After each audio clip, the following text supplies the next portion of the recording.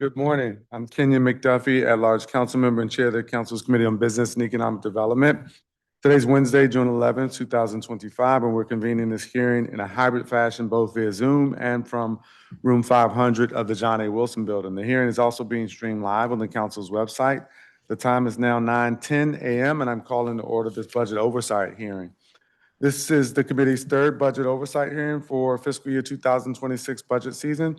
The district continues to navigate a very challenging financial environment shaped by slower growth, shifting federal dynamics, and long-term economic uncertainty.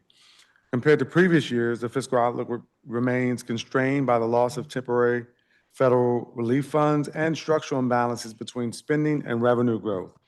This morning, the committee will hear testimony from 4 agencies under our purview: the Office of the Chief Financial Officer, the Office of Lottery and Gaming, the Alcoholic Beverage and Cannabis Administration, and Destination DC. Government witnesses will have approximately 7 minutes for opening statements, be followed by rounds of questions from myself and any of my colleagues who joined today's hearing. Do we have anybody online now? Okay. Doesn't look like we have anybody online, so we're going to move right to our first government witness. We're going to hear from the Chief Financial Officer and his team. The OCFO is an independent agency in the district that assists the mayor and the council in maintaining fiscal and financial stability, accountability, and integrity of the government of the District of Columbia. The OCFO ensures that district spending levels remain within approved budgets and available revenues for each fiscal year so that spending deficits did not occur. It manages the district's debt and finances, administers tax payment compliance, oversees its financial management systems, and produces the district's annual comprehensive financial report. The proposed fiscal year 2026 operating budget for the OCFO is approximately $213.7 million, which represents a 7.8% decrease from fiscal year 2025 approved operating budget of approximately $231.7 million. The OCFO's proposed budget is mostly comprised of local funds, which make up $177.6 million of OCFO's budget, and special purpose revenue funds, which make up $34.4 million. The agency is budgeted for 1,079 full-time equivalents, which is an increase of 22 FTEs from the approved fiscal year 2025 budget. With that, I'm going to turn to our government witnesses for this agency. As I mentioned, Chief Financial Officer Glenn Lee and his team. As is the custom before the committee, we're going to swear in all the government witnesses. So if you all don't mind standing and raising your right hands, please. Do you each swear or affirm on the penalty of law that the testimony you're about to provide to the Committee on Business and Economic Development and the Council of the District of Columbia is the truth, the whole truth, and nothing but the truth? I do. Thank you very much. Appreciate it. Good morning to each of you. Good morning. Officially, thanks for joining us in person this morning. Look forward to hearing your testimony. Good morning. Good morning, Chairman McDuffie and members of the Committee on Business and Economic Development. I am Glenn Lee, Chief Financial Officer of the Government of the District of Columbia. I am pleased to appear before you today to discuss the fiscal year 26 budget for the Office of the Chief Financial Officer, OCFO. I am joined by Angel Jacobs, Deputy CFO and Chief of Staff, Paul Lundquist, our Executive Director of the Office of Management and Administration for OCFO, and David Singh, our General Counsel, who will assist in answering questions from the committee. The OCFO's fiscal year 26 budget request supports the mission and functions of our agency. Attached is a PowerPoint presentation through which I will discuss the budget in greater detail. Afterwards, I would be pleased to answer any questions the committee may have. All right. Next slide, please. I'd first like to start. Oh, there we go, with our mission statement. The mission of the Independent Office of the Chief Financial Officer is to enhance the fiscal and financial stability, accountability, and integrity of the government of the District of Columbia. Just a second about this. Fiscal stability and accountability means that In the long run, we ensure that the district can pay its bills, make sure budgets are balanced, and that our spending plans are within our estimates of revenues.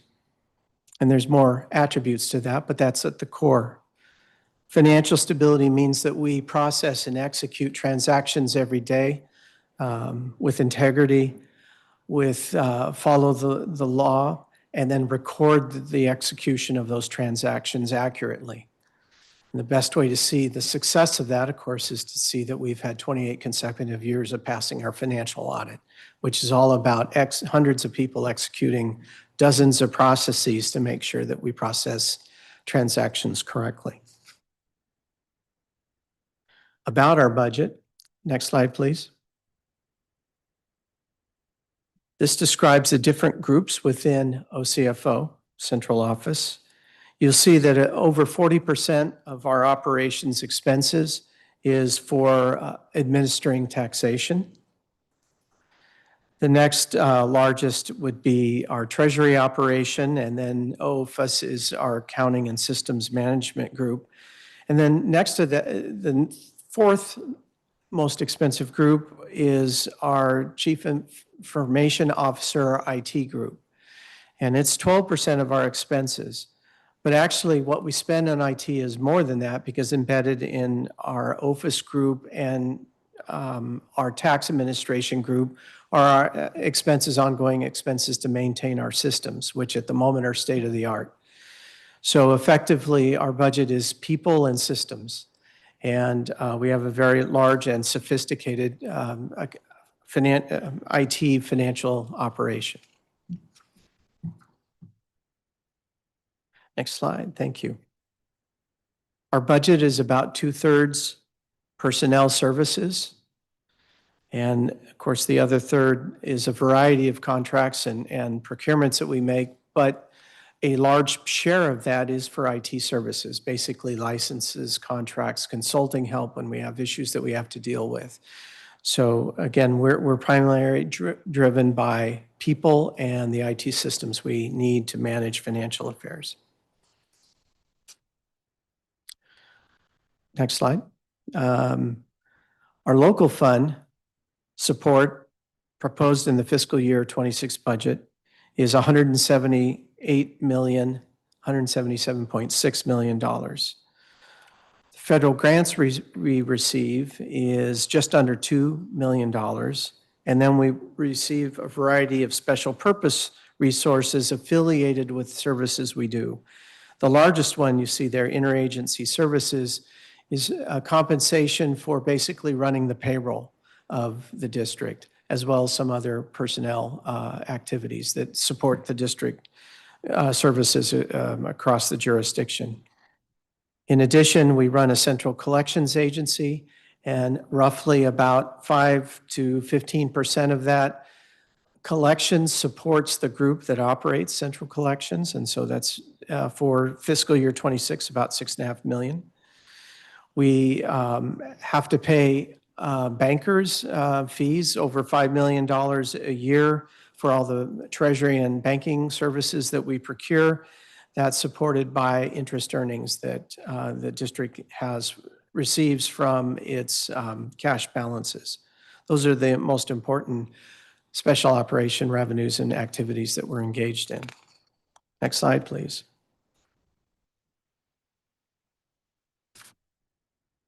So what are the changes for our budget relative to fiscal year 2025? We are in the final phases of stabilizing our main financial system, otherwise known as DIFs. And so we are moving people from capital spending, the last bit of capital resources we have, into our operating budget, which has always been the plan. This amount and the timing is not a surprise, and it's worth about $4.5 million, and it'll be $4.5 million thereafter in our operating budget. We have been funded in the proposed budget to support a couple of tax initiatives that would lead to substantially more revenue than they cost. We needed a one-time support of $140,000 to create a fifth property tax class, and then a relatively small increase associated with merchant fees. Our decreases, primarily the largest portion, $2.9 million, the largest portion has to do with a tax abatement that was approved by council, and this is a retroactive tax abatement, so the compensation to the property owner goes through our budget. We only needed to pay that once, so that is a logical reduction to our budget. We were funded to make some changes to our property tax data system. That work is completed, so we rightfully have less revenue there. And we were finally have a loss effectively of $580,000 related to our step increases, which is a compensation mechanism we have. Special purpose revenues are down, and expenditures, I'm sorry, are down $19.6 million. And let me take a minute to describe what's happening here. We have several operations that use third parties to augment our effort to collect resources, collect revenue that's due to the district.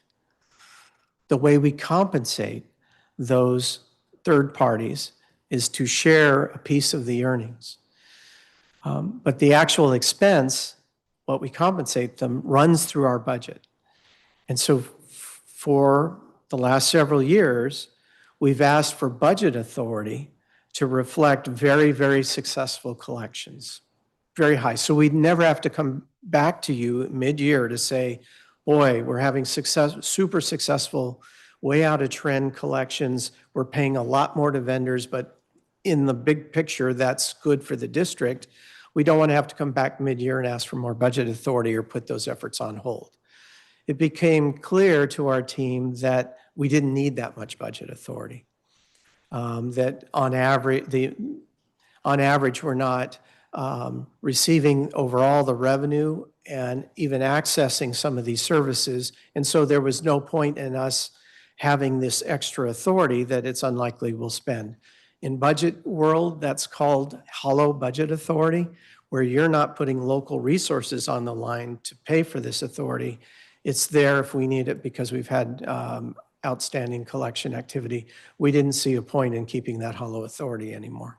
So this more reflects, these adjustments reflects what we think actually our expenses will be, and still leaves a bit of a margin so we don't have to come back unnecessarily to you for more budget authority, but we thought it would be good to make that adjustment to clean the budget. Okay, and so the 19.6 for the most part, I hate to interrupt, but reflects the hollow budget authority. Yes. And how you all have. That we don't feel Got it. is necessary, okay? The majority, yes. And that concludes my presentation. Okay, perfect timing. Thank you for the presentation. While you're explaining things like the hollow budget authority, talk to me about the difference between the local FTEs and the non-local FTEs that are in your budget. There's a total of 1,079, 947 of which are local, 132 of which are non-local, and that's in slide 4. Yes. So, yep, I'm sorry, here are my notes. I'm going to give this a try and then my colleagues Okay. will correct me. How's that? Basically, there's 22 new FTE for us. 12 is funded by our local fund and 10 by SPR. Of the 12, 7 reflect the system expenses that we talked about. And so there are people that we currently employ using the capital expenses. Now we're moving them on to, in a permanent way, into our system and will be operating expenses moving forward. So it's part of that $4.6 million increase. I'm,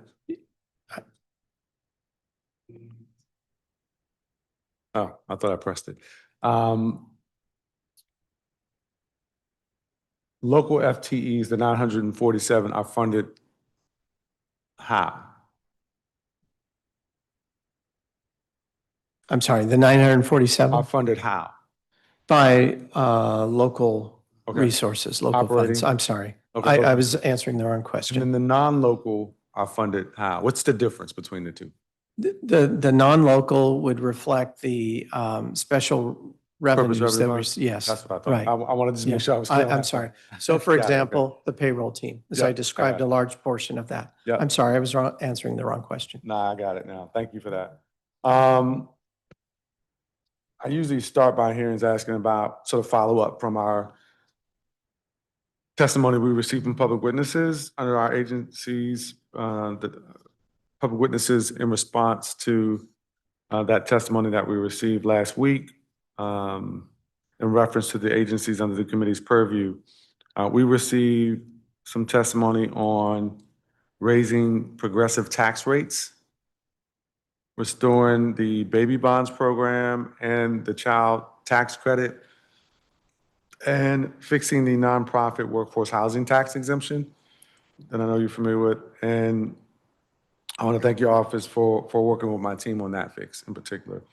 The committee also received testimony on the business activity tax, which was more widely discussed last year and probably the year before, but you served as a member of the Tax Revision Commission, and this was at one point a recommendation of that body. I don't know if the recommendations were ever officially published.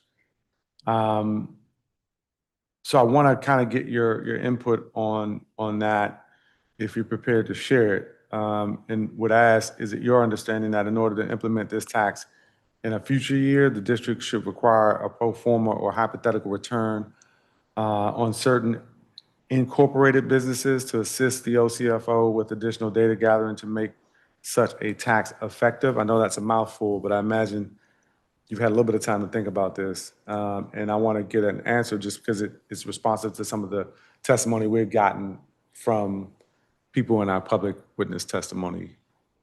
Sure. And I'm happy to ask it again. Yeah.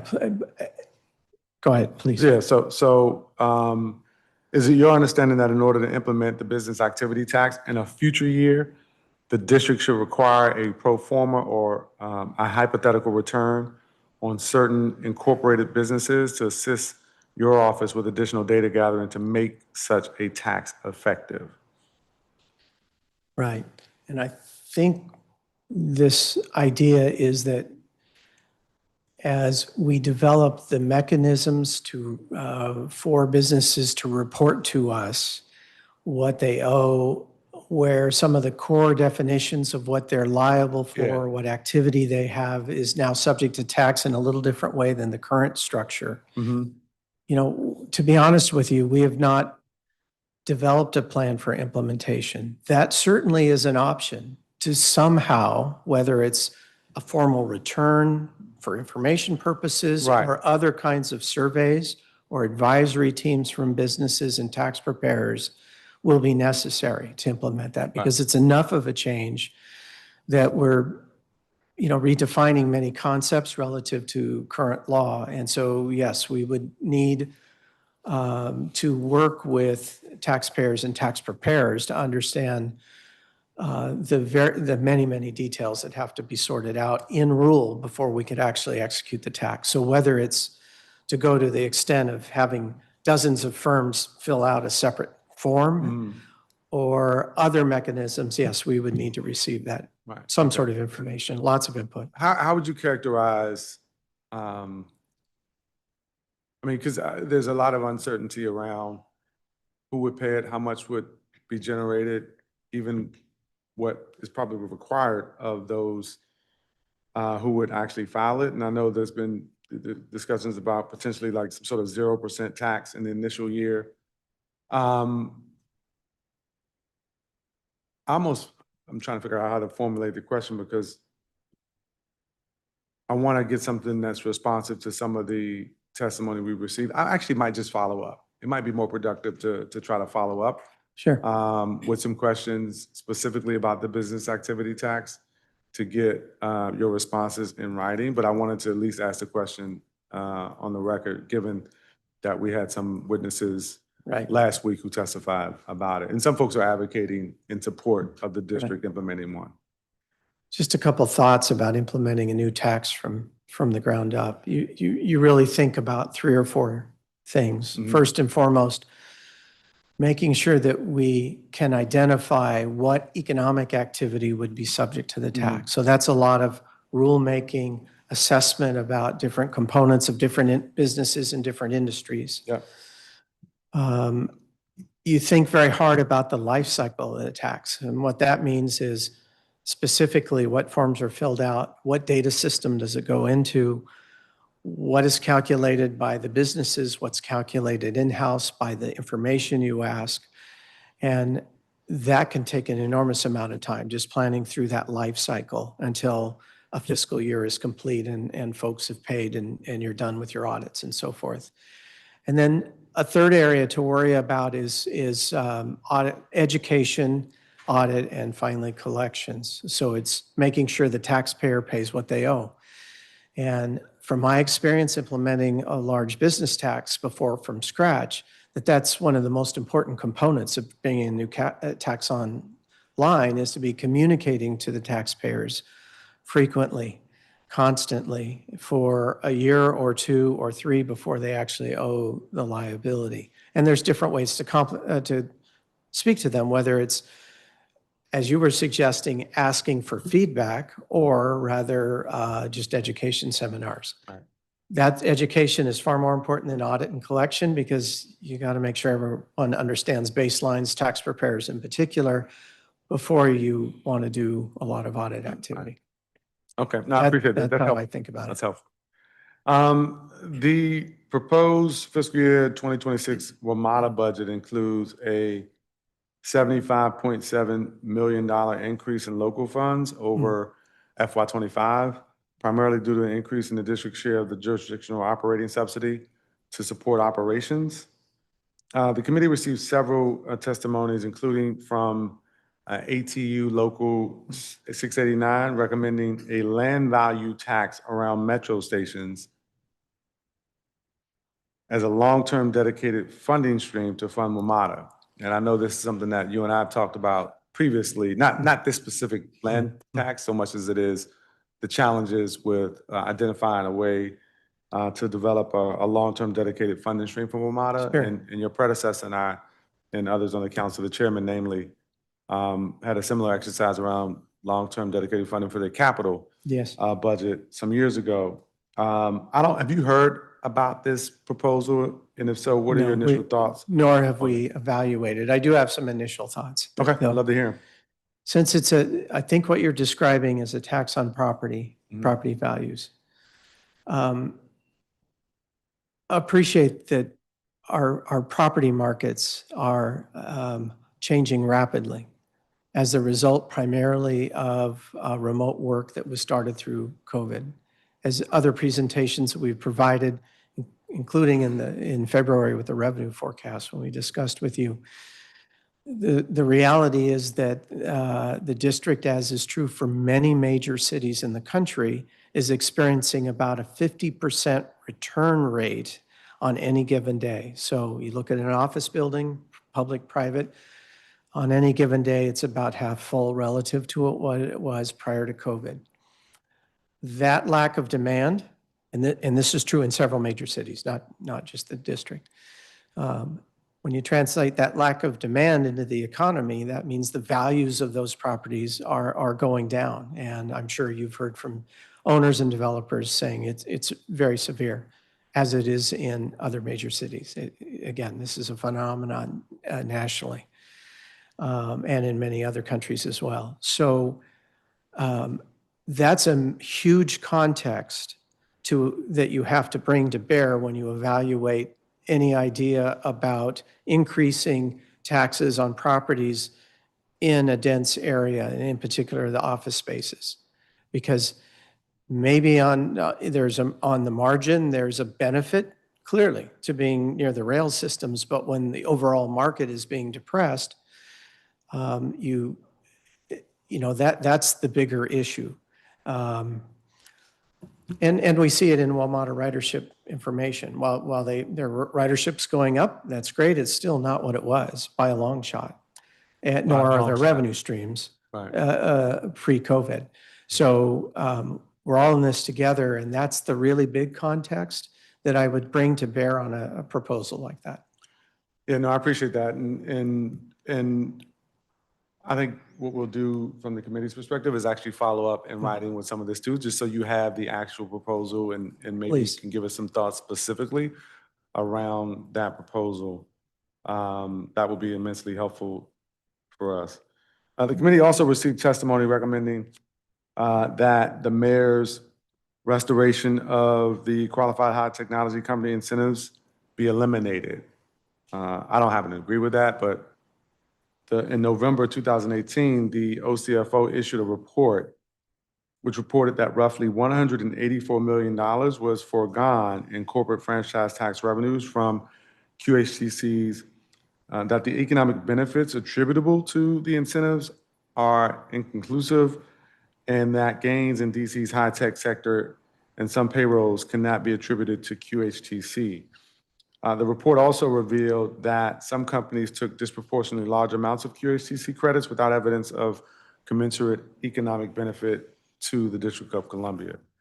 The report concluded with a variety of recommendations on how QHTC can be amended to better target incentives, cap benefits, and include a clawback provision, among other things. To your knowledge, were any of the OCFO's prior recommendations incorporated into the proposed subtitle included in the FY26 budget? That's an easy answer. To my knowledge, sitting here, I'm not aware, but I do ask that we have our staff follow up, if Okay. you wouldn't mind, because I don't know. Yeah, no, I did not agree and did not vote in favor or support striking or repealing the QHTC when the council did it. Mhm. I did have concerns about the QHTC, and actually back then was planning to have a hearing on it, but my colleagues thought differently and repealed it during the budget process. I would like to see some version of the QHTC brought back, but I'm starting with the recommendations that you all made years ago. Mhm. I know around transparency, it was a big issue. Who gets what, how much, how do we benefit specifically? I'd like to be able to get to the bottom of some of those things and hopefully do it during the budget process. I know we're working on a very truncated budget process, but we love to follow up with you all. Again, I know the first three questions I'm talking about following up as if you all aren't working hard already on this budget, but I No. think it's going to be important for the Yeah. committee to be able to follow up on this one as well. And again, starting from the recommendations you made, Yep. recognizing that they are Yep. several years old, but I think some of the things that you all recommended then are relevant today if we want to consider restoring QHTC. We are happy to do that assessment during this budget time for Okay, you. perfect.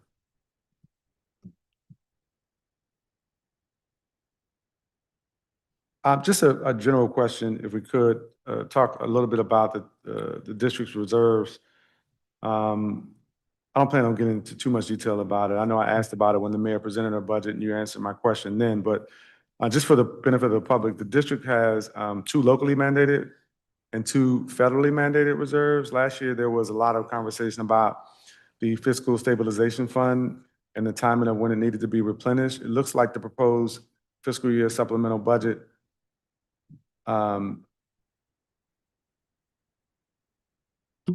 FY25 supplemental budget may include a combined $62.2 million toward replenishing the emergency and contingency reserves. Just wanted to get a quick update on just the status of the district's reserves. Yes. So first, the emergency, there are the 2 federal reserves. The first is the emergency fund. It is at appropriate level right now. At the end of the year, it goes up. And so we will, in the year-end process, have to ensure that it's topped up. That's the normal process the district has. The second is the contingency fund, which is, you know, the second of the federal reserves. The mayor uses that for extraordinary expenses throughout the year. What you see In the supplemental, the number you quoted, plus what's in the financial plan is to substantially, if not completely, refund expenses. Now, that's to a time period. As you can imagine, we are still not through the year. We still have a summer of activities to go through that can put pressure on that fund. But there are strategies in place in the financial plan and the supplemental to bring that up to a standard. And that makes up for not being able to pay it off at the end of fiscal year '24. The two district reserves, there's one called cash flow, the other's fiscal stabilization. At this moment, they're largely used, and remember that their primary purpose is to be the cash float that we need to pay our bills throughout the year. We anticipate, at least at the moment, we anticipate that at the end of this year, they'll be at the levels they were at the end of last year, which is together about a little over $1 billion, $70 million, something like that. At the moment, they're spent because they're designed to be spent at points in time in the year, and we're coming out of one where we spend a lot more than we bring in. And that's largely because of property tax. Property tax is collected in the main at the last half of the year. We have expenses out throughout the year, so we run within the year a cash deficit, just as a household does. If you get a paycheck every 2 weeks, by that 10th day before the next paycheck, you need to dip into your checking account to make bills paying because in a couple days you're going to get paid. So we use those two funds in that particular way. We expect at the end of this year that they'll be at the level they were before, and we'll go from there. Okay.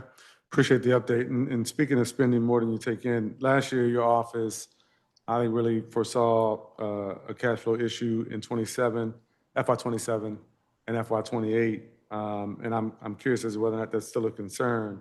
And I would love to hear you answer that, but also talk about how much, in terms of revenues in FY26 budget, how much we're spending versus how much we're taking in. Yeah, in the fiscal year. So let's start there because that's the issue. As you know, we identified over $2 billion of surpluses that had accumulated over the 2010s and then throughout the recovery during COVID that were available to support the financial plans. Fiscal year 25 through 28, therefore, is based on basically spending $2.3 billion more than the revenues we were bringing in over that time period. We said that was balanced, knowing that would leave an issue for this fiscal year 26 through 29 budget. And if you have looked, and I'm sure you've seen this, that in fact, the fiscal year 26 through 29 plan, fiscal year 29 does not depend upon using these resources. It is based upon, if the forecasts are accurate and all the reductions that the mayor's proposed in the out years are executed, its spending in fiscal year 29 reflects our best estimate of the revenues. So we have pushed ourselves back into a structurally balanced position at the end of the financial plan.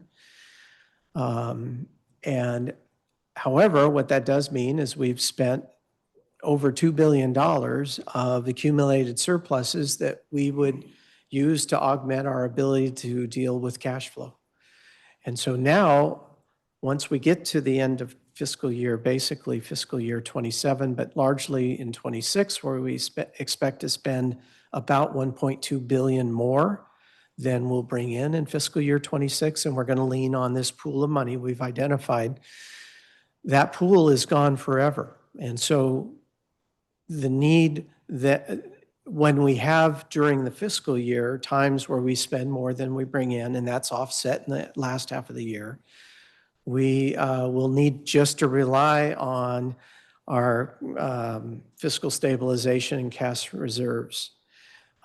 We are making efforts to manage treasury balances of other governmental funds so that they're accessible as well. That's a common technique that is managed through many states and most larger local entities, where we pool together balances of many funds, such at the end of the year, you know precisely, at the end of the day, you know precisely what's in each fund. But when some funds are overspending, you borrow from others and you make up with interest and compensation for what you're borrowing from.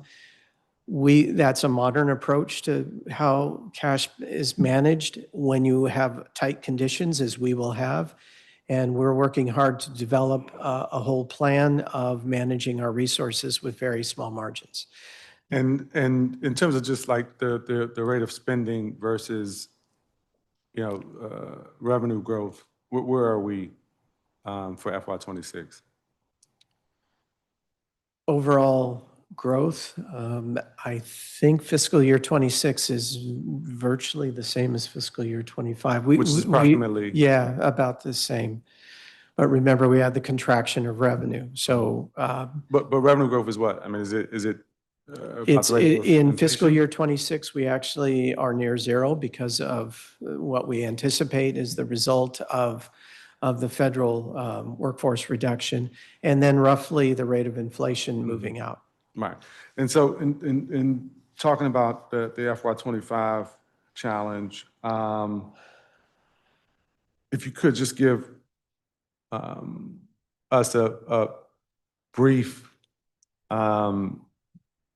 idea of how things had to come to be in terms of FY '25 and where things are with the continuing resolution.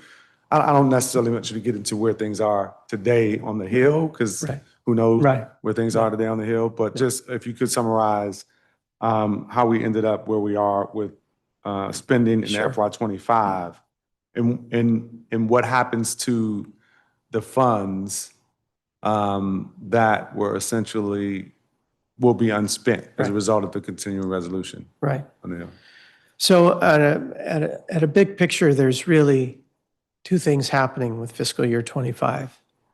With every fiscal year, during the year, there are programs that don't spend as quickly as anticipated in the budget, and others that spend more than at a more rapid pace than was anticipated in the budget.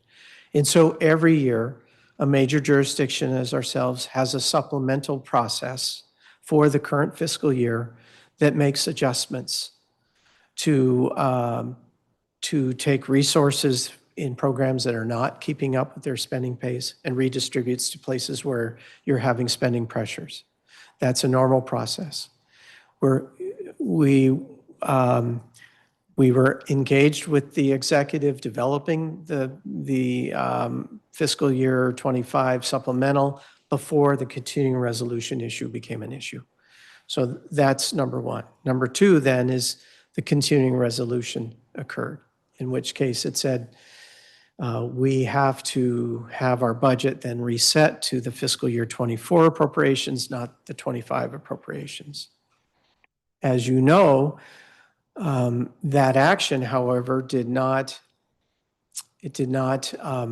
change law that was established in fiscal year 2009 that allowed the district to increase its spending at a rate of 6% relative to the prior year, effectively by declaration. And so the mayor, with the council's full knowledge, executed that. So that act allowed our spending to go up. And remember, what continuing resolution did is it said, regardless of what resources you have to spend, you just spend less. So that isn't a resource crisis, it's a limit on spending. This 2009 law allowed us to provide relief to that spending. So our spending level then went back up, but it was still a gap, as you're saying. So then your question is, well, what happened to those resources? Because the two processes are conflated, solving for that problem and fiscal and dealing with the normal everyday supplemental issues, it's hard to point exactly what is supporting which of those two. But the reality is we're able to address a fairly large gap in the contingency fund by extra resources. And that's both what's in the supplemental, the $62 million that your staff has identified, plus the 150, 160 that's in the financial plan itself for the end of the year. So a large portion of resources that were available because of the continuing resolution are handling, topping up our reserves. That is one outcome. Appreciate, again, those two issues of normal supplemental activity and the CR have been combined in the supplemental budget you're now contemplating. So it's hard to pull them out. It's one big package of activities to solve everything. But what I appreciate is that those resources are dealing with our contingency fund issue, which have to be dealt with under law anyway. This is the way we're dealing with them. Okay, appreciate that. There are a number of one-time cuts in the mayor's proposed FY26 budget. And I know you can't speak to policy decisions, so I'm not asking about that. But when you were constructing the financial plan, working with the mayor's team, were there any assumptions made about the economic impact of the drivers for growth? In other words, the mayor's growth agenda, which she talked about a lot, which I think had some really good things in it. Did you consider any sort of dynamic impacts for growth as you all were formulating the budget based on the mayor's growth agenda? Just how does that work into the formulation of the budget? I think it's useful for the public to hear. First of all, I want to be very, very clear that our organization, and me in particular, hope any initiative you and the mayor implement is wildly successful. Wildly. Appreciate that. And shifting to other sectors of the economy. Those plans, though, are not things you can forecast around because it takes other actors to execute those plans beyond just the government. It's not as if we appropriate money or make a policy change and that's the end of it. Mm-hmm. The economic activity begins. In fact, it takes counterparties.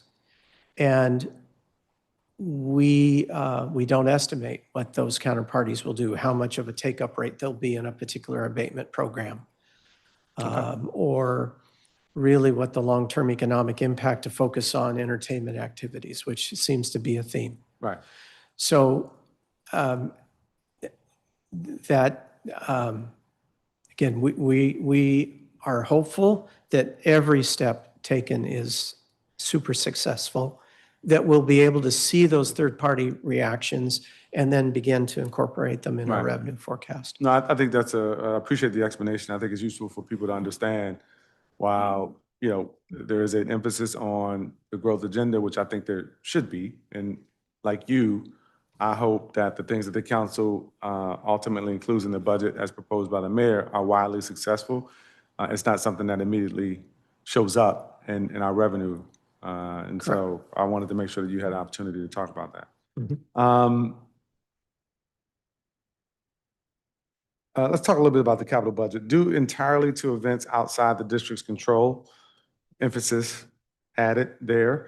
Moody's announced a downgrade of the district's credit rating from AAA and revised the outlook to negative in late April. Fitch Ratings is also monitoring the district for a possible downgrade. How did those developments affect the proposed FY 2025 and 2026 budgets, if at all?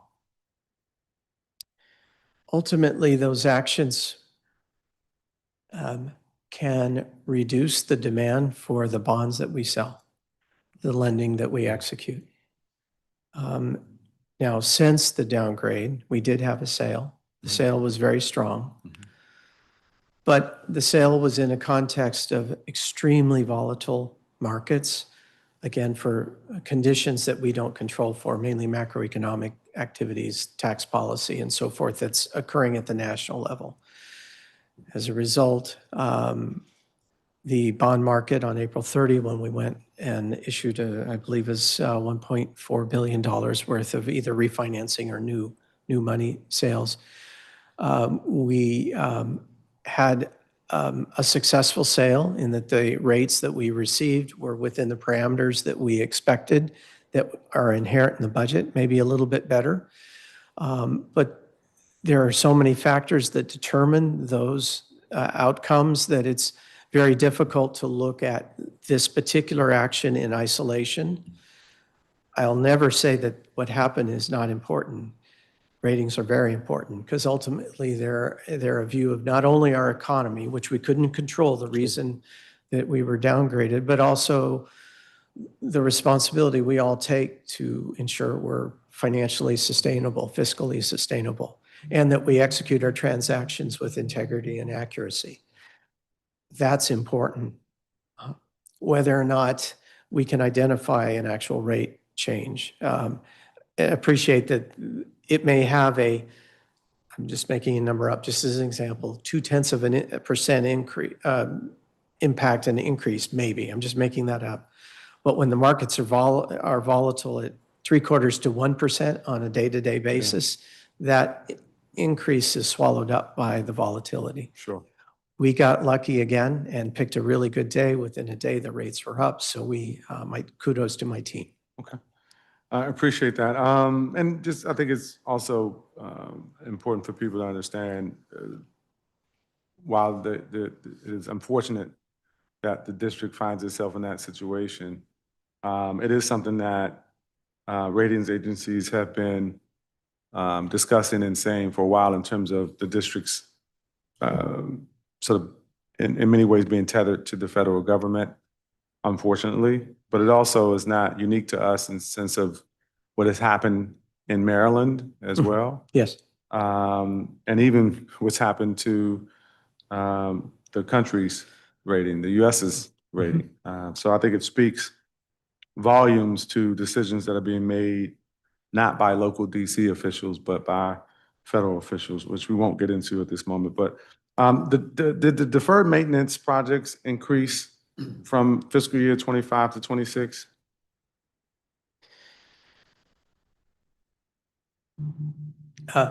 As you know, each year we publish a 10-year look at maintenance needs of the district.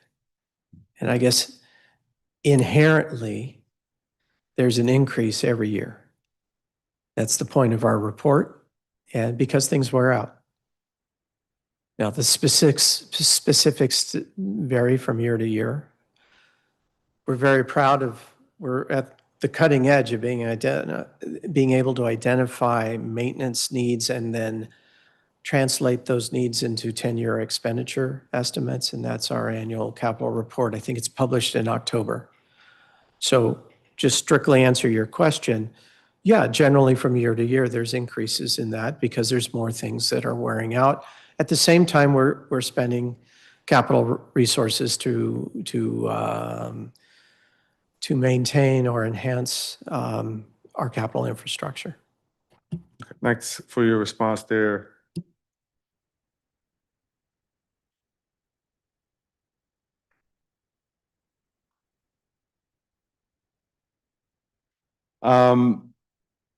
The proposed FY26 capital budget narrative says that debt service through the 6-year CIP period remains below the legislated 12% debt cap.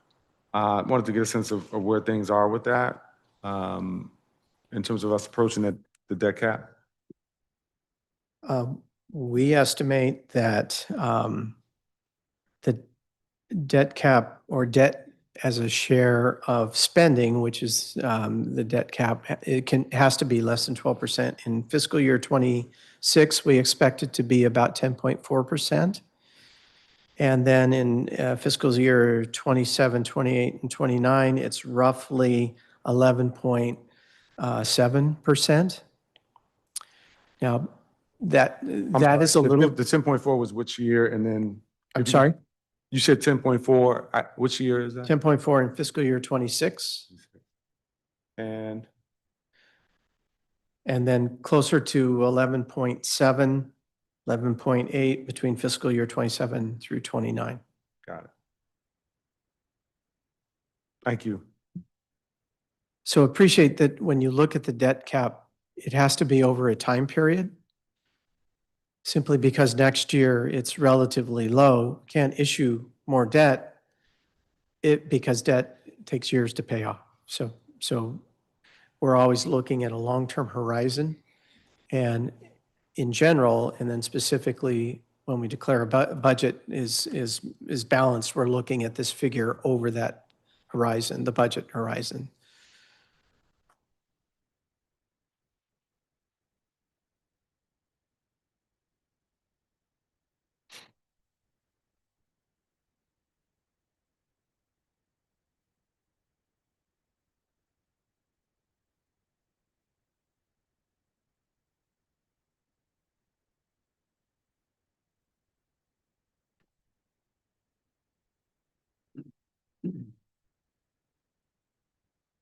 Getting back to the specifically around the OCFO's budget.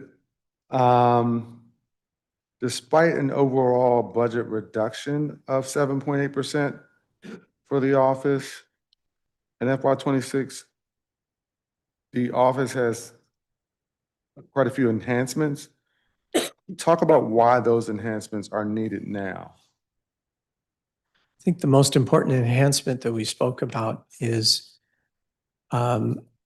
having the resources available to maintain our investments into the IT systems. And that was the largest dollar amount that we described, I believe is $4.6 million. That deals with the licensing and other ongoing expenses. These systems do wonderful things where it's great to be state of the art, but they're expensive. And this is the final step in our implementation.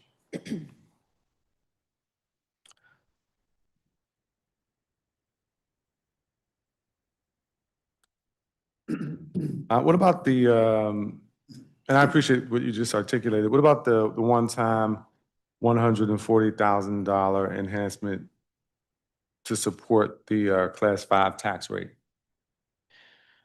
We need resources for a year, I believe that's one time, to do programming on our property tax collection system in order to implement that.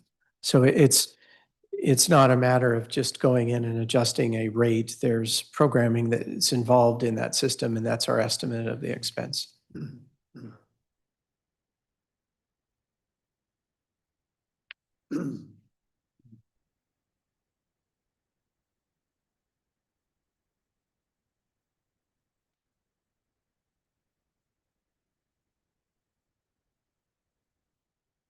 I know the mayor has talked publicly about there being a hiring freeze. The OCFO is an independent agency. Are you all also under a hiring freeze? Yeah, we control hiring very much, and I'm happy to describe why. Please. We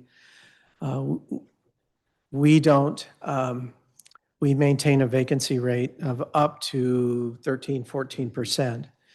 The reason we do that is we don't have enough money to pay for having our organization fully staffed out to have a more normal vacancy rate of 3 or 4%, which is typical. And so every hire is scrutinized to figure out whether or not, before we market the position, whether or not we can afford it. And so we even do some smaller scale reprogrammings out of MPS into our PS budget in order just to have basically 86, 87% of our positions filled. So that's the broader point to make.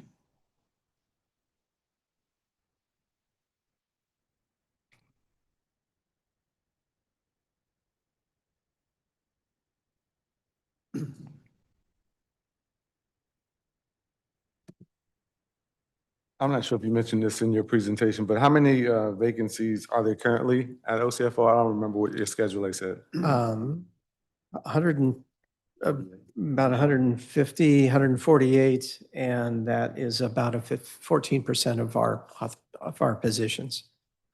Okay. And again, we scrutinize every position that's vacant because every manager wants to fill their positions, but we don't have the money to do that. So.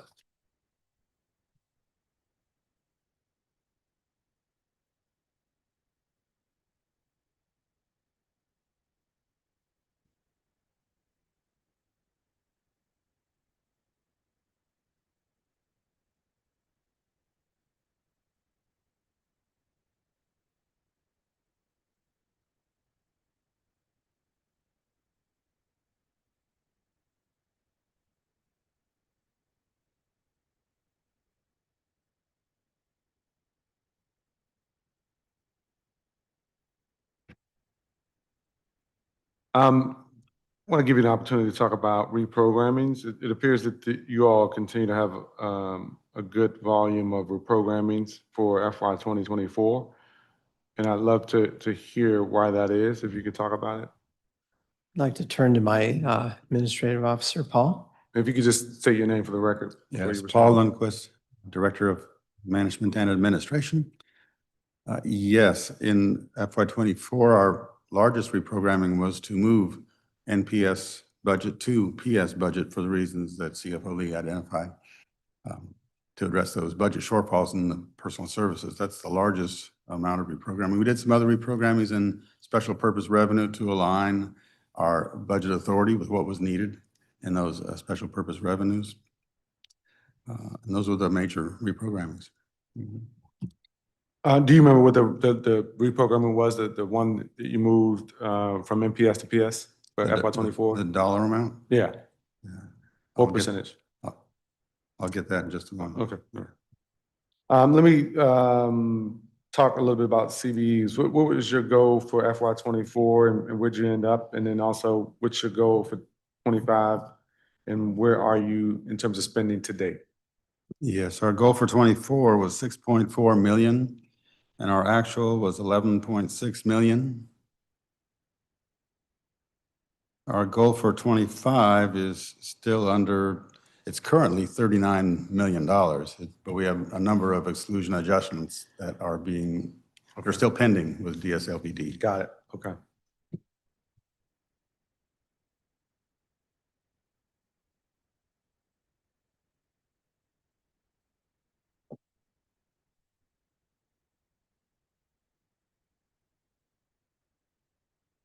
There are quite a few OTR related subtitles in the mayor's proposed FY 26 Budget Support Act. And our teams are already communicating on most of them. Mhm. But I do want to raise two of them today. The mayor's proposed the transfer and recordation tax appeals subtitle, which would allow transfers or transferees of real property with no or nominal consideration to appeal the fair market value used for calculation of the transfer and recordation taxes to OTR. As written, the final appellate authority to appeal the fair market value determination of the property is with the Superior Court. However, the aggrieved party must file their case with the Superior Court within 90 days of receiving the fair market value determination from OTR, and they first have to appeal the determination with RIPTAC and then with the Office of Administrative Hearings. How will OCFO work with RIPTAC and OAH to ensure that timely appellate decisions are made so aggrieved parties can retain their ability to appeal to the Superior Court if needed? And how closely David. did you all work with the mayor on that proposed BSA subtitle? David Singh can answer the first part of that. Sure. Good morning, If you could council just- member. My name is you. David Sang. I'm the general counsel for the OCFO. We received the proposal from the mayor, and we did have some comments and about administrability. And we look forward to working with the committee to address those concerns. Okay, all right. So still some concerns and things that we need to work through? Yes, sir. Yeah. Okay. How about the mayor proposed a subtitle deferring combined reporting corporate tax deductions. Last year, the council approved a change in the tax code allowing tax collection for C corporations to operate under the Finnegan method. And I won't have you recount what you had to put on the record last year about the Finnegan method, but it allows the entire corporate group, including individual members, to be treated as a single taxpayer. When this change went into effect, what was the district able to see, or was the district able to see additional tax revenue generated? We'd have to check.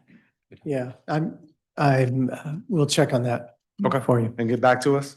Yep. Okay, and the fiscal impact statement provided with the subtitle notes that deferring the combined reporting change will actually increase tax revenue to the district because publicly traded companies will be ineligible for certain tax deductions. Was Yeah. this fiscal impact contemplated when the legislation was first introduced, to your knowledge? first introduced last year. Last year. Yeah. I believe it was, but I'd like to summarize both what happened then and what this And then means. get back Let's do to it. that together and describe the story of Okay. what we were thinking last year and what our current FIS is saying about this provision. So I appreciate what you're yeah. saying. And yes, there'll be a revenue increase by delaying this combined reporting, and that's in the FIS, but I want to tie that back to what we were looking at last year for you. Okay? There are a number of things that well, you will be getting back to us on, and so look forward to working with you all on the follow-up on those items. I actually don't have any additional questions for you at this time. Is there anything else that you'd like to add to the record before we move on to the next agency? I didn't see you, sorry. I've been sitting here for 2 hours. I just came. We've been joined by Ward 6 Councilmember, member of the committee, Charles Allen. I'll turn to you for Thank you very much, Mr. McDuffie. I just snuck in while you were having that conversation. So I appreciate it. I just wanted to be able to get in, Mr. CFO, good to see you and your team. Sounds like you're about to wrap up, so I'll try to be quick. Just wanted a couple of quick questions I wanted to try to ask and understand. When I was looking through the fiscal impact statement for the mayor's proposed Budget Support Act, one of the things that caught my attention that I want to try to understand was the section related to the early redemption borrowing for sports fee. And what my language, and it may not be the correct one, is what looks to be essentially a penalty we pay by paying off bonds early.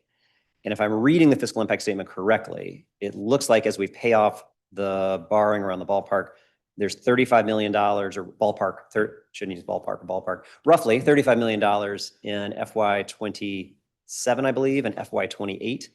And I want to see if I could understand a little bit of, 34 and then 35, 27 and 28, what those fees are. What it So, appears to be is just for the early redemption. yes, that is, Penalty? well, we have to pay off what we owe. Right. So that's the first responsibility. I wouldn't characterize a penalty, but there is a cost of redeeming your bonds, defeasing them, basically, is the technical term. Right. And- Again, what I'm trying to get at here is to help me be able to wrap my head around, there's a cost we pay to defease the bonds and pay off. And then is there an additional cost that we are assessed, we don't have to use the word fine or penalty, but is there an additional cost we pay because we are defeasing those bonds early?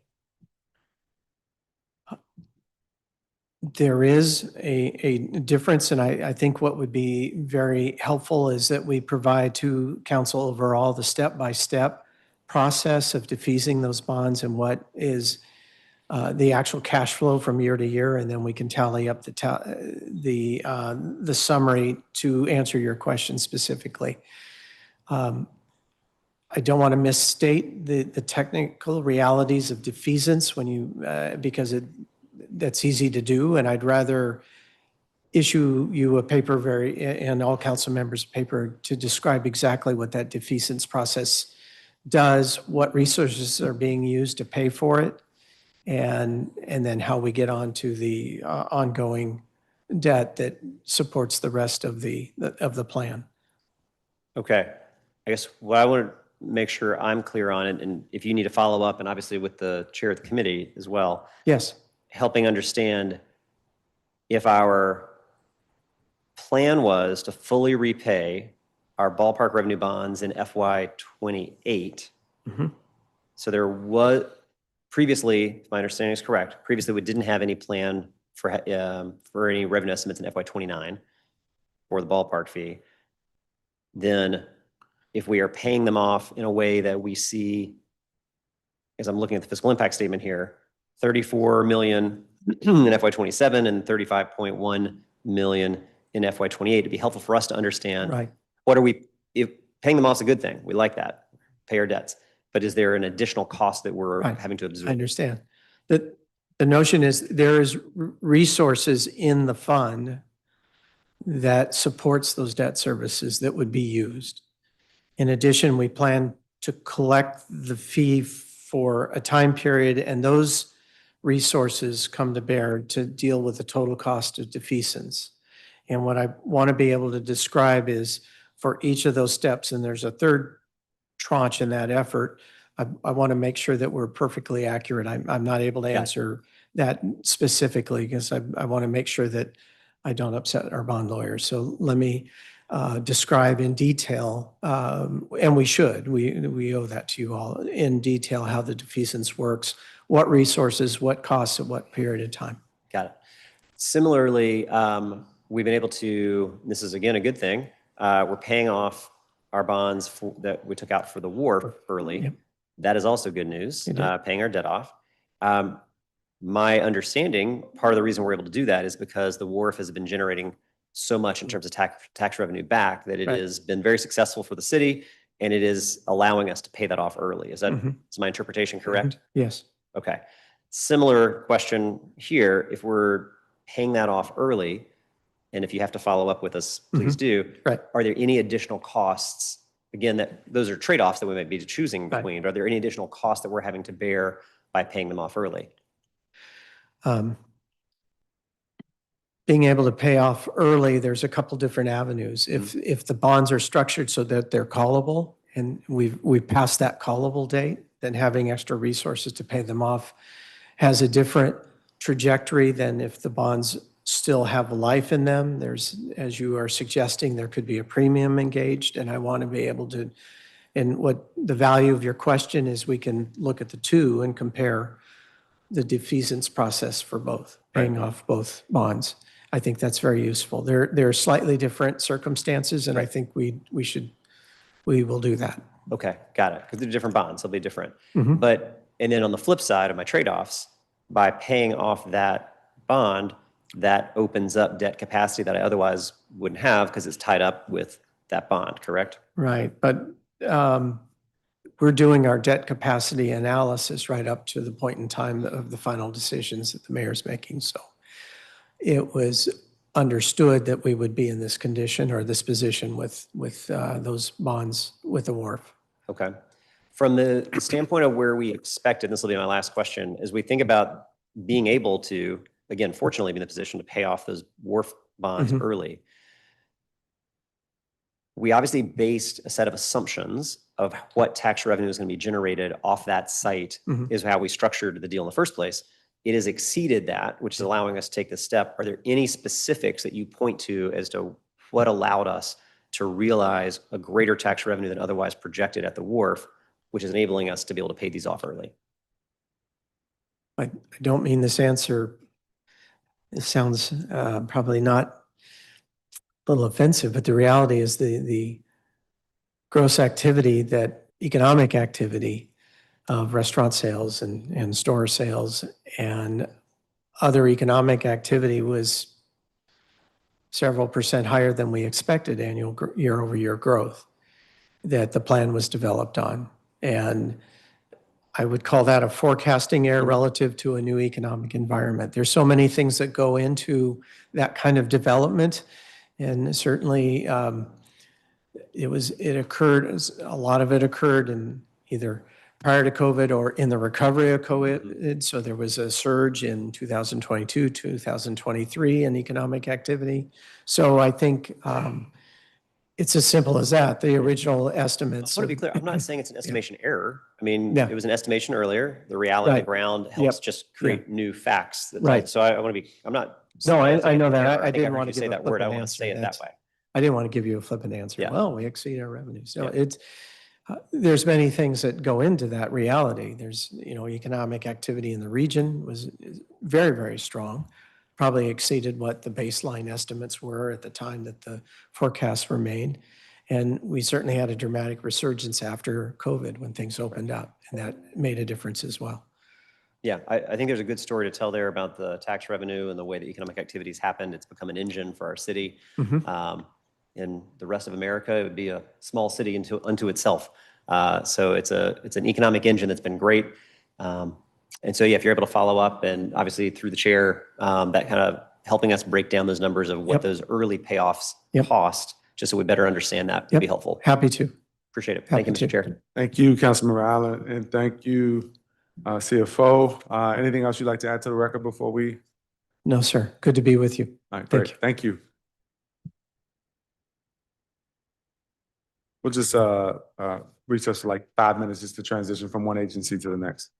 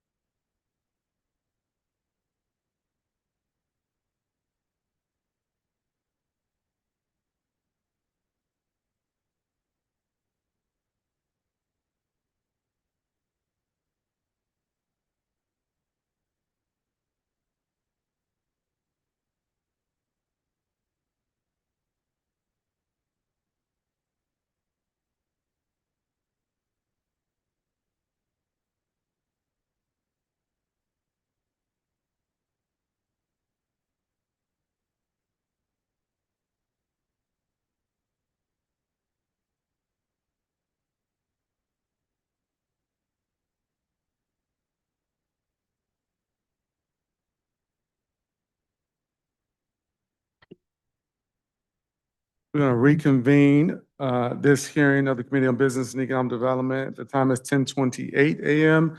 And next, we're going to turn to the Office of Lottery and Gaming, or OLG. OLG regulates the sale of gaming products and charitable gaming activities in the District of Columbia. OLG, over its history, has awarded more than $3 billion in prizes and transferred more than $2 billion to the district's general fund, which supports essential services. It has also helped raise more than $134 million for nonprofits through the licensing of charitable gaming activities in the District of Columbia. They are also in charge of the implementation and oversight of sports wagering in the District of Columbia. The proposed fiscal year 2026 operating budget for the OLG is approximately $272.4 million, which represents a 22.6% decrease from the fiscal year 2025 approved operating budget of approximately $352 million. The OLG's proposed budget is mostly comprised of enterprise and other funds through the lottery. The agency has budgeted for 98 full-time equivalents, an increase of 4 FTEs from its approved fiscal year 2025 budget. With that, I'm going to now turn to our government witnesses, and as is the custom of this committee, we're going to swear in all our government witnesses before we turn to you all for testimony. So if you all could stand and raise your right hands. Anybody who plans to testify? Thank you. Do you swear or affirm under penalty of law that the testimony you're about to provide to the Council of the District of Columbia and the Committee on Business and Economic Development is the truth, the whole truth, and nothing but the truth? Excellent. And an official good morning on the record to each of you. Good to see you all. Randy, welcome to the District of Columbia. I'm going to turn to you now. You can begin your testimony whenever you're ready.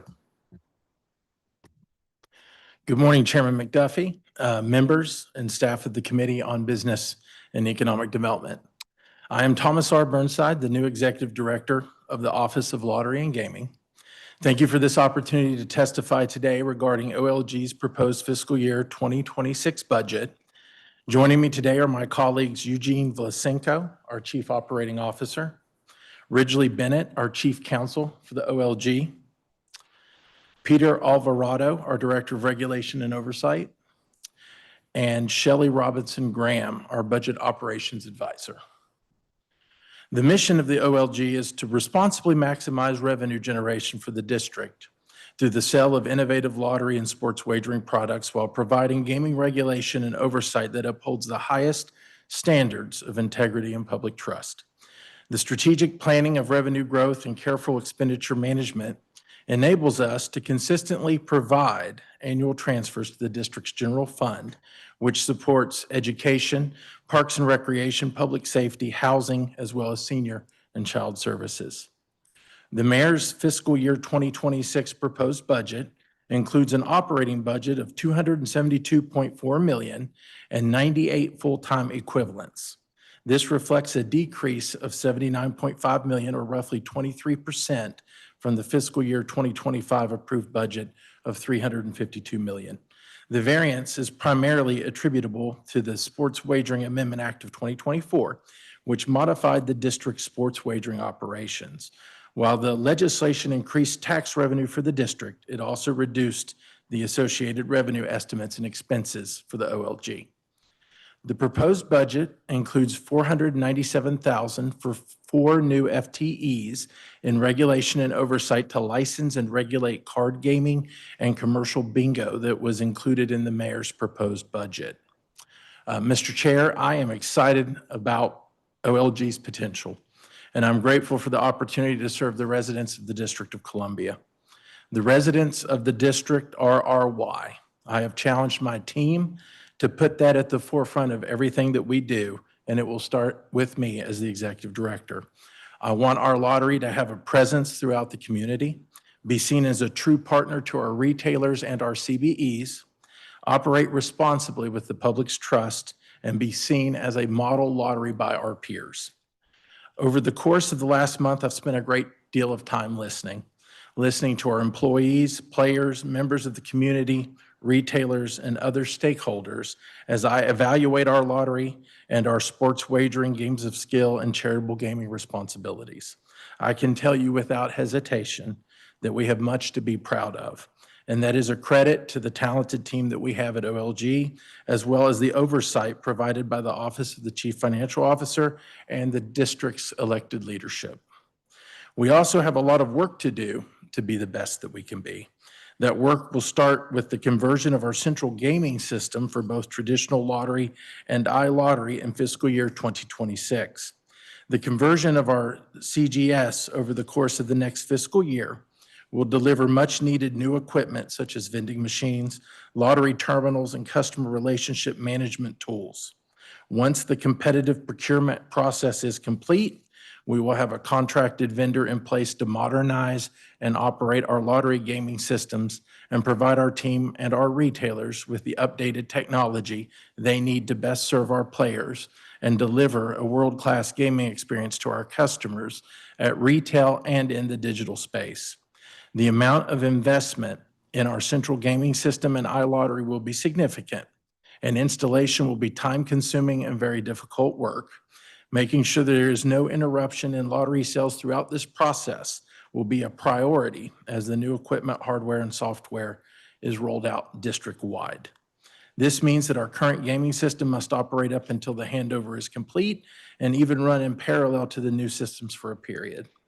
It will be my team's responsibility to see that that system is built out to our specifications, outlined in the new contract, meets our high standards, and delivers what is promised.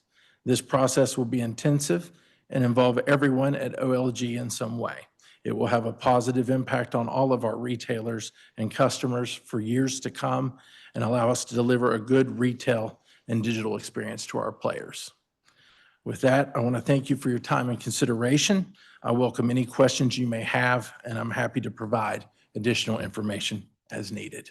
Thank you for your testimony, Director. Actually, before we jump into some of the formal budget questions, I'd love to give you just an opportunity to introduce yourself to everybody and talk a bit about your experience, background with West Virginia. Okay. We had a chance to chat yesterday. I really appreciated that. I think people who are listening or watching would also enjoy hearing a little bit about your background. I appreciate that, Mr. Chair. I go by Randy. My formal name, Thomas R. My grandfather and father were both Thomases. So in my family, we went by the middle names. I am a native of West Virginia, and I've worked 14 years at the West Virginia Lottery before this appointment, the last 5 as assistant director. I greatly enjoy what I do because of the service aspects of what the lottery does in every jurisdiction where we have lotteries. In West Virginia, the gaming environment there is very open. They regulate casinos, iGaming, iLottery, the traditional lottery, in addition to video lottery. So mainly any form of legalized gaming in the United States is taking place right now in West Virginia. When this opportunity presented itself, I jumped at it. My wife and I were excited to have the opportunity to come to DC and make a difference here for the people of the district. As I said before, everything I've done in my life up to this point is for the common good. I greatly enjoy being in a position where I can help make a difference for people.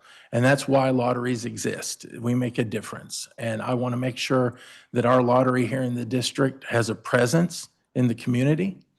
When you look at what we do, 65% of our budget goes back to players and retailers in the form of prizes and commissions. That is a great thing. That helps our economy. The general transfer to the district, I want to see that number grow. And I know that we have a good environment here. We have good leadership from our public elected officials. And I'm just excited to move in and be part of the community. And everyone has been so welcoming, and I greatly appreciate that. Thank you for doing that. And again, welcome. I want to sort of just start where you had touched on, I think, page 2 of your testimony. You mentioned the central gaming system and wanted to give you an opportunity to expound on your testimony to talk about the current status of the RFP for the central gaming system and just the time frame that you all have in mind for getting that up and going. Well, with the current process, a lot of the questions and details of the RFP would be better directed to the Office of Contracts. What I can say is what's public, and that's just for the public procurement process to be done in the right way. OLG does anticipate that the evaluation phase will take roughly 6 months from the due date of responses, which has already occurred. And then we would anticipate an additional 4 to 5 more months to cover over the negotiations and award phases after that, which would include the DC Council approval process. And all systems and services required under the RFP are expected to be able to go live according to the contract no later than 9 months from the award effective date. Okay, glad to hear that. And just what can the city expect in terms of benefits once that's all procured and its systems in place? Once we have a system in place, you're going to see a difference in our point of sale materials, how people interact at our retailers. There'll be a refresh of our vending machines and other items that folks see, and just make for a better retail experience. Whenever you go through one of these conversions, you get the latest and the greatest technology that a specific vendor offers. So we're going to see a lot of changes there. Okay, give me one moment.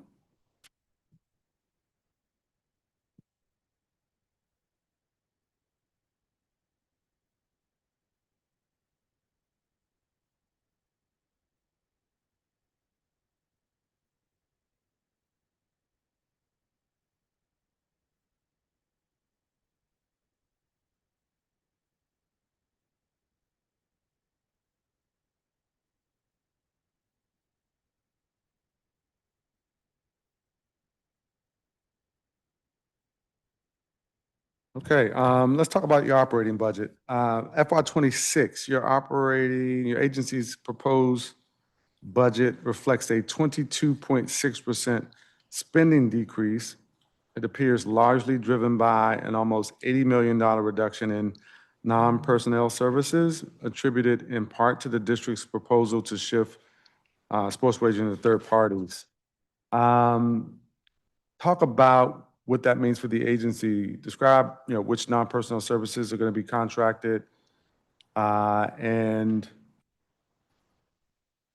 how the agency plans to move now that the agency is moving sports wagering operations to a third party.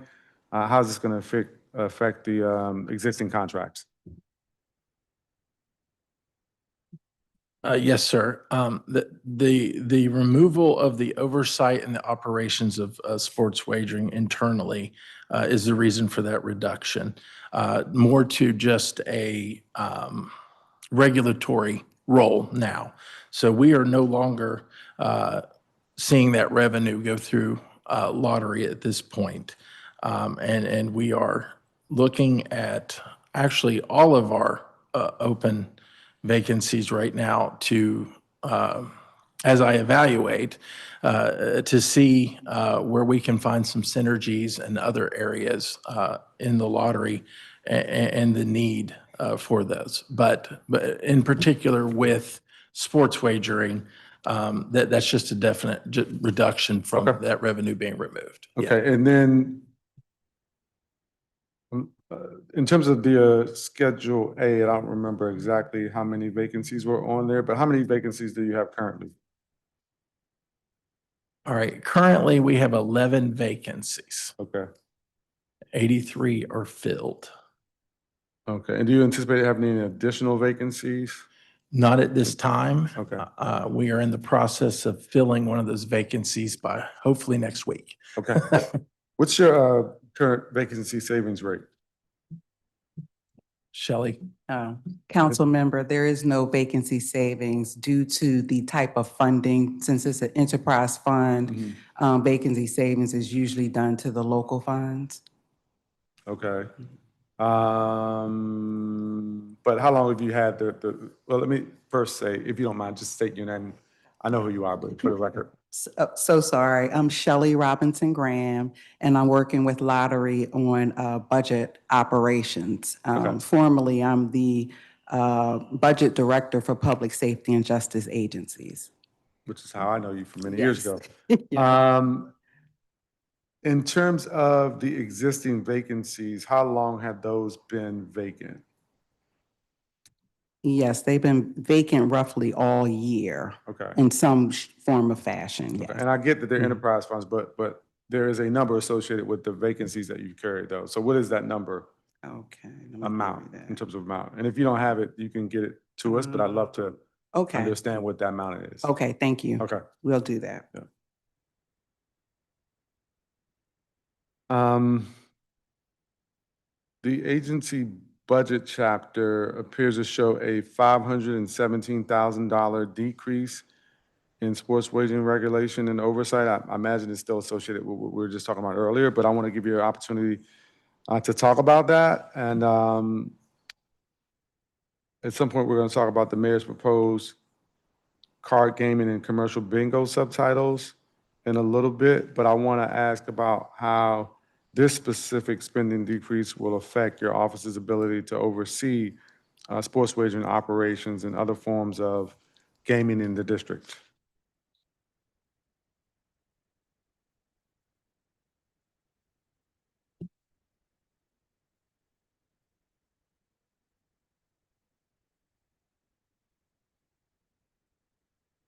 I'm going to have Shelley respond to that. Okay, so the area in sports wagering where you're referring to the variance of the 517,000, actually, 497,000 is added for 4 new FTEs because of the legislation in terms of board games. But then there is $1 million reduction that has to do with the sports wagering consulting fees that of course go down because of the change in how we're doing sports wagering. Okay, that's helpful to know. Mhm. Thanks you for that explanation. You're welcome. And there's also in the proposed budget a 52.5% decrease in spending on contractual services. Talk about what you attribute that to, what contracts are being reduced or eliminated, and as well is a reduction in contractual services spending solely related to sports wagering. Yes, it is. It is all attributed to the sports wagering maintenance. Mhm.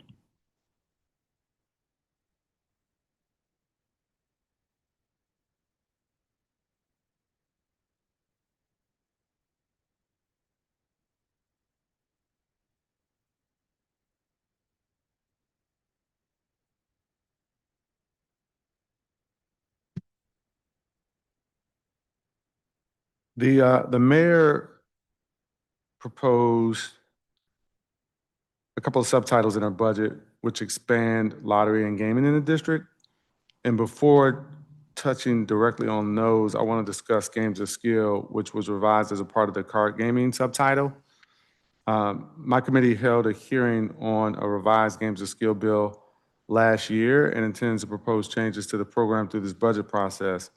And so I wanted to ask, how many permit applications have been filed for games of skill machines in FY25 to date? Let me turn to Peter Sure. for that one. Peter Alvarado, Director of Regulation and Oversight. In terms of games of skill for fiscal year '25, we received 3 applications for games of skill, and we approved 3. Yeah. Okay. And how long was it from application to approval? I don't have that right in front of me. Okay. But I can get you that. Okay. What about 24? You have information on 24? In '24, we received 24 applications. We approved 9. We did not approve 14 of them. And, yeah, Okay.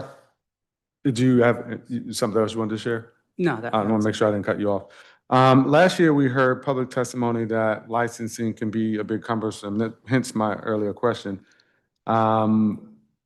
The former OLG director attributed this difficulty to ABCA licensing requirements. The mayor's proposed subtitle would retain retailers' licensing authority with ABCA. Do you have thoughts on whether this will mitigate any procedural burdens? We're prepared to handle whatever policy decisions are made. If that's placed with OLG, we will make it happen. We have no problem with that. Okay, I appreciate that. Um, and maybe you've already answered this, but I'll ask it anyway. If the authority to issue retailers licenses is retained with OLG, do you believe your agency has the staffing capacity to effectively manage licensing enforcement and the operations of games and skill machines? Yes, sir. I believe we can.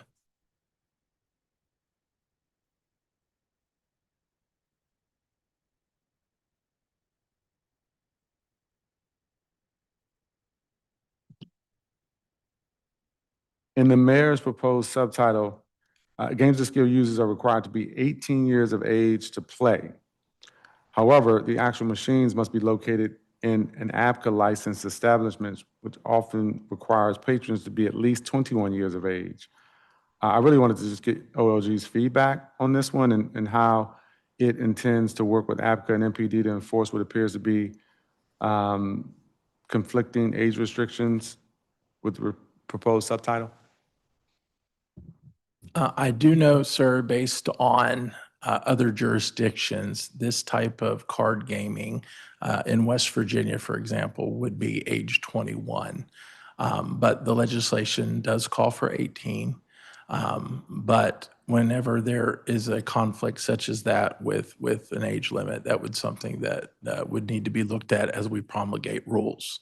I appreciate that. And I appreciate that response too. And I'm glad that you have that experience. And, coming from West Virginia, you can Yes, speak sir. to what the age is. My research on the team and the committee is that it's also 21 in Maryland and Virginia. So that's something for us to consider and wanted to get that on the record.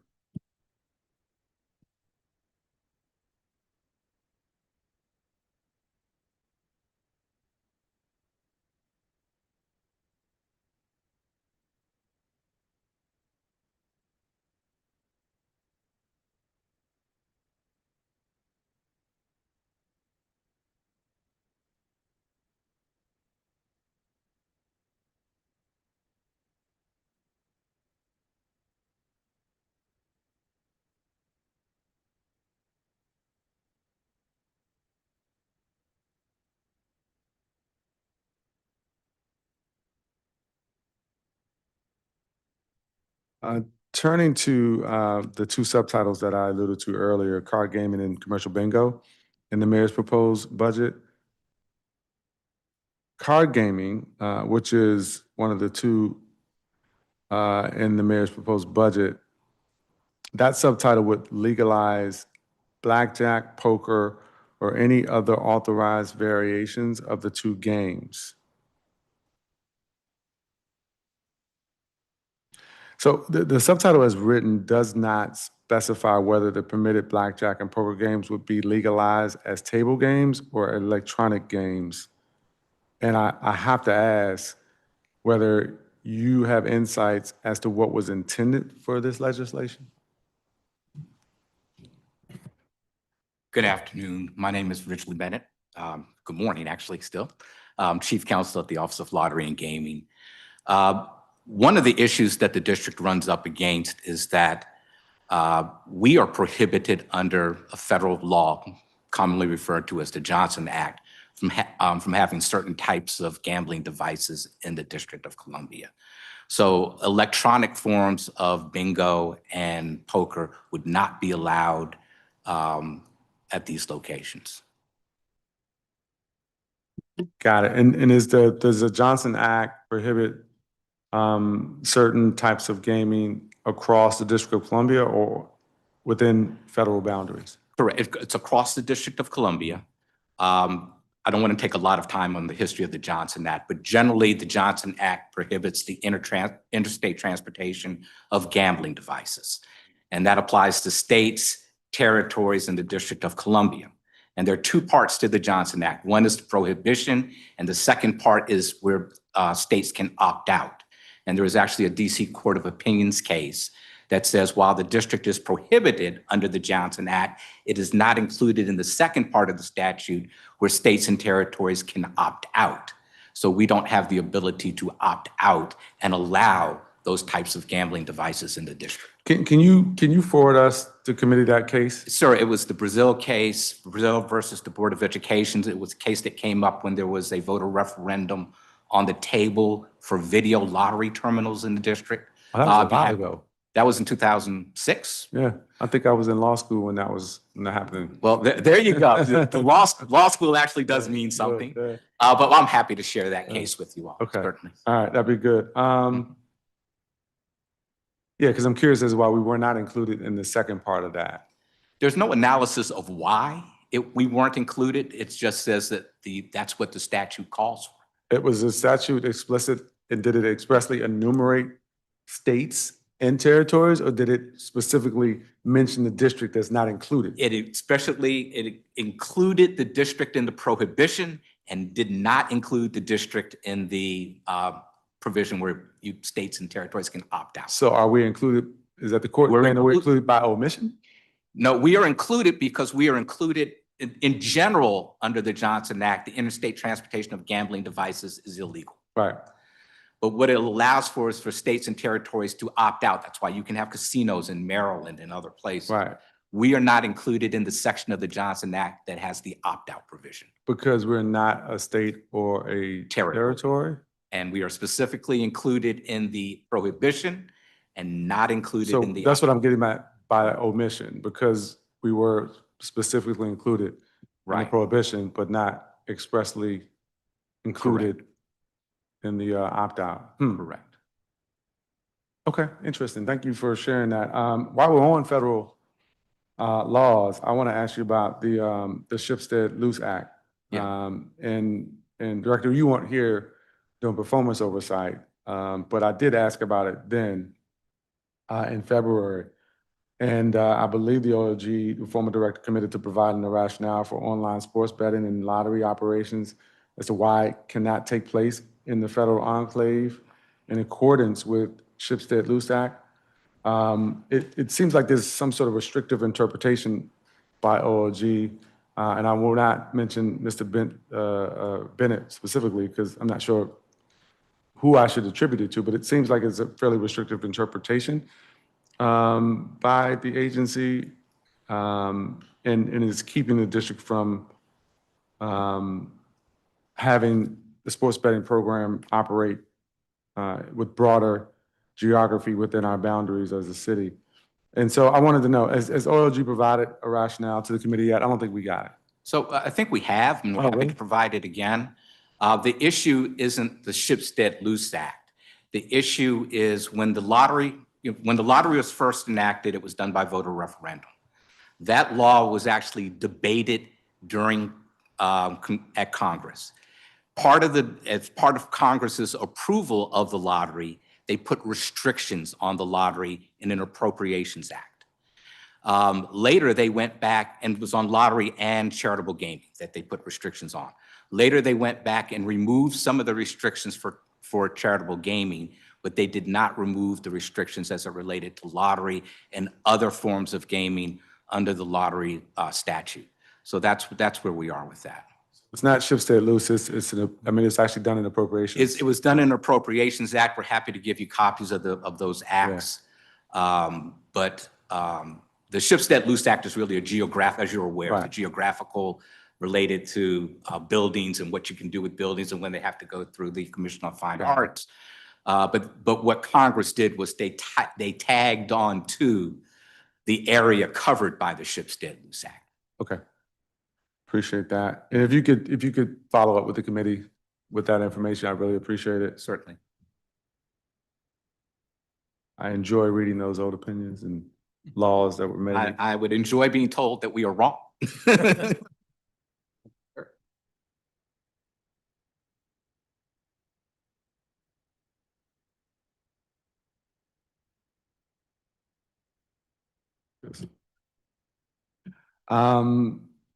Just getting back to card games and bingo.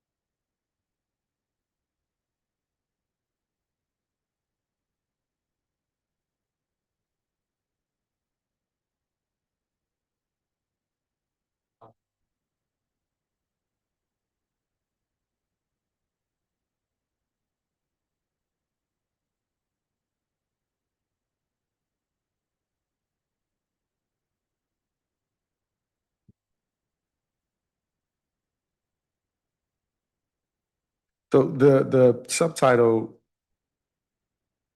with respect to card gaming provides that card gaming will only be authorized at locations approved by the office. How does the office intend to conduct outreach and really make those determinations? We will go through the approved rulemaking process, which I believe calls for public input. Am I correct in Correct. that, Under Rich? the APA, there's, public comment. We would propose rules, accept public comment. Card gaming can also only be done at authorized establishments that have an ABCA license. And of course, you have to go through the endorsement process at ABCA for that. Is it your understanding that this the card gaming similarly is approved already in Maryland and Virginia? Correct? Well, where they have casino They have gaming casino. authorized, absolutely, that would be an aspect of their overarching laws, I would Virginia believe, too? in those jurisdictions. Yes. Okay.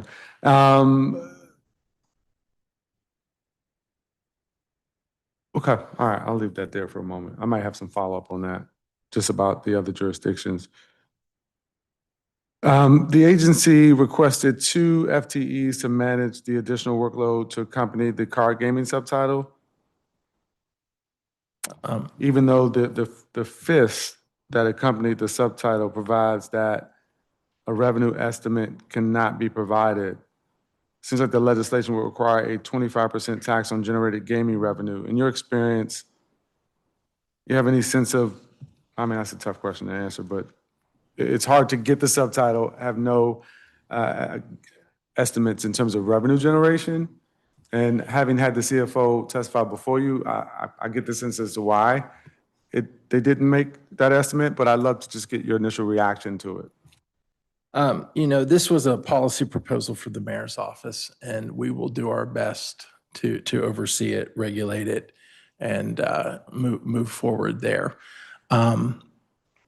This is unique because it only involves card games and bingo.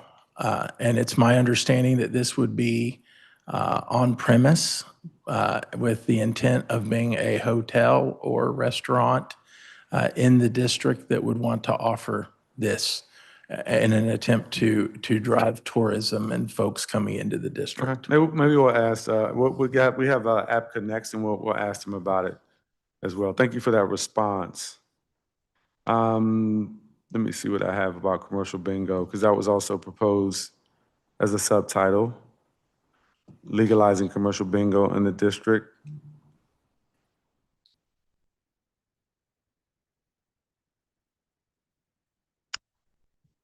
So it's my understanding that at some bars and restaurants, they're already conducting some forms of bingo in the district. And I wanted to get your feedback about how this proposed subtitle would affect current bingo operations and how you all would work with any sister agencies to enforce around this legislation. So as it relates to bingo, right now, the only type of legalized bingo for money is charitable bingo. What the bill would authorize is commercial bingo. So I just wanted to make clear that there's charitable, and I don't know if you're asking if what effect the commercial would bingo have would on have on charitable? charitable. Yeah. Right now, charitable bingo is not large in the district at all. Okay. Can you just for people who are at home listening, Mhm. because believe it or not, there are people who are glued to their screens, wanting to know what we're talking about here. And this actually, I would imagine, is popular among seniors across the District of Columbia. Correct. So we do have bingo being played at senior centers and other locations, and we don't think commercial bingo would affect that at all. What's the actual difference between charitable bingo and what's being proposed here in terms of commercial bingo? So charitable bingo has to be done in general by a 502c organization, and the proceeds from the games of bingo must go for a charitable purpose. Got it. Commercial bingo would simply be commercial bingo Okay. for profit. And you also requested 2 FTEs for this subdivision, is that correct? Actually, Mr. Chair, it's 4. It would be Well, 4 the FTEs. two, so I guess I was separating the 2 subdivisions. It's 2 for each subdivision, right? Which is a total of 4? Yes, sir. Okay.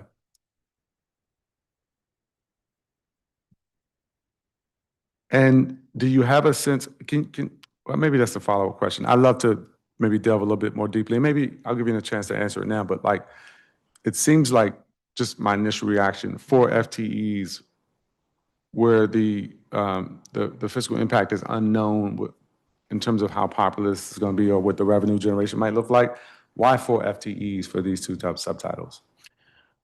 It's my understanding that from an audit and security regulation aspect, that is what was prescribed by our overall group Okay. at the CFO. There's a myriad of factors that will impact the success of that program. And we just have no way of knowing right now the interest level Right. that you will see from operators, from providing those at hotels and Yeah. restaurants. In terms of that, because I understand why that is. In terms of time frame and having some sense of revenue projections or interest in commercial bingo or card games, at what point do you have visibility into what that looks like? So, I mean, really, that depends on the private enterprises that want to conduct those type of activities. The rulemaking process, you're looking at a 3 to 6 month rulemaking process. And heretofore, have you had any interest? The office? For commercial bingo, we have general, nothing specific. I mean, nothing specific. We got a couple I of understand. companies come through and we're interested. Okay, but on the card gaming side, not so much? Not that have come to the lottery. Okay.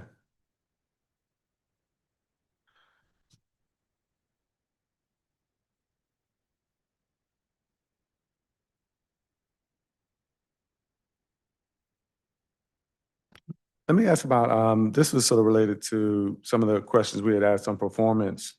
So I'm mindful that you weren't here during performance, but I know your team has prepared you adequately. Online sweepstakes. I just remember having a similar discussion during performance oversight about the rapid growth of online sweepstakes companies generally, but even in the district.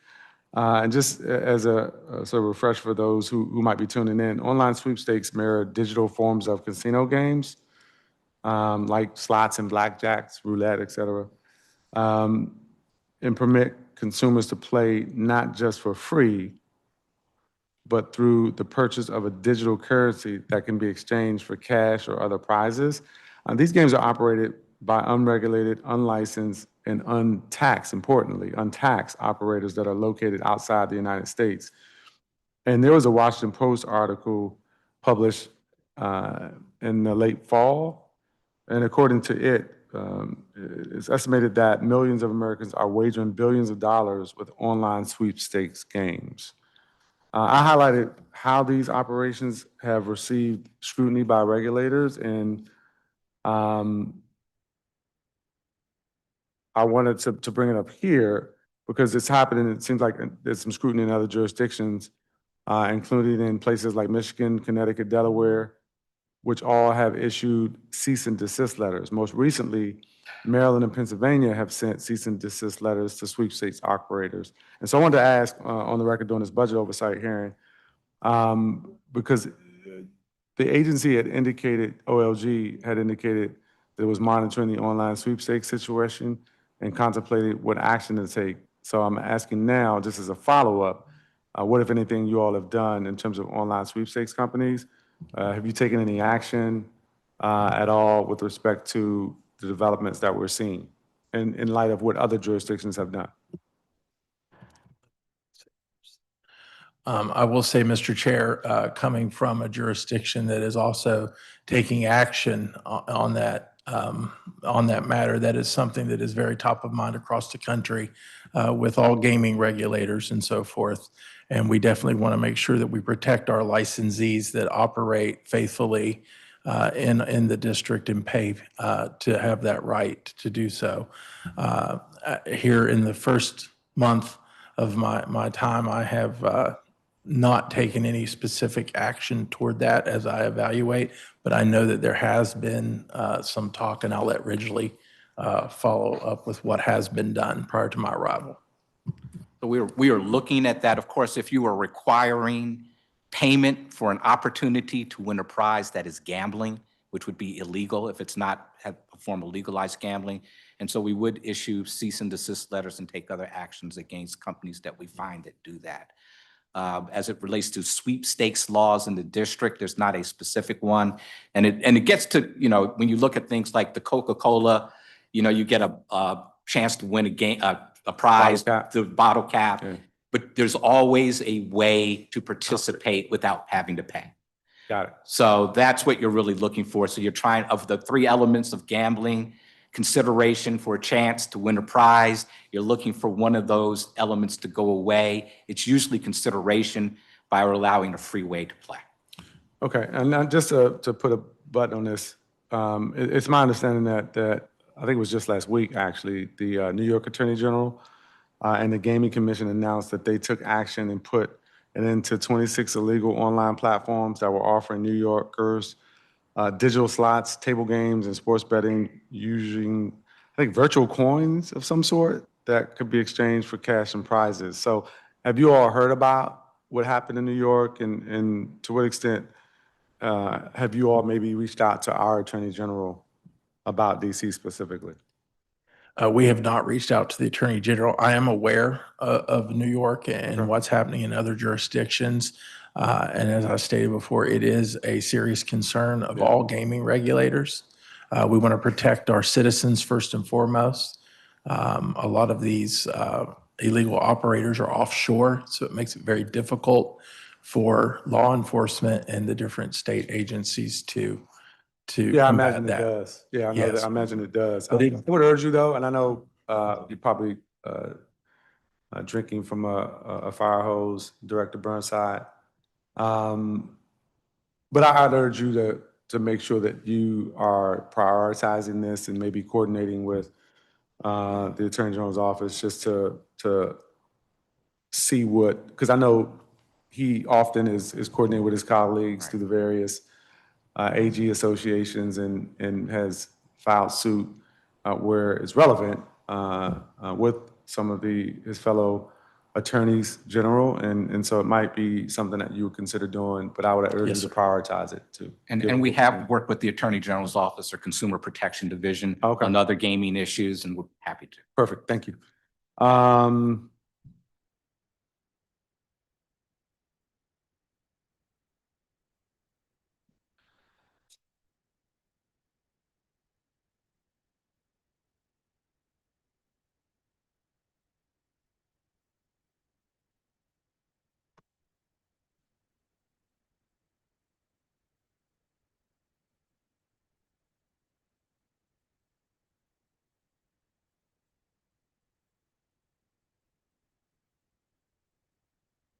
I want to talk a little bit about problem gaming, health and wellness of the district and our residents and small businesses is always top of mind for this committee. and for me. And so as we sort of introduce and navigate new forms of legalized gambling in the district, I wanted to really hear your thoughts about problem gaming, maybe see your experiences in West Virginia. And I have a couple of questions to follow up with, but really wanted to get your initial reaction because I think that public outreach is very important. I was really disappointed once again to see that the mayor's proposed budget eliminates funds that this council and this committee had directed, working in conjunction with my colleague who chairs the health committee. But the funds that were yet again eliminated for to support efforts about problem gaming. And so what are your thoughts about how the district should prioritize or how you envision doing so as the head of the agency? All right, I appreciate the question. Responsible gaming is at the forefront of what we do as a lottery.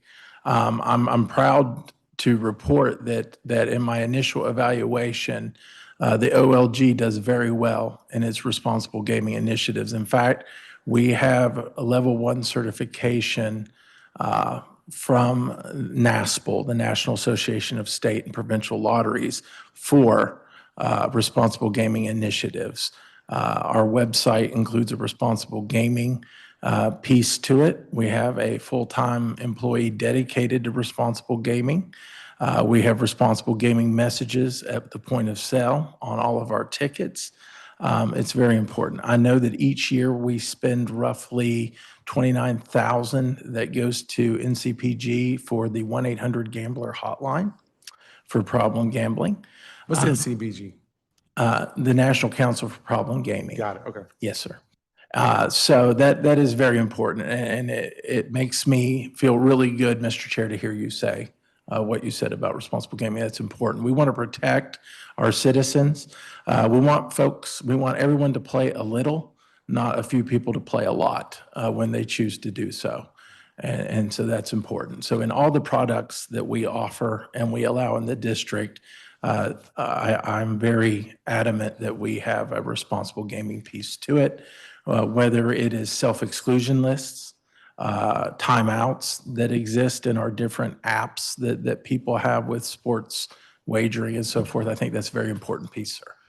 Do you know specifically how much is in your budget for responsible gaming, though? I know that as far as a direct line, the 29,000 goes to that hotline, but I do not have a literally put breakout. in my notes, I put a question direct Yes. line item. I don't have a breakout of it, but if you were to look at our instant ticket products and the different things that we do with our iLottery, there is a very big responsible gaming I think aspect and I to don't it. have the number right in front of me, but I think we put like 10 times that amount over at Department of Behavioral Health. Okay. And that funding got swept in this mayor's proposed budget. And the idea is that we should be doing more, particularly as we introduce more opportunities for DC residents and others to engage in gaming. We want to make sure they're doing so responsibly. So if you could, as a follow-up, let me know exactly how much money you all have in your budget that is Absolutely. devoted to We responsible will, gaming. we will even break it down to employees' salaries dedicated to that Okay. in different areas. Yes, sir. Let us know. Thank you.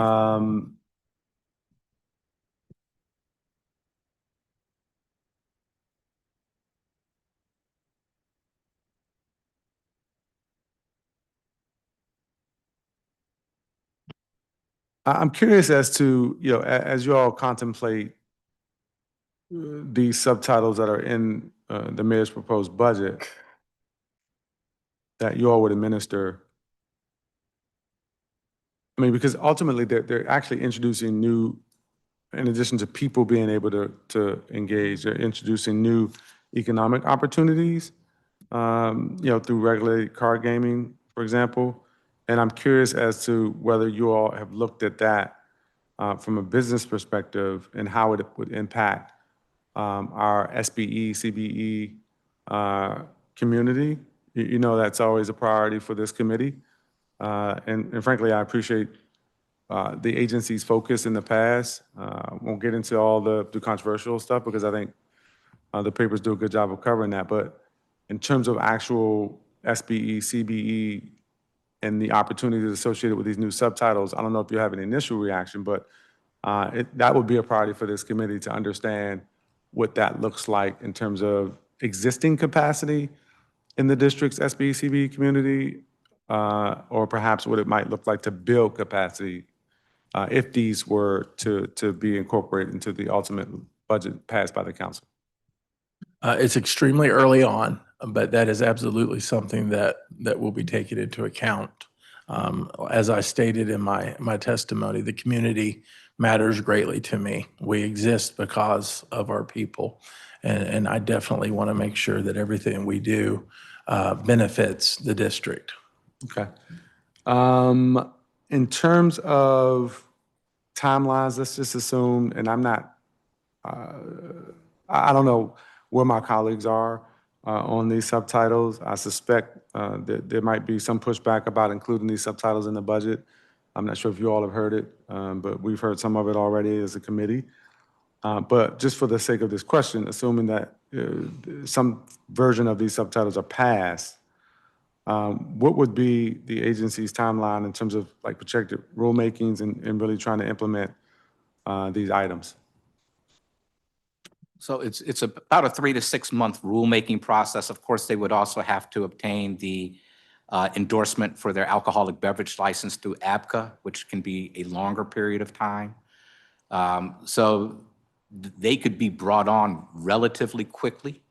There would be a licensing process, and a lot of the licensing process really does depend on getting the information from the applicants. But once we have the information in-house, the turnaround time is not that long. Okay, thanks for that.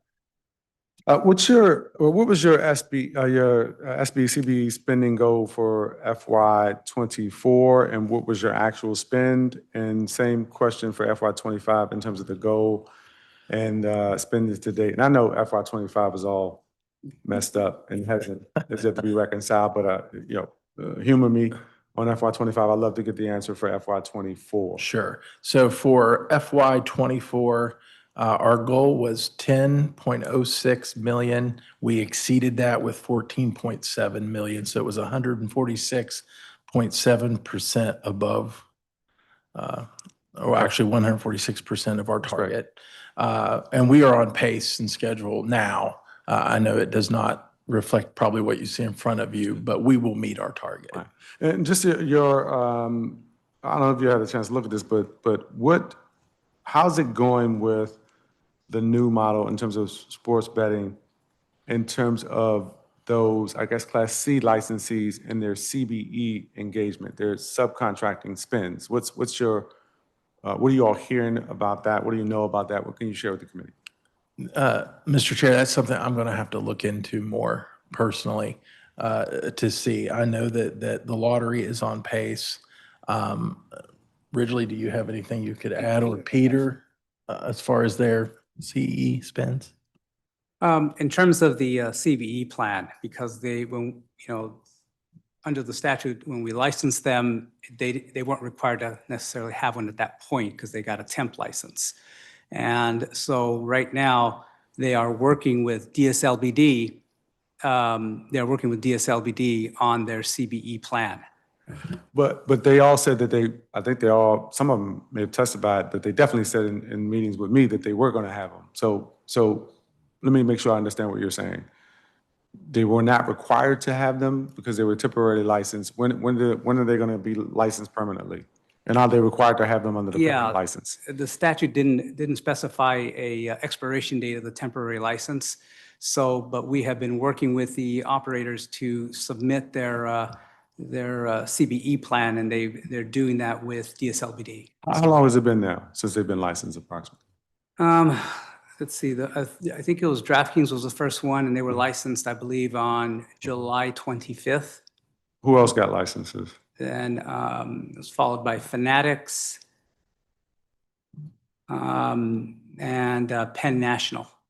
All right, so Penn National, Fanatics, and DraftKings is who the committee needs to check in with, who you all are going to check in with.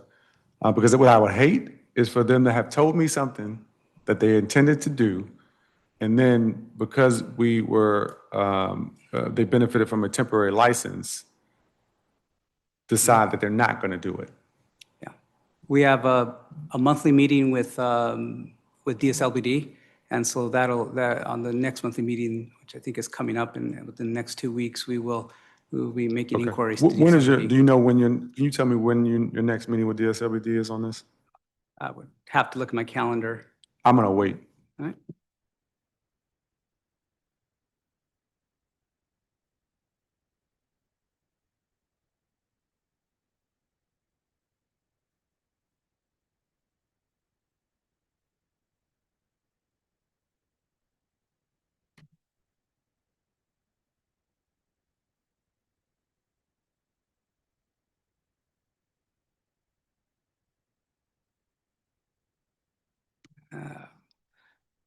June 25th.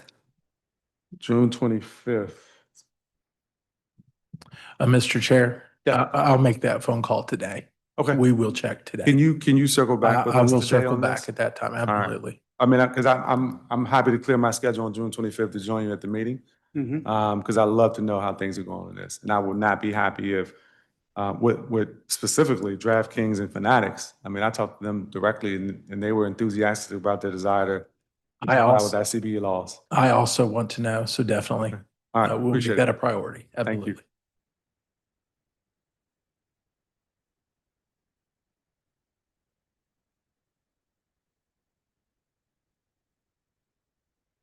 That's all I have. I appreciate it. I don't have any additional questions. Is there anything else that you'd like to add to the record before we go on to the next agency? I would just like to say thank you for your time and for your leadership and everything that council does. And I'm happy to be here and look forward to working with you in the future. Excellent. Appreciate it. Thank you so much, All right, Director. take care.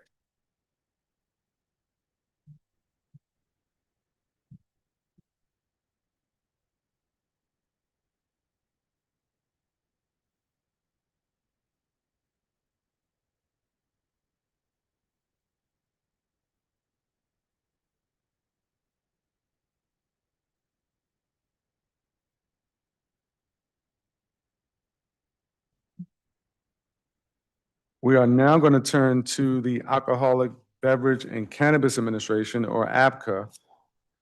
The mission of ABCA is to support the public's health, safety, and welfare through the control and regulation of the sale and distribution of alcoholic beverages and medical cannabis. The proposed fiscal year 2026 operating budget for ABCA is approximately $11.7 million, which represents a 21.4% decrease from the fiscal year 2025 approved operating budget of approximately $14.8 million. ABCA's proposed operating budget is mostly comprised of special purpose revenue funds. The proposed budget includes 77 full-time equivalents, a decrease of 3.3 full-time equivalents from fiscal year 2025 approved budget. And I'm going to turn to our government witnesses and ask that you all raise your right hands before you're seated. Do you each swear affirm under penalty of law that the testimony you're about to provide before the Council of the District of Columbia and the Committee on Business and Economic Development is the truth, the whole truth, and nothing but the truth? Thank you very much. Good to see you both. And are we in afternoon yet? Still in morning. Good morning, and Director, you can begin your testimony whenever you're ready. Thank you. Good morning, Chairperson McDuffie, members and staff of the committee. I am Fred Misali, Director of the Alcoholic Beverage and Cannabis Administration, also known as ABCA. With me today, I have Rebecca Berry, who is the agency's fiscal officer, who'll be here to potentially answer some questions.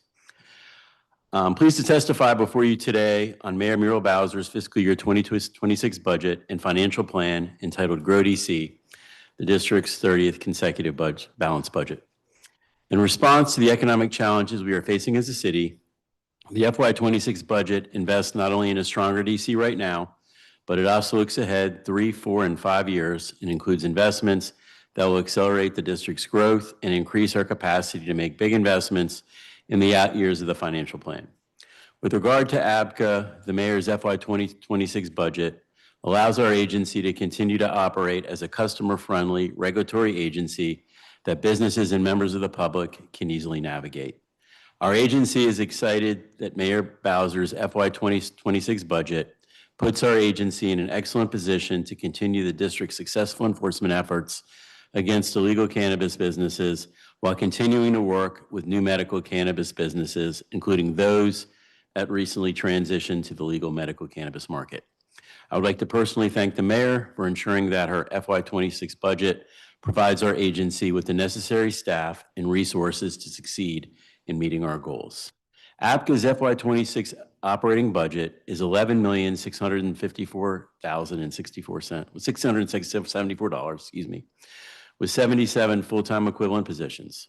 APCA's FY 26 capital budget is $999,875. APCA's FY 26 budget relies significantly on special purpose revenue funds collected by the agency. However, 14 of the 77 FTEs in the agency's FY 26 budget consist of local funds. Today, I would like to discuss 1, APCA's funding request for cannabis enforcement, 2, APCA's funding request for the MPD reimbursable detail subsidy program, and 3 of the provisions in the Budget Support Act that relate to our agency. First, I would like to discuss the agency's FY 26 budget as it relates to cannabis enforcement.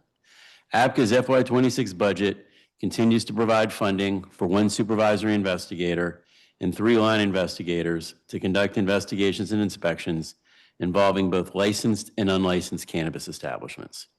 These 4 positions will continue to be critical as APCA works collaboratively with other district agencies to take enforcement action against unlicensed cannabis retailers. Second, I would like to discuss the agency's FY 26 budget for the MPD reimbursable detail subsidy program. APCA's FY 26 budget would fund the subsidy program in the amount of $500,000. This funding level is sufficient to operate the subsidy program in FY 26 based upon current spending levels. The eligible hours for reimbursement under the subsidy program for on-premise retailers are between 11:30 p.m. and 5 a.m. 7 nights a week. APCA is currently reimbursing MPD for 65% of the total costs incurred by licensees for off-duty MPD officers to work reimbursable details outside of these licensed establishments. Finally, I would like to highlight 3 of the provisions contained in the Budget Support Act that relate to our agency. First, the Commercial Bingo Amendment Act of 2025 subtitle would create a new commercial bingo endorsement that would allow on-premises alcohol licensees to offer commercial bingo at their establishment. Commercial bingo endorsement holders would also need to be licensed by the Office of Lottery and Gaming. Bingo is only currently permitted in the district as part of a nonprofit organization's charitable fundraising event. Commercial bingo is currently offered in several counties in neighboring Maryland, including Anne Arundel County and Calvert County, to increase collected revenues for those jurisdictions. Second, the Poker and Blackjack Gaming Authorization Act of 2025 subtitle would create a new card gaming endorsement that would allow licensed hotels and arenas to offer poker tournaments and blackjack at their establishment. Card gaming endorsement holders would also need to be licensed by the Office of Lottery and Gaming.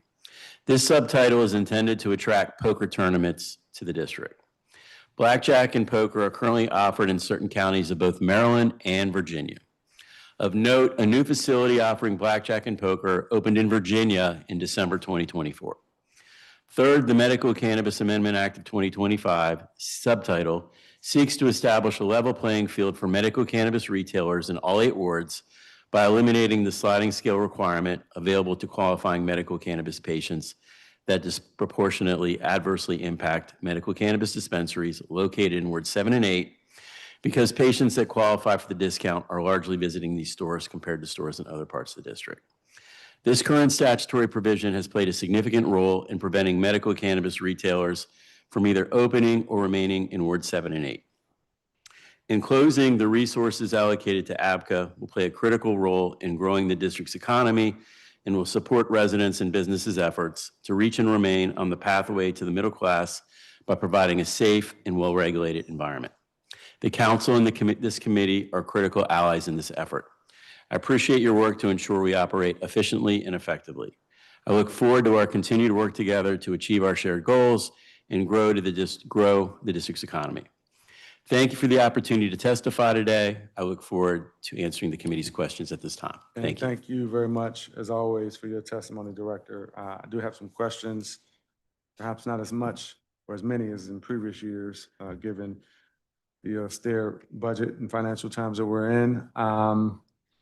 But we did have some public witnesses testify last week, and we didn't receive any questions or comments specifically focused on APCA. So I'm going to start with a couple of oversight questions before moving on to questions about your agency's fiscal year 2025 supplemental budget. The committee recently learned that, hold on one second, let me see.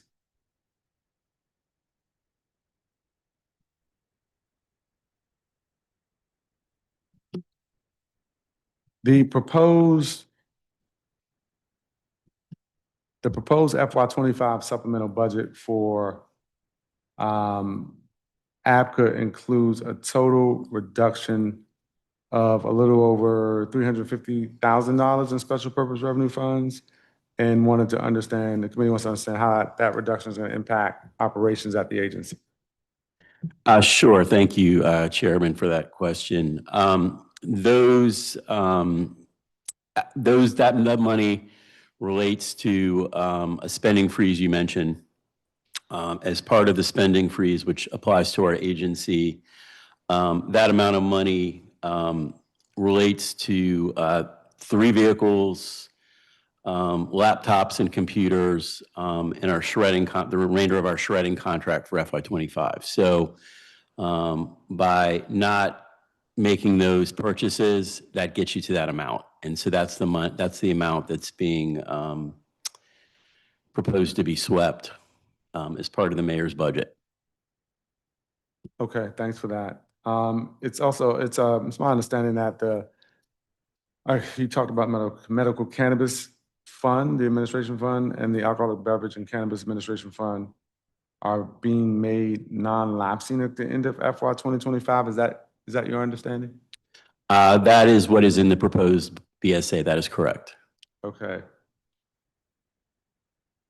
Certain alcohol establishments are in the process of renewing their licenses this year. So does this proposed change mean that APCA will have higher revenues in FY 25 than in the next 3 years of the financial plan? And how will how making the funds non-lapsing impact your agency's ability to plan for recurring costs, including personnel? Great point, Chairperson. So for FY25, we'll bring in more money than we will in the next 2 fiscal years. We are basically liquor licenses are on a 3-year renewal cycle. In 25, that's when restaurants, hotels, on-premise licensees renew. So we bring in much more money in 25 than we will in 26 and 27. So often the money we bring in the higher years, we'll use that to help fund our budget for the following year, if that makes sense. Okay. And this might be a bit redundant, but I want to make sure we have it on our record. I'm looking at the proposed FY26 operating budget for APCA, and it includes a 73% increase or approximately $1 million in local funds. But it also includes a 31% decrease or $4.2 million in special purpose revenue. APCA is proposed to lose 3 FTEs overall, and more FTEs are proposed to be paid with local dollars rather than special purpose revenue. So what's driving the reduction to the SPRs? And is it a change in the economy, or like what's the impact of the sweeps and the new non-lapsing designation going to have? Sure, great question, Chairperson. I'm going to let Rebecca Berry, our AFO, answer that. Good morning. If you could just state your name before you. Sorry, Rebecca Berry, Agency Fiscal Officer. So for FY25, that is their high year in revenue. However, for 26, they had to reduce it because the projected revenue for the ABC Import and Class License Fees Fund is the 6.5 million. So they had to reduce because they don't have the fund balance to support their NPS costs. So that's the bulk of the reduction And then going forward, they would typically balance their budget with fund balance, so not having the fund is non-lapsing, then they're utilizing local funds to cover some of their FTEs that they can no longer sustain in the ABC and import class license fees fund. Okay, thanks for that. So just to be clear, how many FTEs are proposed in FY '26? For FY '26, it's 77, which is 3 less. I know we have this discussion every year. For '25, we had 80.3 FTEs. We're going to 77. That .3, which is part of a CFO position, is actually being covered by DLCP in the '26 budget. So that's how we get from 80.3 to 77. Okay, and will services by the agency be impacted by the reduction in revenues? No, not at all. These 3 positions proposed to be cut are currently vacant, so I think that's the first point to make. Second, the positions are an executive assistant, which will not impact the public. A compliance analyst position, we are proposing to keep 1 compliance analyst position, so we'll still have 1. And then we're proposing to cut 1 medical cannabis licensing specialist position, but we still have 2 others that we can fill. Okay.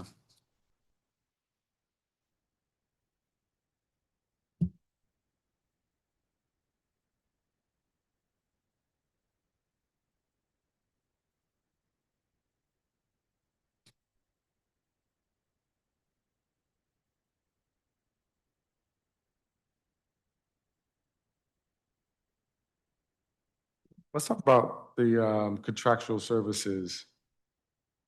It appears that the proposed budget includes a $1.7 million cut in contractual services. And I'd love for you to share what specifically is proposed to be eliminated with that cut.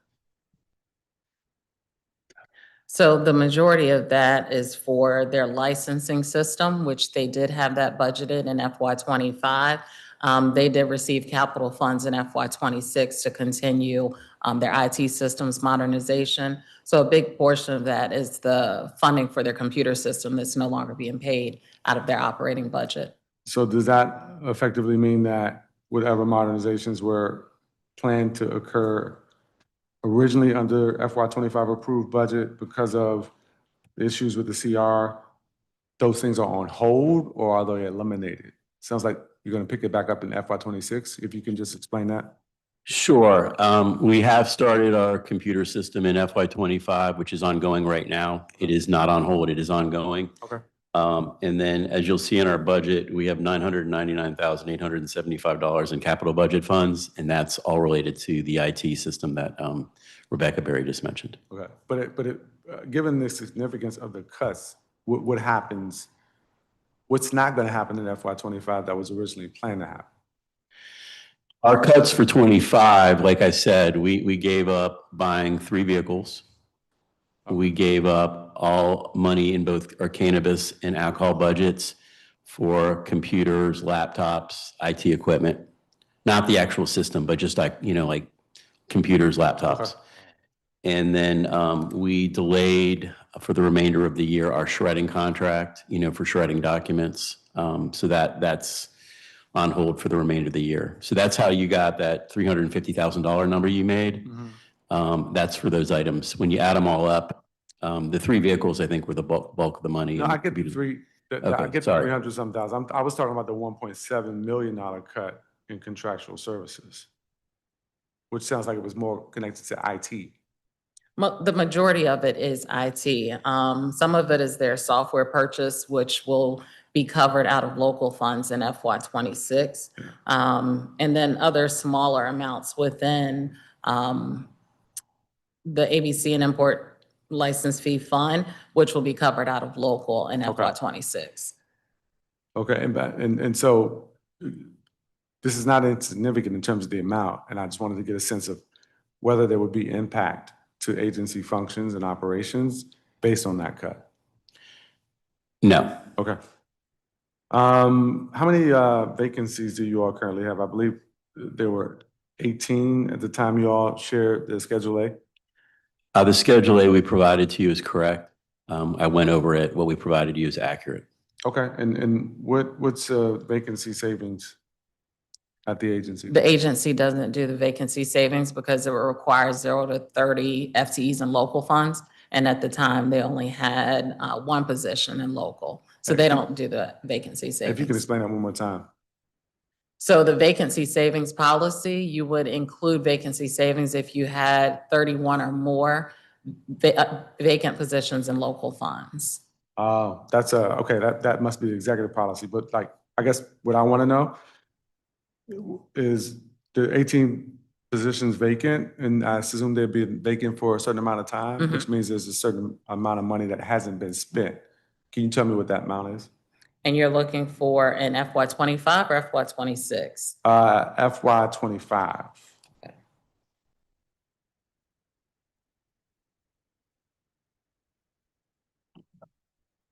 So, and I'll also state that not all of the positions have been vacant for the full fiscal Oh, year, but the okay. total of the cost of the salary and fringe for those 18 positions is $2,043,880. Got it. Thank you. I do want to highlight the chairperson, and Rebecca can talk about this. On the cannabis side, not the alcohol side, one of the main reasons those positions are vacant is the revenue is not there to support it. So when she gives you that number, those funds do not exist. Got it. Okay. From a budget perspective, we can't fund positions when the revenue hasn't come in. Yep, I understand.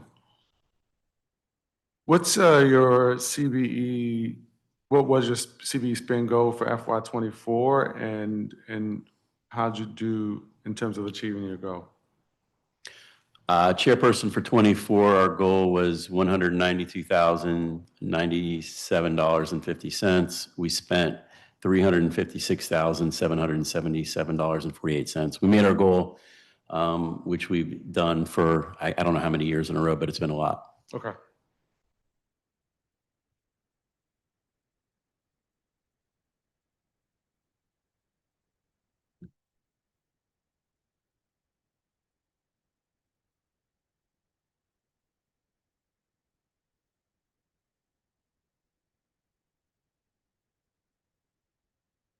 And just to be clear, you all are also under a hiring freeze? Yes, that is correct. We're subject to the hiring and spending freeze. That's correct.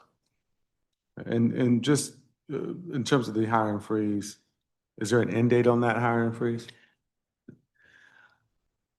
Not that I'm aware of, Chairperson. I don't know the answer to that. Okay. But we're under it and we're still under it. Got it. Okay, thanks.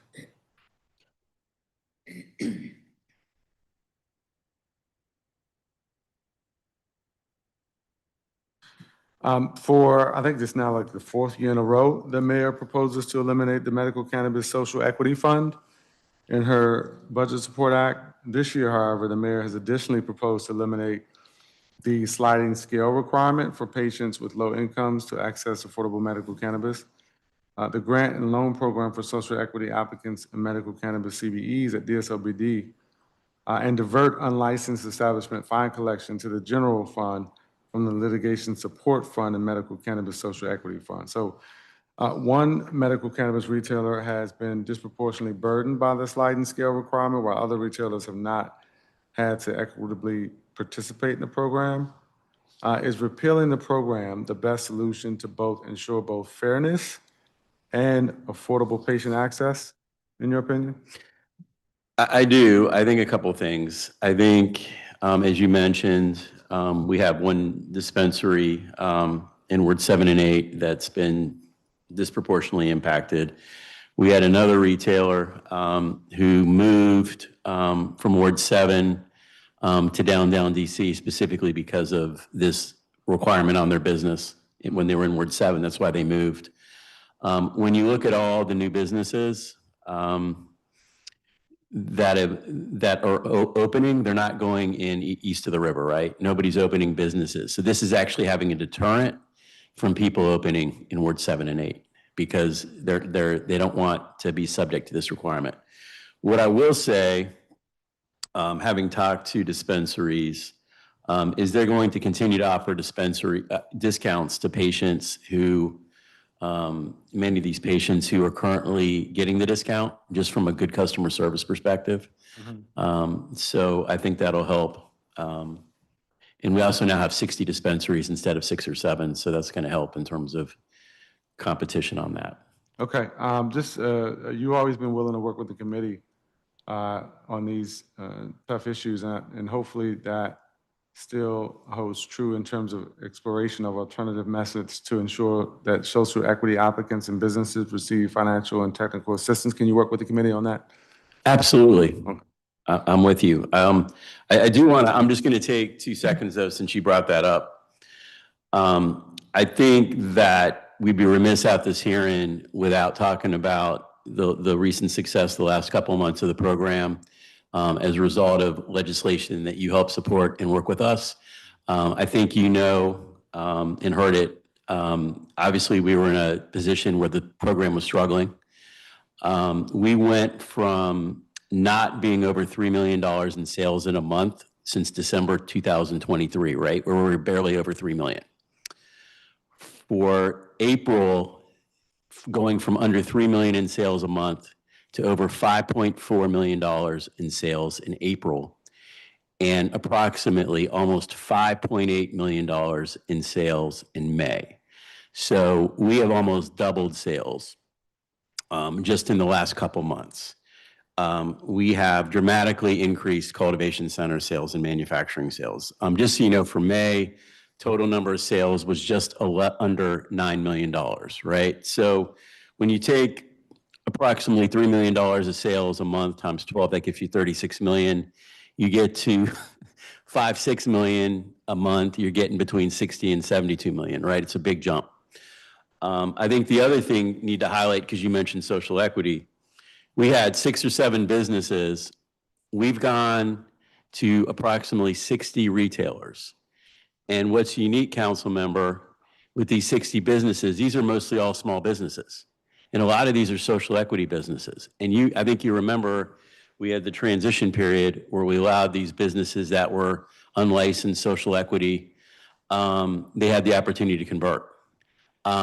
So I'm not saying there's not more work to be done with the program, but to get up and running legally on around 54, 53 new businesses that had to undergo construction, security, all these other costs, and see the sales in the legal market and to see where we are as a stable program. Like I said, there's still a lot more work to be done.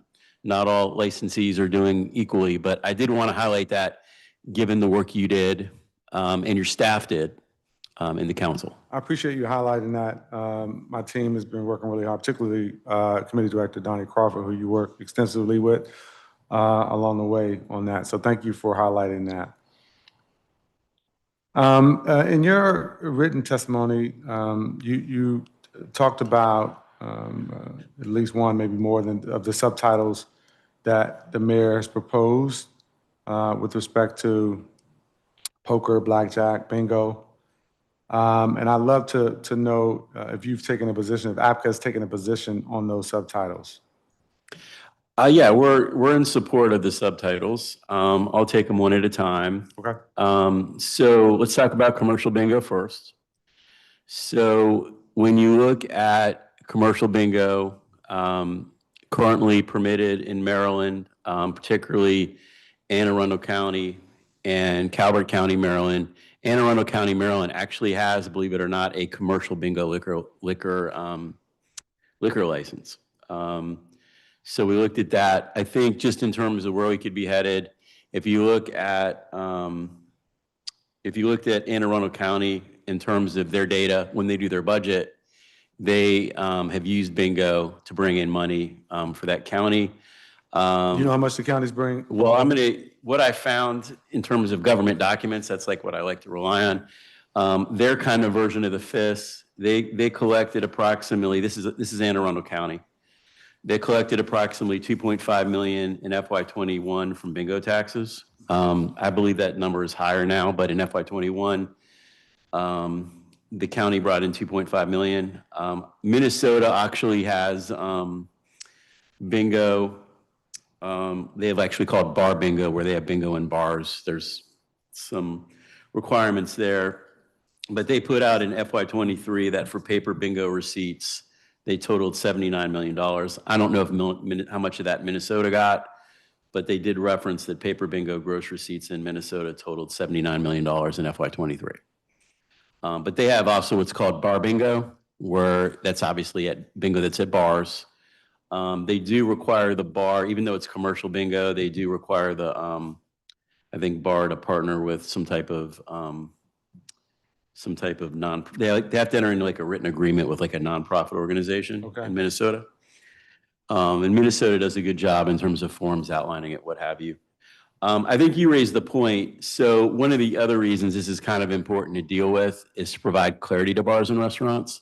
So I think you heard OLG's testimony that only nonprofit, non-charitable bingo, which isn't really happening that often, is permitted. But what we've seen, not necessarily under our enforcement authority, but bars and restaurants, what they'll do is they'll charge, like, let's just say it's $25 to get in at the door. That'll give you a bingo card, right? So the money you pay gets you a bingo card, and then you win prizes, right? So you're not getting cash, but they're giving away prizes. However, they are charging you to get in at the door, and that does include a bingo card, right?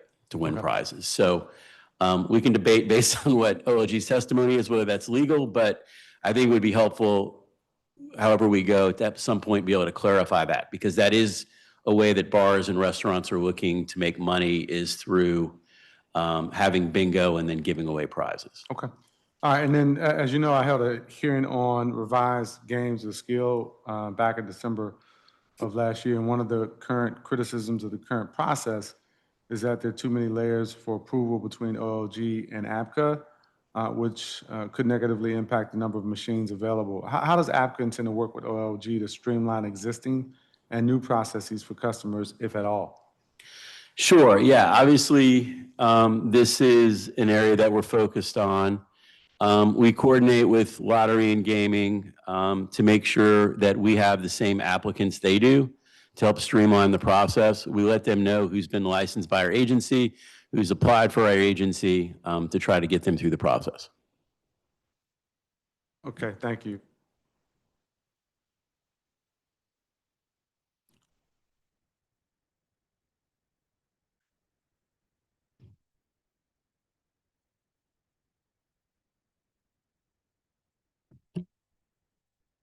In the mayor's poker and blackjack subtitle, games of skill users are required to be 18 years of age to play. However, the actual machines, it appears, need to be required, must be located in an APCA licensed establishment, which often require patrons to be at least 21 years of age to enter. So how does APCA intend to work with OLG and anybody else, MPD or otherwise, to enforce what appears to be conflicting age restrictions in the proposed subtitle?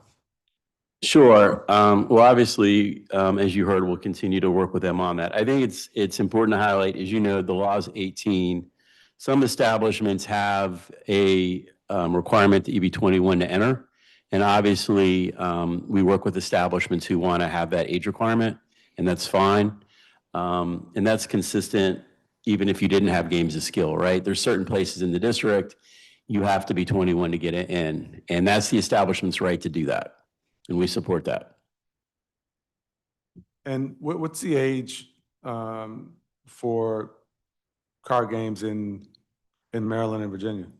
So it's going to vary by state. Let me see if I have that, but I will note that some states are 21 and some states are 18.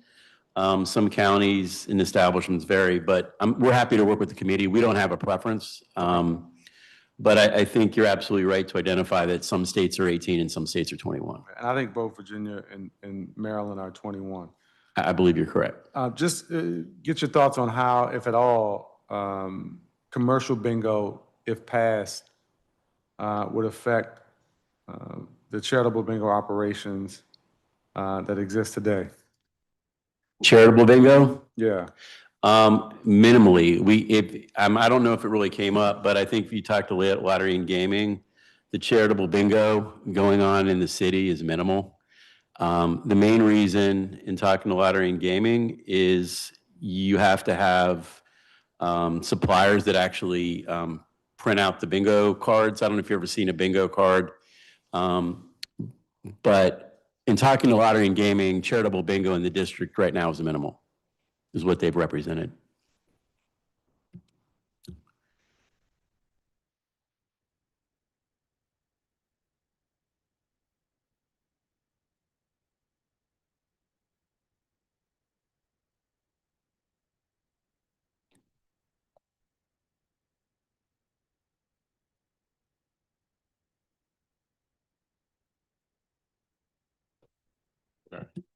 All right. Just in the committee's interactions with businesses in the nightlife community, there's been a proposal that we've received to limit the RDO patrol areas to areas within the immediate vicinity of licensed establishments. It's my understanding that APCA is opposed to this change. If so, I'd love to understand why.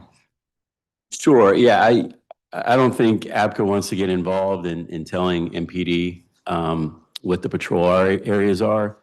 I think in talking to MPD, if there's specific places that have RDO where there's be problems, APCA has no problem facilitating, working with MPD to address those concerns and see if changes can be made without a change in the law to those patrol areas. MPD's expressed a willingness to work with the nightlife industry to address the concerns without the need for legislation. Okay, I mean, the committee's gonna be involved in some of those discussions and facilitate those conversations because we'd love to make sure that MPD, given the great job that they do, aren't spread too thin in terms of the area that they have to cover, and that it sounds to me that at least the position of the nightlife community is that it's more effective if you limit the area, perhaps to from within 300 feet of an establishment to about 6 blocks or so. So I look forward to having a continued conversation around that. Happy to work with the committee on that, absolutely. Great. The committee also received a proposal with respect that would authorize medical cannabis retail sales at qualifying outdoor live events for adults 21 years of age and older. Does APCA have a position on that proposal? Not without seeing the language, we would defer to the committee on that. I know that's something that's potentially being considered. I'd have to see the language, but, we'll work with the committee and, if the council decides to pass something, obviously we would implement it. Okay. Would you anticipate any pushback from the public on something like that? Or do you think it needs to be a hearing on something like that? I would not anticipate anything. It just depend on the language. I'd need to see the language. Depends where it was going to be held, Chairperson.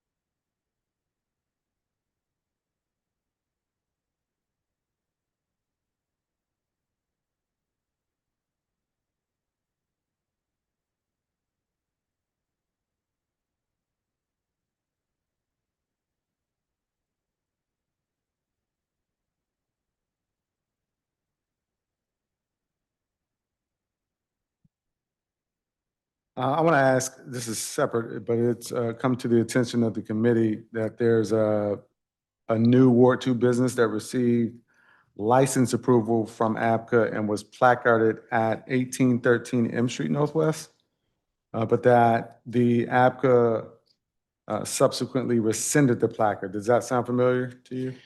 It does. Okay. You want me to just go ahead? I'll wait till you're finished and I'll talk about it. Okay. And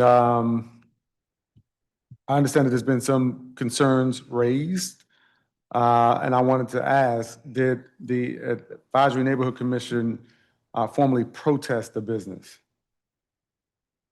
The ANC did not formally protest the business. The ANC was scheduled to meet based on correspondence we received from the ANC in writing On April 9th, they had individuals that they indicated wanted to protest. They didn't give a position to the ANC. They just said that they had individuals that wanted to protest. Oh, individuals. Yeah, community, yeah. Did you receive any formal protest? We did not. The protest deadline was April 21st. We had inquiries from individuals who complained and wanted to protest. The ANC indicated that their meeting was April 9th, and they had talked to individuals who wanted to protest. They did not express the view of the ANC, so I don't want to give the view of what position the ANC was going to take. Their email didn't indicate that. Okay, and did any residents formally submit protests or complaints about the placarded business? So the complaints that we got from residents and businesses was complaint about the business. The other aspect was related to the law. So just want to take a real quick step on that. Under DC law, in order to move forward, you can't have a combination of two things. One is another new dancing establishment within 600 feet. That applies if there's also a certificate of occupancy for residential use also within 600 feet. I know, I want to just make sure that it's clear. Yeah, sure, go ahead. Did any residents formally submit a complaint or protest about the business? I am not aware of any protests in writing. Got it.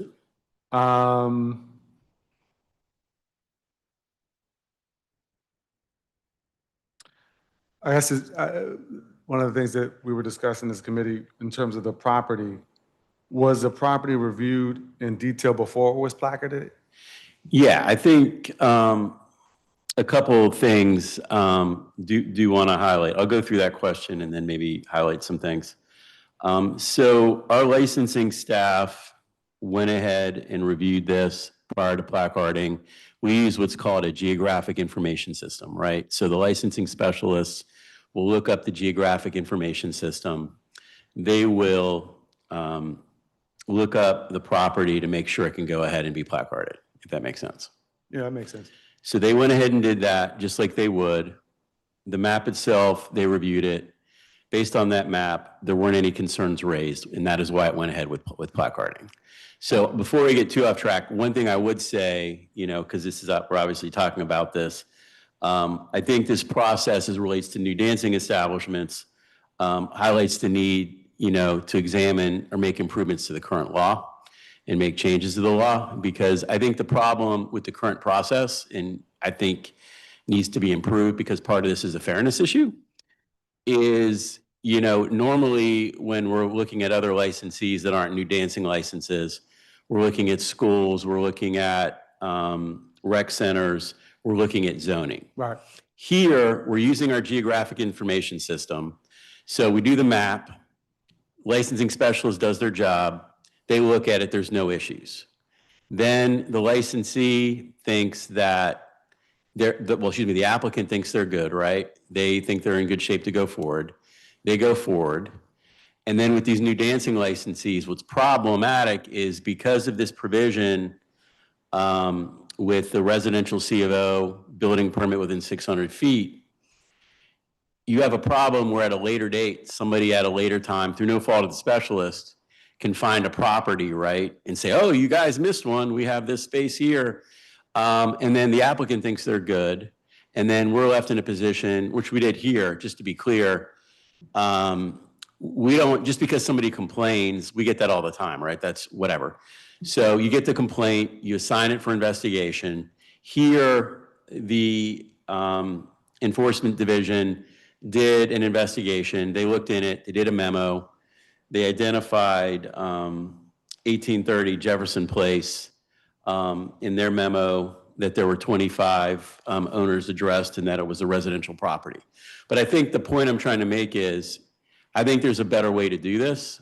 And I think legislatively, having this, somebody living within 600 feet, while the geographic information system is very, very, very good, it's not perfect, right? And there's things that cannot be in there. And I think from an equity point of view, if we're having people invest in businesses and go forward, it should be more similar to other types of applicants as we're looking at it. You could, in this situation, 1830 in the Jefferson Place is zone mixed use. So maybe you only have the exception apply in terms of residences to properties that are zone residential instead of including properties that are zone mixed use. I appreciate- Because the issue here, you know, we're put in a position where we do our due diligence, we placard these things, and then what people know to stop this is they just go anywhere within 600 feet and try to find some building that has a C of O for residential use. And it's Can I hard ask you a to, question? Can I it's ask you a hard to, real quick, it's hard to like investigate the unknown, right? Because I could say to enforcement, go out and look at a property if I have it, but if I don't know what it is, I got you're basically putting us in a spot where the applicant thinks they're good, and then we're trying to locate every single property within 600 feet in all directions and see if there's any residences. Okay. It's not the way we should be doing this. I understand. I wanted to let you get that out, but I wanted to, as you had mentioned, the certificate of occupancy for the Jefferson Sure. place. So did the building have a valid certificate of occupancy at the time of the application? You're talking about 1830 Jefferson? Yeah. Yeah, and I'm just gonna, one thing, I'm gonna go ahead and go forward and answer your question. I do want to highlight that the board issued a decision on this on June 4th. There's still 10 days for reconsideration, Okay. 30 days to file a DC Court of Appeals. So I just kind of want to highlight what the agency did and what the agency has and documents the agency has. I don't want to get into necessarily the legal determinations of the board. Oh, I appreciate that. Thank you for that. Just be clear. Yeah. So this got assigned for investigation to our enforcement division. They pulled various certificate of occupancies. Really, the Jefferson itself is between 1828 and 1834 Jefferson Place Northwest.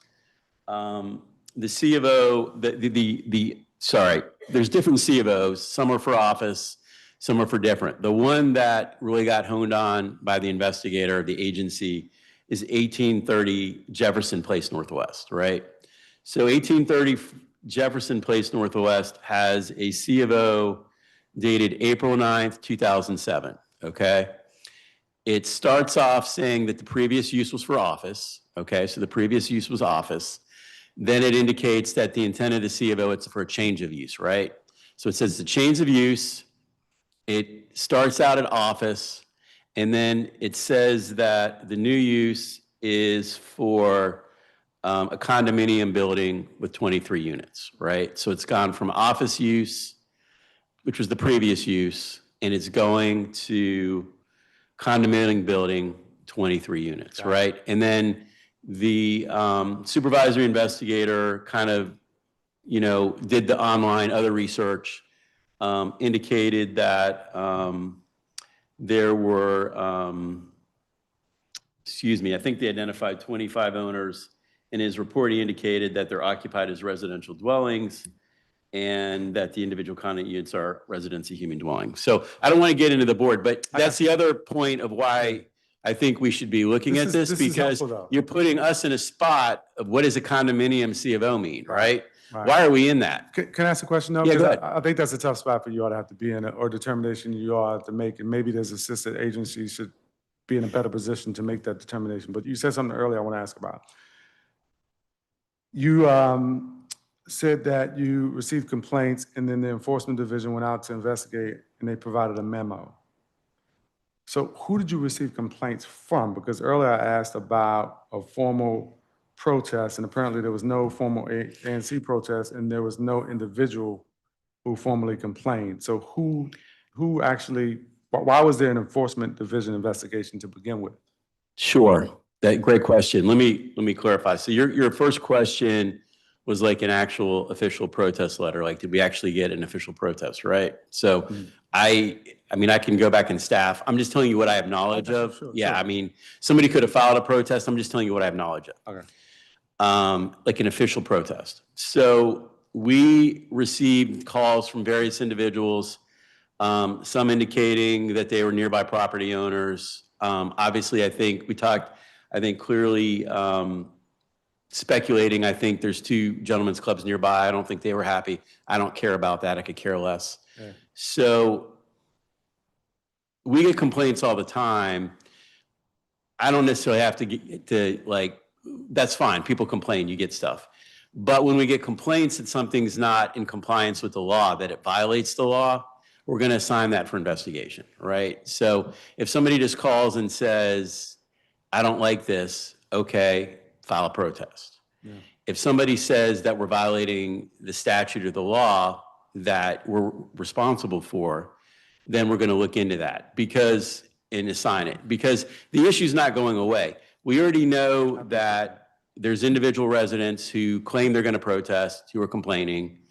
We, know we've heard from the ANC. So we know the protests are coming, right? So this issue isn't going away. We need to deal with it. No, I appreciate that. And look, you all are in a tough position, and I appreciate how you think about these issues, and routinely laud you and your office for the work that you all do. This just seems odd to me, and I wanted to ask about it because it didn't seem like there was at the least, there was confusion about a CFO. At the worst, it was not a valid CFO. And then there was no formal protest by an ANC. There was no formal complaint submitted by a resident. And yet the properly placarded business had its placard pulled. And the concern that I have, and this is not about the merits of whatever the business is, the concern I have is that it sounds like a legitimate business person took the proper steps to get their legitimate business placarded. ABCA placarded the business based on everything that you all do and are experts at. There was no formal complaint by an advisory neighborhood commissioner. There was no formal complaint by a resident, and yet the placard was pulled. That's where the issue to me becomes a glaring one, and I wanted to ask about it on the record. I'm going to stop asking about it at this point, though, because I want to make sure that we have another agency, or actually not technically an agency, but we have Destination DC who is coming up next. And this is something I'm sure we can finish. I know we engage as a committee all the time with you all and really appreciate the feedback that we get you all. So suggestions, I appreciate you putting some of those on the record. And anything that we need to clarify, we can do that as well. I'm happy to work with you. Absolutely, Chairperson. Okay, thank you.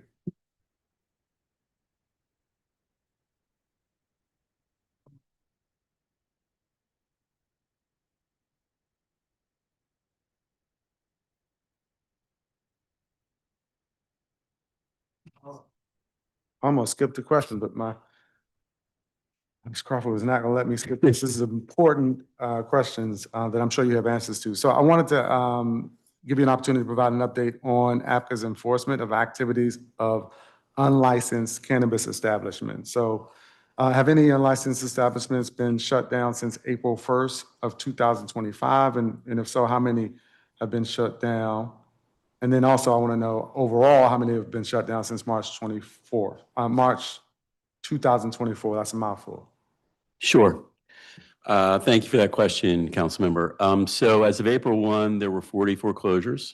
Overall, as of today, there are 57 closures. And I think that's why I tried to highlight what we saw, right? You had unlicensed establishments had until March 31 to convert to the legal market.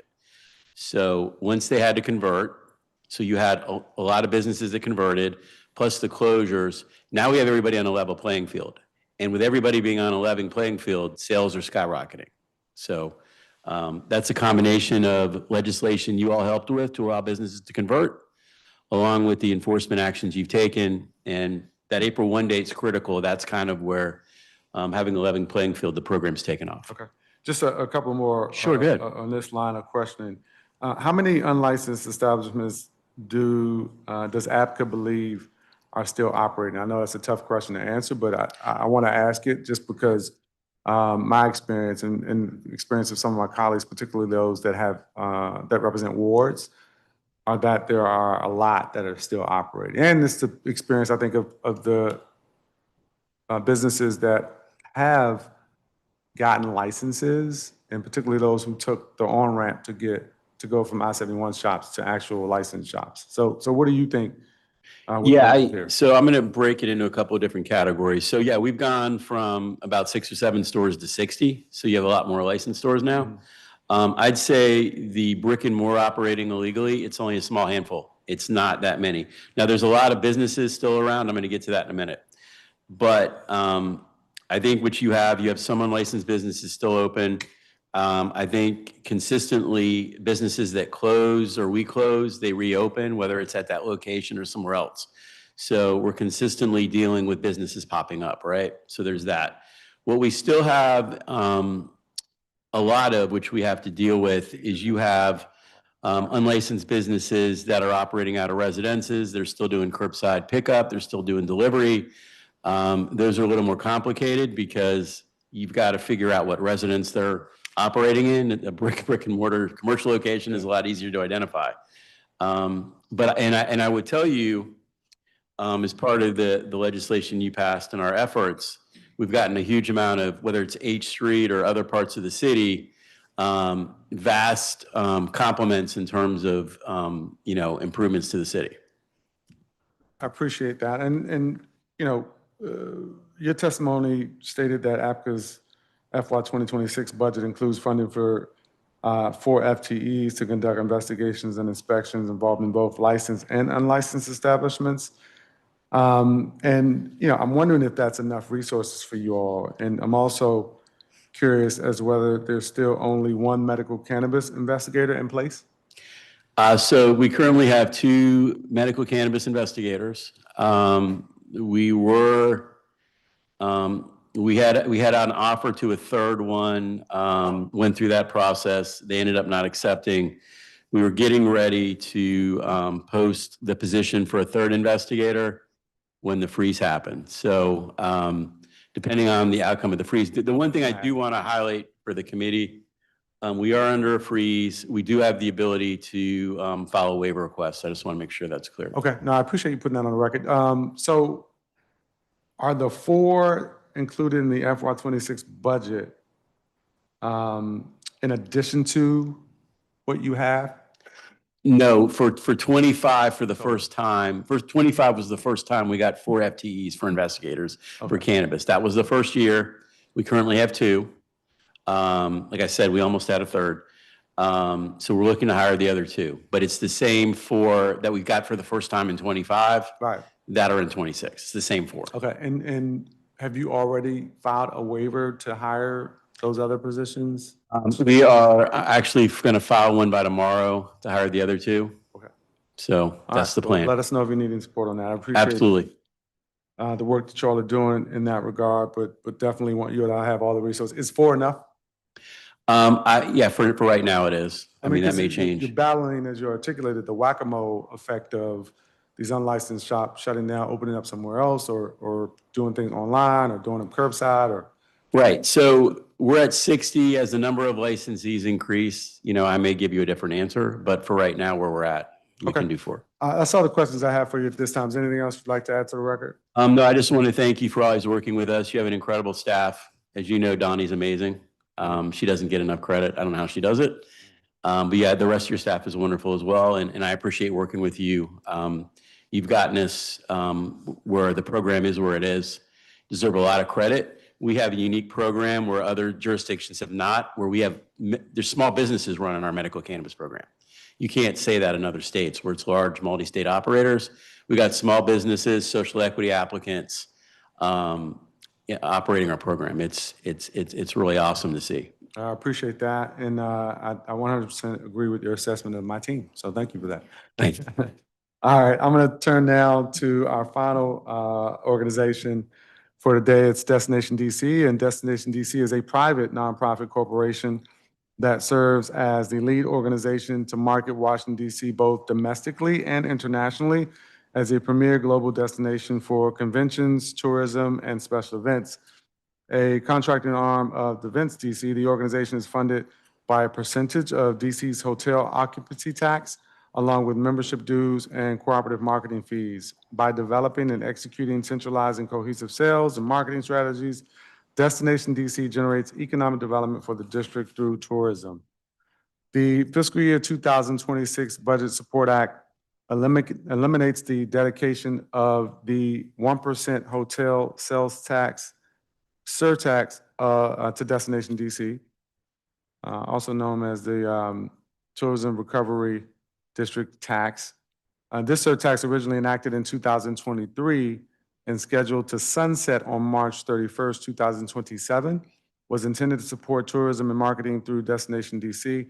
Beginning in fiscal year 2026, revenues from the surtax totaling $25.7 million will instead be directed to the Economic Development Special Account at the Office of the Deputy Mayor for Planning and Economic Development, which is about $23.5 million, and to local funds, approximately $2.2 million. This change reflects a significant shift in funding strategy and eliminates the dedicated revenue stream previously allocated to Destination DC's tourism promotion efforts. With that, I'm going to turn to the President and CEO, Elliot Ferguson, as well as Board Chair Mead Atkinson, and I think Robin McLean may also be testifying. But before we get to the testimony, I'll ask you all to stand, raise your right hands. I'm going to swear you all in for your testimony, please.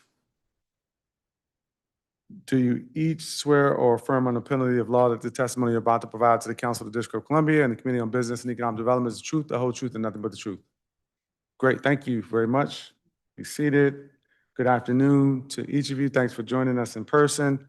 I'm going to turn to you, Ms. Ferguson, for your testimony. All right. Good afternoon, Chairman McDuffie and members of your team. Thank you very much for this opportunity to talk to you about Destination DC and, equally as important, our ability to impact economic development. As referenced, I am joined by my Chief Marketing Officer, Robin McLean, to my left, and the Chairman of our board, Mead Atkinson, the General Manager of the Royal Sonesta Hotel on Capitol Hill and former Chairman of the Hotel Association. I'll be the only one testifying, but they will be assisting with answering questions. My Chief of Staff, Rico Ashab, is joining me. As an organization, we are focusing on economic development, but we also give back to the Washington community. As such, we are also joined by Casey Brown, business management major at Howard University, and Marriott Sorensen, scholar that's joining us for the summer, 13 interns and apprentices from universities around the country, as well as Washington, D.C., 15 career-ready interns from the Marion Barry Summer Youth Program that will be joining us this summer, and of course, our 121 employees, 40+% of them living in Washington, D.C. As was referenced, Destination DC is a private nonprofit organization that focuses on economic development through tourism and conventions internationally and domestically. And I think we all agree that Washington is an incredible place to live and thrive. We love our neighborhoods, restaurants, local shops, parks, free things to see and do, and so many other things. The work that we do, Destination DC, is to grow visitor impact and the quality of life for all of us. Visitors have an immediate impact, unlike other long-term investments. I'm going to talk to you a little bit more about Destination DC and Washington's visit economy, but first, context on the Tourism Recovery District in our budget. We all know how impactful in a negative way the pandemic was for Washington, DC and the global community. As such, the Hotel Association was very bullish in focusing on how do we continue to recover as a destination, and that's how the Tourism Recovery District was created. The tax was raised was presented for paid only by visitors coming into Washington, checking into a hotel, so not Washingtonians, but visitors, to the tune of 1%, visiting our efforts to promote Washington, D.C. And I want to thank you, Councilmember McDuffie, members of the City Council, and of course, the mayor and her team for making this a priority in December 2022. The legislation increased our overall budget and hotel tax portion to 1.97%. And as a reminder, 10.05% of that tax goes to the City General Fund, and Events DC receives 4.45%.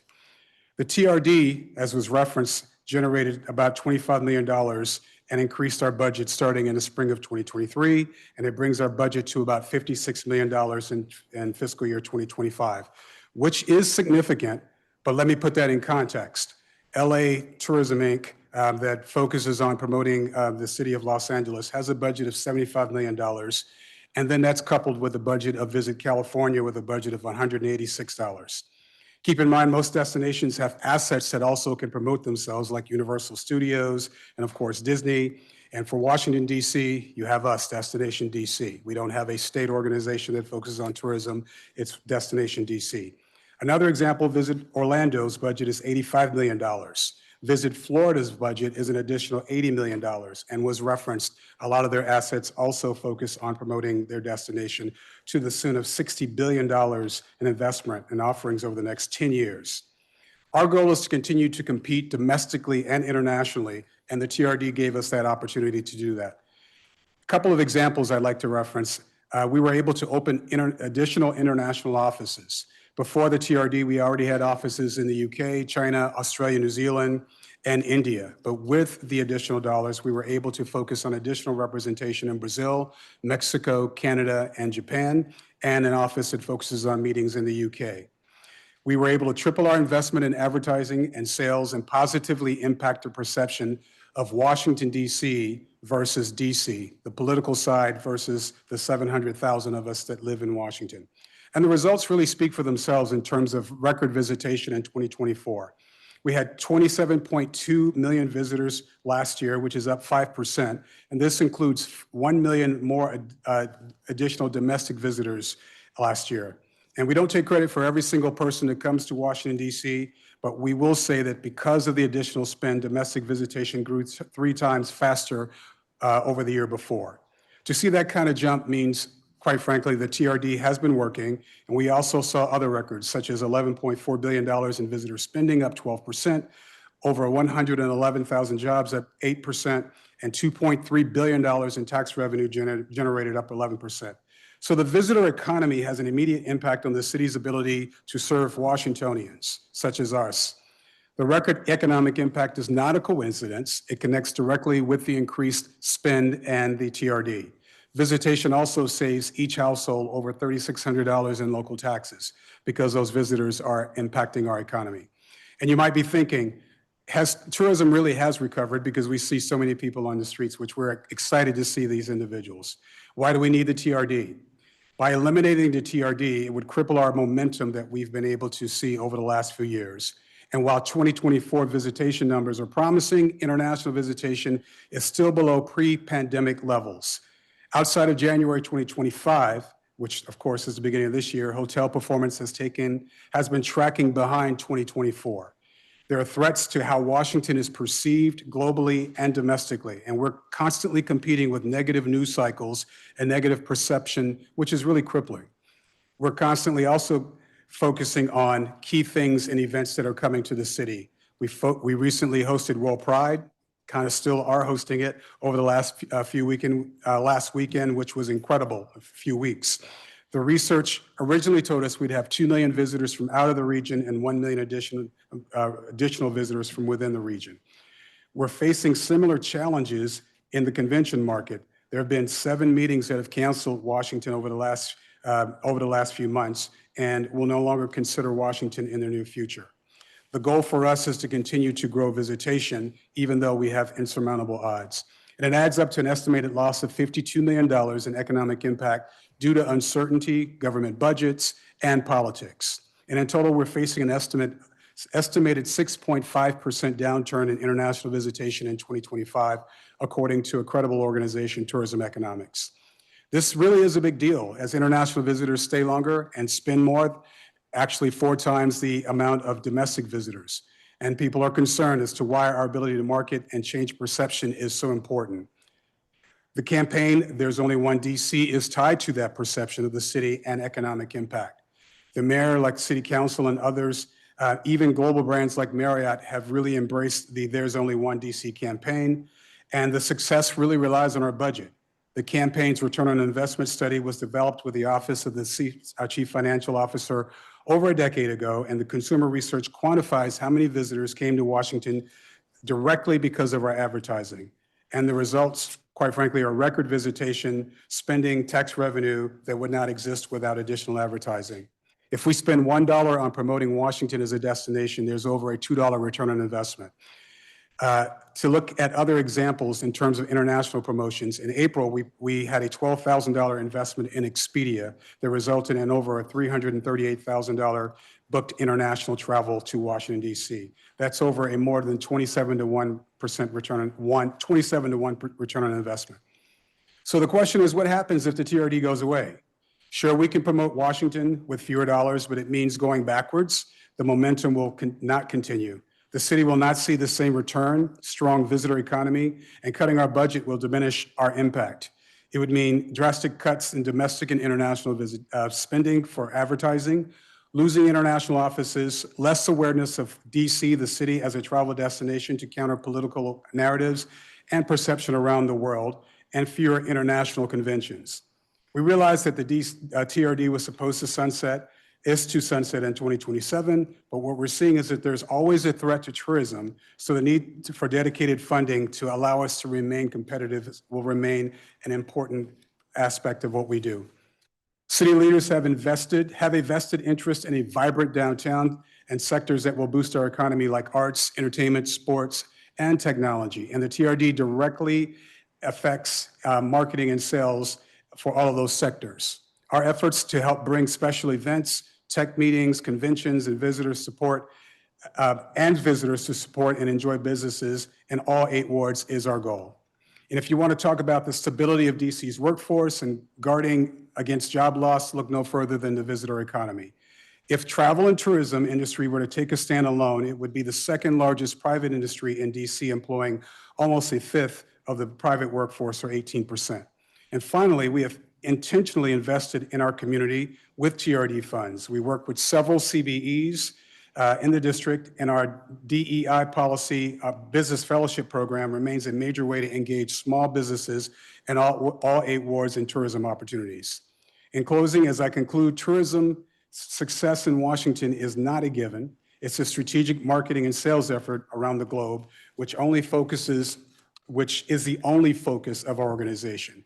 We appreciate how we've had the support of the council and the mayor in the past, including direct engagement in our industry from you, Councilmember McDuffie. It might be tempting to redirect funding away from tourism and conventions because the city is facing a dire budget crisis, which we understand. However, tourism revenue creates the funds needed for areas like public safety, social services, and so many others. Investing in tourism is fast and efficient because revenue from visitors is realized immediately, and the return on investment has been proven time and time again. It's crucial to maintain Destination DC's current level of funding, which has the support of the Hotel Association and the hospitality industry. The funding should remain in place through 2027, and we should consider a long-term solution to dedicated funding because of the proven results. I look forward to answering any questions that you may have, Councilmember McDuffie. Thank you very much for your testimony. I do have some questions, primarily questions about the TRD, but some other ones are related to your budget. I really had the honor of attending World Pride last weekend and got to catch up with you and Angie Gates with Events DC. It was really truly a world-class event. And during today's testimony, you had noted that hotel performance during World Pride was on par with 2023 DC Pride celebration, which is concerning. And I'm curious to know, did this trend hold? And if so, could you elaborate on what factors and beyond the negative news cycle, if there are other factors beyond the negative news cycle, may have contributed to the lower than anticipated hotel impact? Yeah, absolutely. And thank you for that question. I think as we were preparing for World Pride, and we've been doing it for over 3 years, we invested millions of dollars in promoting World Pride in various cities around the world, domestically and internationally. And there was a lot of momentum about coming to Washington, D.C., about it coming back to the United States. That momentum shifted as we had a government change and the rhetoric became more divisive. And as we were focusing our efforts on promoting World Pride and other events globally, the concerns were pretty impactful. You know, we've talked already about how the Canadian market has significantly been impacted by the rhetoric. And what we saw were individuals that basically were concerned about traveling to the United States, fearful of traveling to the United States, listening to news cycles in terms of what's been happening in terms of coming. And of course, every single week, it became more and more of a problem. So we saw more domestic visitors for World Pride than international. And as I said earlier, the spend of the international visitor is much larger. And with that, we had a great World Pride. I'm still exhausted, and a lot of great events that took place. But to your point, the occupancy in which we thought we would realize, which probably would have been north of 90% or more for the city, was not realized because individuals were just concerned about coming into the U.S. And to answer your question further, it is primarily because of rhetoric, because the momentum and numbers prior to the change of administration was pretty significant in terms of coming. I appreciate that. Just still along those lines, you had mentioned $52 million in estimated lost economic impact due to meeting cancellations and negative political perceptions. And I'm curious as you all think about your role, your mission, marketing, the district, how, if at all, are you adapting your strategies to really mitigate the risk associated with some of the political headwinds that we're facing, and really whether there's sort of a focus on reputational marketing or something that helps to address the challenges that we're facing specific to, I hate to say it, like politics? Absolutely. I think a good example, with the TRD, we were able to open an office in Canada. Canada, for the U.S., is one of the #1 markets. It's not seen as an overseas market because you can drive in, such as like Mexico, but a very strong market for us. And with the downturn in visitation, we're still actively involved in Canada, but we're not marketing in Canada. We're focusing on markets, whereas, we have offices all over the world. We're seeing more momentum with Central America, South America, Mexico, and Brazil in terms of visitation to the U.S. because the perception or the rhetoric does not impact them in the same way. So as we have these offices, not only do they assist us in our marketing and opportunities to position Washington in front of the news, similar to the number of media that we had and influencers that we had in town for World Pride. They're also giving us sentiment in terms of visitors traveling to the U.S. And if that sentiment is down, then we're looking at whether or not we should invest in other markets where there's a better opportunity. We also work closely with the Airports Authority as they direct dollars towards us in terms of markets that are important to them. And of course, they give us data on ridership or lack thereof. And so we're able to really pivot based on factors and really opportunities, whereas we can really focus on markets that are more important. I'll defer to Robin McLean, our Chief Marketing Officer, because this is really her job to immediately turn on a dime and focus on other markets to offer additional insight. We follow where people are booking If I could from. just ask you to put your name on the record, just so Certainly. everybody knows. Robin McLean, Thank Chief Marketing Officer for Destination DC. Good to see you. So we follow where people are booking. And so our strategy is targeting people in cities where we see they're booking through buys that we're making through these advertising dollars. And so we can focus more on those markets and bring people in. And then from a group meetings perspective, there are markets that are really showing prospects very heavily right now. The tech market is up 10%. And so that's an area where we are focused on in terms of trying to drive that business. So as Elliot mentioned, we may have lost some business there, but to continue the momentum in terms of selling the city for group business, we need to focus on areas where there is growth, and tech is one of those. We actually have a cloud-based group in town today that we have a site visit with the convention sales team. So. Awesome. Let's talk hotel surtax amendment act of 2025.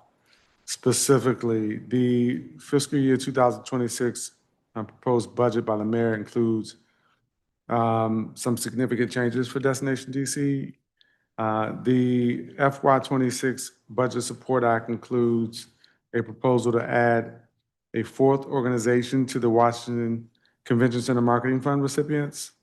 The OCFO's fiscal impact statement acknowledges, and I'm going to quote here, the Washington Convention Center will have to use its existing marketing budget or other available funding to procure the required services, likely by reducing the contract levels of the other 3 required contractors, close quote. If Destination DC's contract level decreases substantially, what does that mean for Destination DC's long-term outlook? I'll start the conversation, and then I'll ask my chairman, who is a hotelier and former chair of the Hotel Association, to offer additional perspective. It really means that what we've been seeing in terms of the momentum tied to additional visitation will diminish, especially from an international perspective. We recognize that not every visitor that comes to Washington comes because of our efforts, but our efforts influence people to stay longer and spend more. As an international destination, as the international market looks at coming to the U.S., you've heard me say several times, Washington is either number 7 or 8 in terms of cities that they visit in the U.S., and Washingtonians are shocked. How could we not be number 1? Those markets that spend more, Los Angeles, San Francisco, Las Vegas, New York, Orlando, Miami, and Hawaii, that's 1 through 7. What I haven't mentioned are other major cities like Boston and Philadelphia and New Orleans that are so we're always competing. Unfortunately for us, the perception is we're that city that you come to take a picture in front of the White House and the Capitol building. They usually don't know which is which, and then you go somewhere else fun. So as we were preparing to host World Pride, the number 1 priority for us was that this was a good PR campaign for us, because the global community will come to Washington, D.C. and leave and say, I had no idea D.C. had so much to offer. Our neighborhoods, theater nightlife, the activities and festivities are ongoing. Eliminating those dollars mean we will go back to still seeing visitation coming to the city. But one thing that I will note in regards to visitation in 2023 versus 2024 is that we saw about 333,000 additional visitors from year to year. Once we started spending at a full level with the TRD, we then saw 1 million additional visitors come to Washington, D.C. So there's evidence that promoting a destination means more visitors coming, more spend, more economic impact.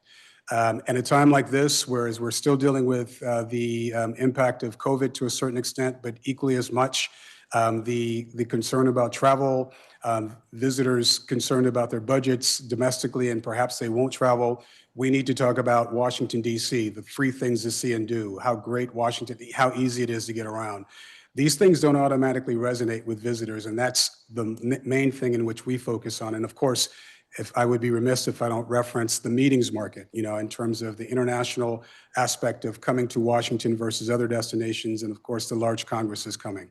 We work closely with the Restaurant Association, Sean Townsend, because it's not about just heads and beds, but heads and beds tied to butts and seats. So if we keep hotels full, if we had a more robust World Pride, then not only would we have seen even additional tickets in terms of restaurants, but we would have seen more revenue in terms of retail, and the list goes on, simply because we also study the dynamics of those that are visiting. We know next month we'll have Delta Sigma Theta come in town with thousands of women, and we are preparing for them not only to come to the city, but to have a good experience, but equally as much see a huge economic impact to Washington, D.C. So those dollars are important to us simply because we can sell aspects of the city that don't always resonate with the global community. And to me, I'll turn to offer a perspective from the hotels. Thank you. Thank you, Elliot. Mead Atkinson, Sonesta Hotels. So I think I'll start by saying that when Elliot talks about a perception issue, it's twofold. It's both within the city where people think, why did we need so much money to market such a great location? Everybody wants to come to Washington, D.C. And certainly a lot of people do, but we are expensive and not everyone knows what we have to offer truly. They think of us as a government, city with some museums. So that's the first issue. And for years, Destination DC has really struggled in terms of its budget being much lower than comparable destinations in the US. COVID happened, we came up with a plan, and I can tell you across the country, that CVBs, Convention and Visitors Bureaus, destination marketing organizations like Destination DC, don't always get along perfectly with the hotel community. But I can tell you that in Washington, DC, it's a really good matchup, and the hotel community is solidly behind this organization, which, not only is very effective and very professional, but its senior leaders have been with the organization a very long time. So we're not working with people that don't know what they're doing. And I would just, the last thing I would say is that Pride was a double whammy. We're getting, the general protest of, I'm not going to go to Washington, DC because I don't want to support the White House from outside of the US or other cities. And then on top of that, I don't feel safe or respected, so I'm not going to come. Appreciate that. Thank you. And you mentioned just now, not everyone knows what we have to offer. And I think that's a really important statement and observation because I think there is a general assumption that everybody knows to come to DC, right? This notion that we are the most powerful city in the world, certainly the United States. Capitol, Monument, White House, all those things are located here, but there's a lot more to the city than the federal enclave. I appreciate the mall, museums, and the monuments certainly are huge attractions and brings a lot of people to our city. But in terms of what Destination DC does, talk about how you promote the city in a way that isn't just promoting the federal enclave or just downtown. Like, what else do people know about DC and what we have to offer outside of downtown? Absolutely. I'll start and again defer to Robin, our Chief Marketing Officer. Our number one goal is to promote all sections of Washington, D.C. I dare to call it wards when I talk outside of Washington because that doesn't resonate. But we talk about our communities and we talk about our neighborhoods. The one thing I've seen that has changed over the last 24 years that I've lived here is that neighborhoods have become a key part of visitors coming to the city. When I moved here in 2001, it was mostly downtown, Georgetown, plus or minus a few areas. And what has happened is that the additional investment by developers, by areas of the city that have continued to develop and cultivate assets that are appealing to residents, to visitors, means that we can not only promote the federal experience, monuments, memorials, and museums. That's the low-hanging fruit. We talk about that because a lot of those things are free, and that's a value add to anyone who's looking at coming or traveling and not spending what you have to spend when you go to the cities. But we're also talking about events that are taking place in neighborhoods, the food scene, architecture, and things that allow those visitors to really get out of downtown and visit other areas of the city. We're fortunate to have the CEO of Metro on our board simply because as we're promoting Washington, we're promoting the walkability of the city, access to the city through Metro, the safety of Metro, and the importance of not only promoting all wards, I said it, all wards of Washington, D.C., but the fact that of the 111,000 people that are working with our industry, they're coming from all parts of Washington, and these jobs are created because the more the visitor economy continues to grow, the better our opportunities to create opportunities, career opportunities within the hospitality industry. Specific to how we do that, I'll defer to Robin. Sure. So we mentioned the There's Only One DC campaign. And what TRD funding has allowed us to do is really start at the top of that consumer funnel, which is all about inspiration. So before, we were never able to really buy like those big out-of-home billboards in LA and New York and Chicago and Boston and Atlanta, where those are some of our top markets. And so you get to see us as neighborhoods, as experiences. And really, with Only One DC, we are highlighting in our commercials things that you can only experience uniquely in DC first and foremost. And then as you come to Washington.org, as you are seeing some of our custom content, whether that's in the New York Times or a FAR magazine or through websites throughout the world, we are telling that story. So the stories that we are pushing as Destination DC are what you want and what you're talking about. It's neighborhood centric. It's about those unique experiences. It's about the people that you meet when you come here and how special this city is. And the last thing I'd say is that there are lots of parts to marketing. I think when I talk about that inspiration part, that's kind of big and bold and in your face, but there's also the quiet. There's that paid search that is really important. Washington.org comes up when you're searching for things to do this weekend in Washington, D.C., things to do this month, whatever it may be. It's promoting those special events and opportunities. And then it's working with social influencers. And then finally, the editorial. So when you're talking about we're not in Canada right now, perhaps advertising, we are working really hard to tell our story from an editorial perspective. So all of those things are covered by our efforts. And Mr. Chairman, one thing that I wanted to also reference, as you talked about the city, the mayor's budget, the deputy mayor's need to really focus on other growing economies. We've had several conversations with the deputy mayor of economic development. She's on our board. We totally understand the concern as it pertains to how many jobs will be lost because of the impact of the current administration from the federal government, and the need to really focus on other components of the economy and to grow those other areas. And we support that 100%. And there's an opportunity as we look at what's being presented by the budget to perhaps come up with a compromise, because we see a need for those areas to be funded well and effective. I will say that the one thing that we continue to focus on is the fact that when we do our return on investment study, we do it with the Chief Financial Officer's office to basically focus on the efficacy of what we're doing.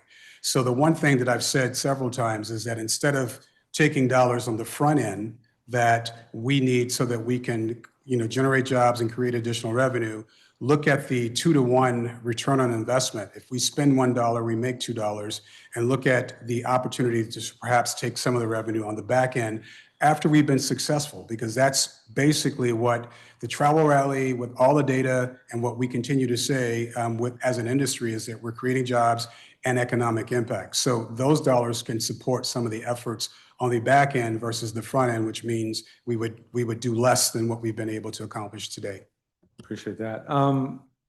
You may have already mentioned this. What's your actual budget overall? Our overall overall budget with the TRD is a little north of $52 million. 52. And the TRD, I think we did the emergency, was it in 2023? Yes. And it was set to sunset. It was scheduled to sunset, I think is a better phrase, in 2027. Do you recall what the projected revenues were for the TRD specifically, the extra 1%? What was it projected to produce? I don't recall the specific number, but I can follow up with you. But because we were dealing with how do we gain market share when the global community is going after the same visitors. But what we said was that it would position us to be able to see additional visitors coming. And that was the point I made earlier. Right. Whereas What did you get specifically from the additional 1% to TRD and for this fiscal year, FY25? Yep. We think it's 20 million. Right. And for 24, how much was it? Probably around the same amount, $23 million. So our budget grew from a little north of $30 million to over 52, depending on the actual revenue generated by TRD. Okay. All right.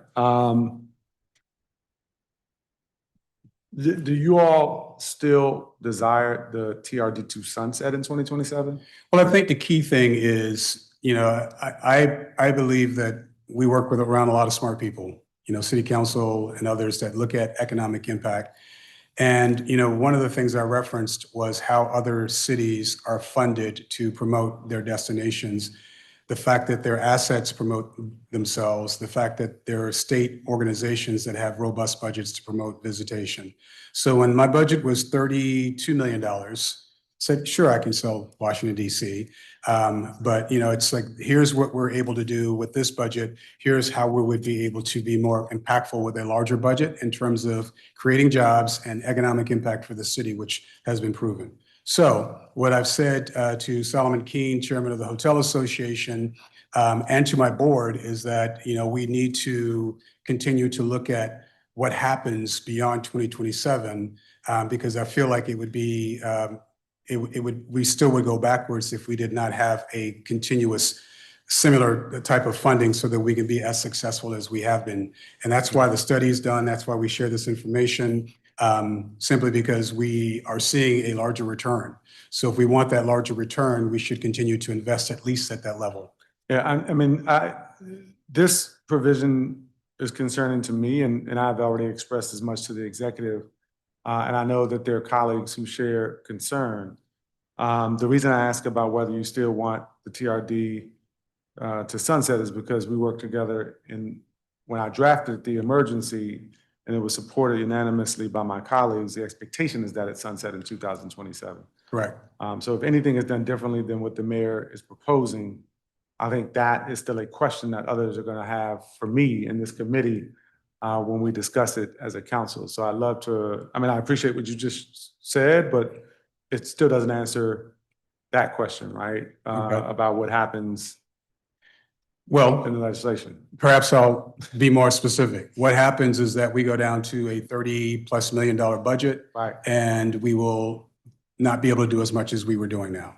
Right. And we won't see the same returns in terms of visitation, the international market, because as we look at 2027, we look at going into another cycle of elections for who sits in the White House. And, a lot of what we do is long-term, 3 to 5 years for conventions, and we still need to have that momentum. I don't feel like we should call it TRD as we look at moving forward, but as we look at promoting DC beyond 2027, March of 2027, we should absolutely be looking at something that's more long-term in terms of funding, understanding that there would be a need to support other needs that are tied to economic impact, as was referenced in the mayor's budget. Yeah, in a perfect world, we would love to extend it under the right circumstances, Mr. Chairman. And I'd add one other thing.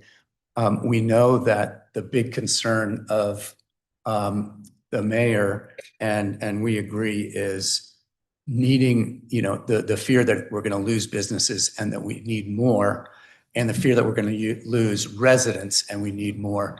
And interestingly, we probably bring in more potential future residents and businesses than anyone in the city. It's not an official plan, but it just happens that way. So, let me just be clear. We worked together really well. We drafted it based on you all coming to the council and having these conversations internally about what the need was. Yes. It has been effective. Correct. As you all suggested it would be, both in producing the extra revenue, but then also the return on the investment. And I hear you when you say, if it sunsets in 2027, you go back to about approximately $23 million less than what you have today to market the district. And ideally, you'd like to see it extended. I don't know, maybe it's just the former prosecutor in me. And usually I would ask the judge for permission to treat the witness as hostile, but in this case, you all are not hostile. But I love a yes or no answer. Do you want it to sunset? No. Okay, that's what I needed to hear. So that it's clear when I have conversations with my colleagues. Yes. I need to be able to report what you all would like to see happen, and that's what I needed to hear. And going back to your question, we expected to generate about $20 million a year, and actually are generating a pace of about 25 or 26. Yeah, my numbers had it around 27, 26, and so I wanted to make sure I wasn't at all. Okay. Where am I next?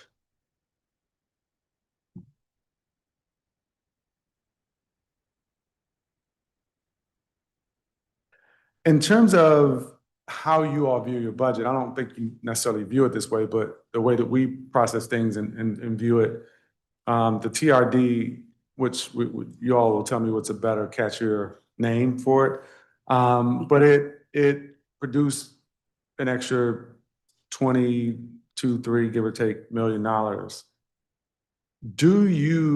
Can you speak to specifically what the TRD did? Because all it really does is give you a bigger budget to do more of what you were doing. Y'all don't think about the budget in terms of what this specifically does? Or do you? Absolutely. I'll start and again defer to Robin. One, the key thing for us is how are we positioned internationally? Right. 92% of visitors coming to Washington are domestic visitors. And we love domestic visitors, but domestic visitors on average spend $600. Right. When you look at a market like New York, a market like Los Angeles and other key cities that I referenced earlier, their percentage of international visitors are double digits, which means an international visitor that's spending anywhere from $2,500 to $6,500 per person, the economic impact is greater. Where are those jurisdictions? You said New York. Where else are the international visitation double digits? It would be cities like Los Angeles. Robin used to work for the Los Angeles Convention Bureau, Okay. San Francisco, Las Got it. Vegas, Okay. Hawaii, Orlando. Every city that I referenced that's above us in terms of visitation has larger percentages of international visitors. Okay. Miami, Orlando, everyone loves the theme parks there, especially the international market. Okay. So the goal for us is, I don't want 35 million visitors in Washington, but I'd like to see us go from 8% international visitation to 10 to 12%. And by the way, we were at 7% before the TRD. So the goal for us, even now with international visitation being down, is to not lose momentum. One of the things we did with World Pride is we had a lot of influencers, Robin and her team, Danielle, our VP of Communications, and we had a lot of media in Washington, D.C. They're going to go back and talk about the DC that we want them to talk about. And that's really going to resonate. TRD gives us the wherewithal to do that and the marketing that we did well before World Pride came to the city. I referenced we had 4 offices globally before TRD. That was specifically in China, the UK, Australia, New Zealand, 1 office there.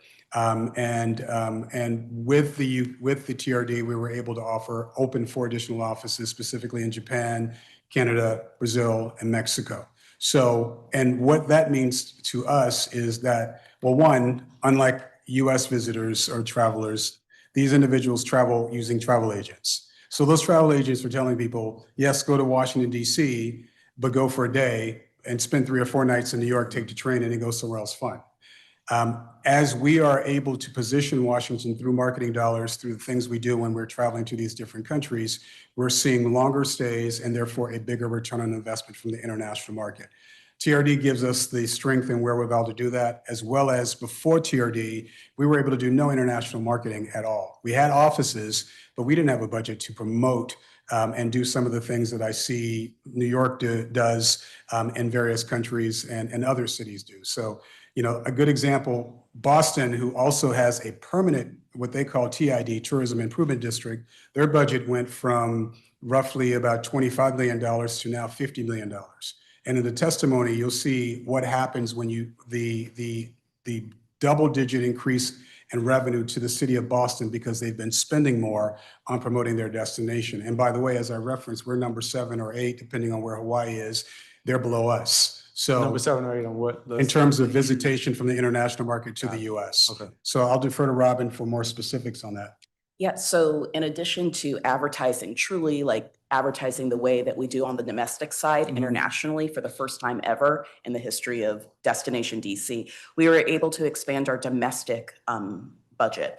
And so that meant instead of just focusing on the region and the drive markets throughout the year, we were able to expand nationally and have advertising full year. And so that's important because we used to just focus on need periods, but need can tell you there's an important piece of what we do to fill hotels on the weekends, even during spring and fall when there are lots of people in town for meetings. It's also helped us expand on the group meeting side in terms of focusing on DC as the intellectual capital. And Elliot mentioned the international market. We opened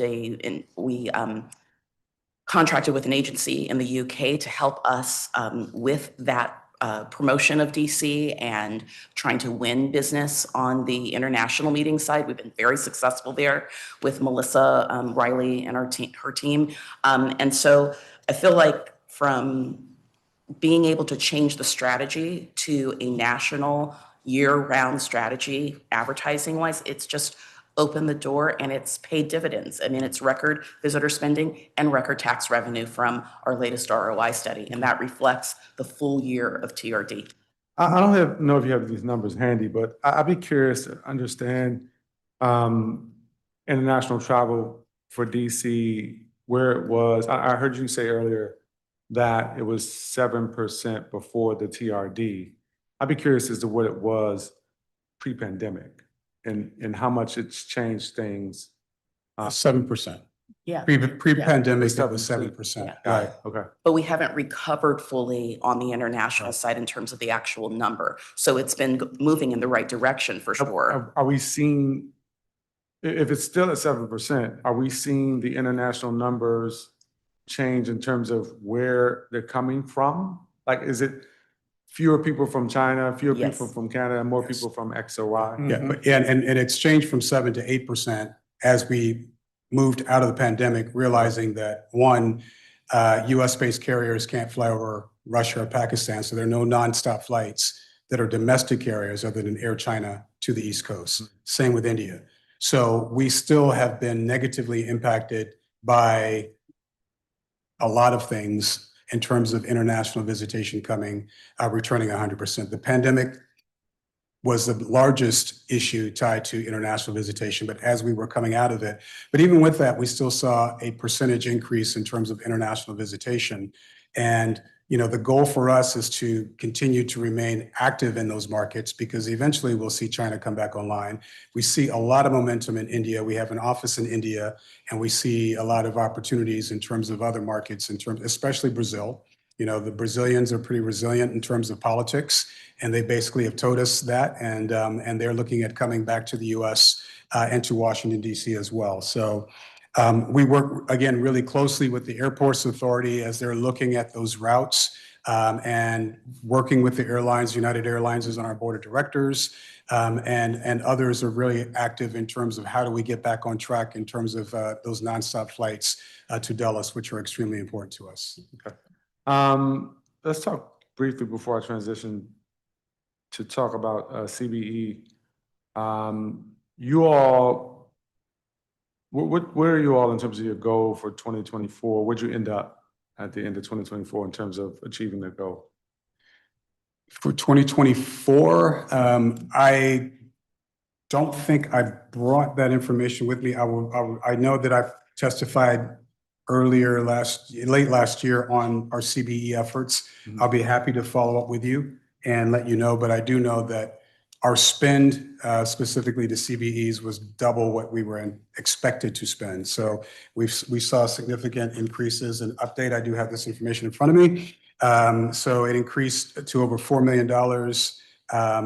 You know, as we looked at fiscal year 2023, we spent $118 million with $118,000, sorry.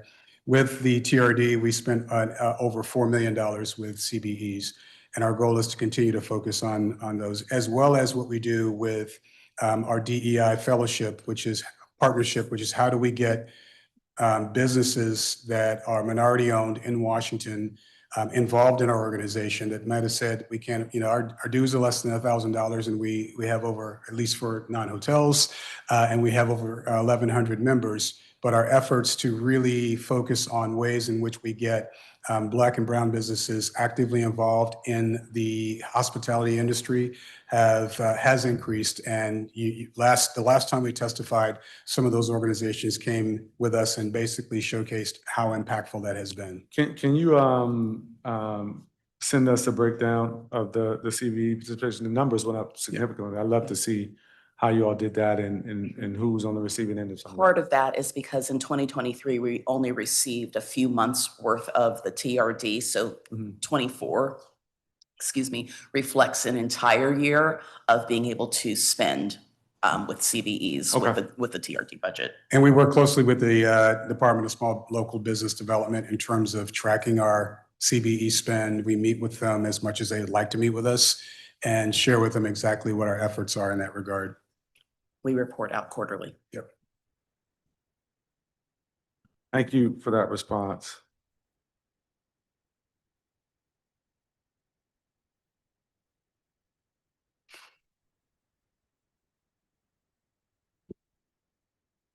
I want to talk about the Events DC Convention Center transfer. First, the FY 2026 budget includes a transfer of $2.36 million in dedicated sales tax from the convention center to support Destination DC's advertising work with the aim of making the District of Columbia a premier global convention tourism and special events destination.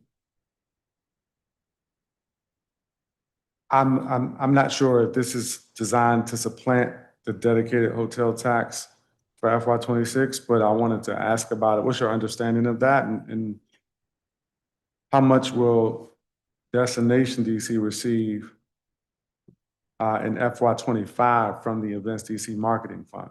Yeah, absolutely. That's a very important question. I think that as we look at the tax as it exists, it's 15.95%. We know that, as I referenced, 10.05% goes into the general fund, 4.45% goes to Events DC. There is a marketing fund, whereas 0.77% of that goes to the marketing fund, and we get 0.67% of that. That with the TRD takes our take in the hotel tax to a little less than 2% or 1.97%. I think what's being referenced is, the economic development partnership is, as being proposed, is to then start receiving a portion of that. I've been talking to the Hotel Association in regards to what that means, because basically the portion of the hotel tax that we receive comes from that formula that's non-TRD related. And so in essence, that would then erode our funding even more from the average $32 million a year to whatever percentage the partnership would receive, which clearly would be detrimental to us. And, that's when I continue to say, well, the ROI tells you there's a $2 return on investment. Why not look at, because it goes into the general fund, which we're not disputing that, but let's look at whatever overage going to key issues, key organizations such as the partnership. A good example is, as we talked about the amount of money that was originally estimated that the TRD was to raise, it was roughly about 20.7. 20.7, and it raised 25 million. So take the delta and use that, because we're creating additional revenue on the back end to fund key projects like the partnership and other organizations, which we totally respect and support. So that's important to know. I'm glad you just put that on record, in suggesting that the delta between what was projected and what in actuality it's taking in might be used to do some of the things suggested there.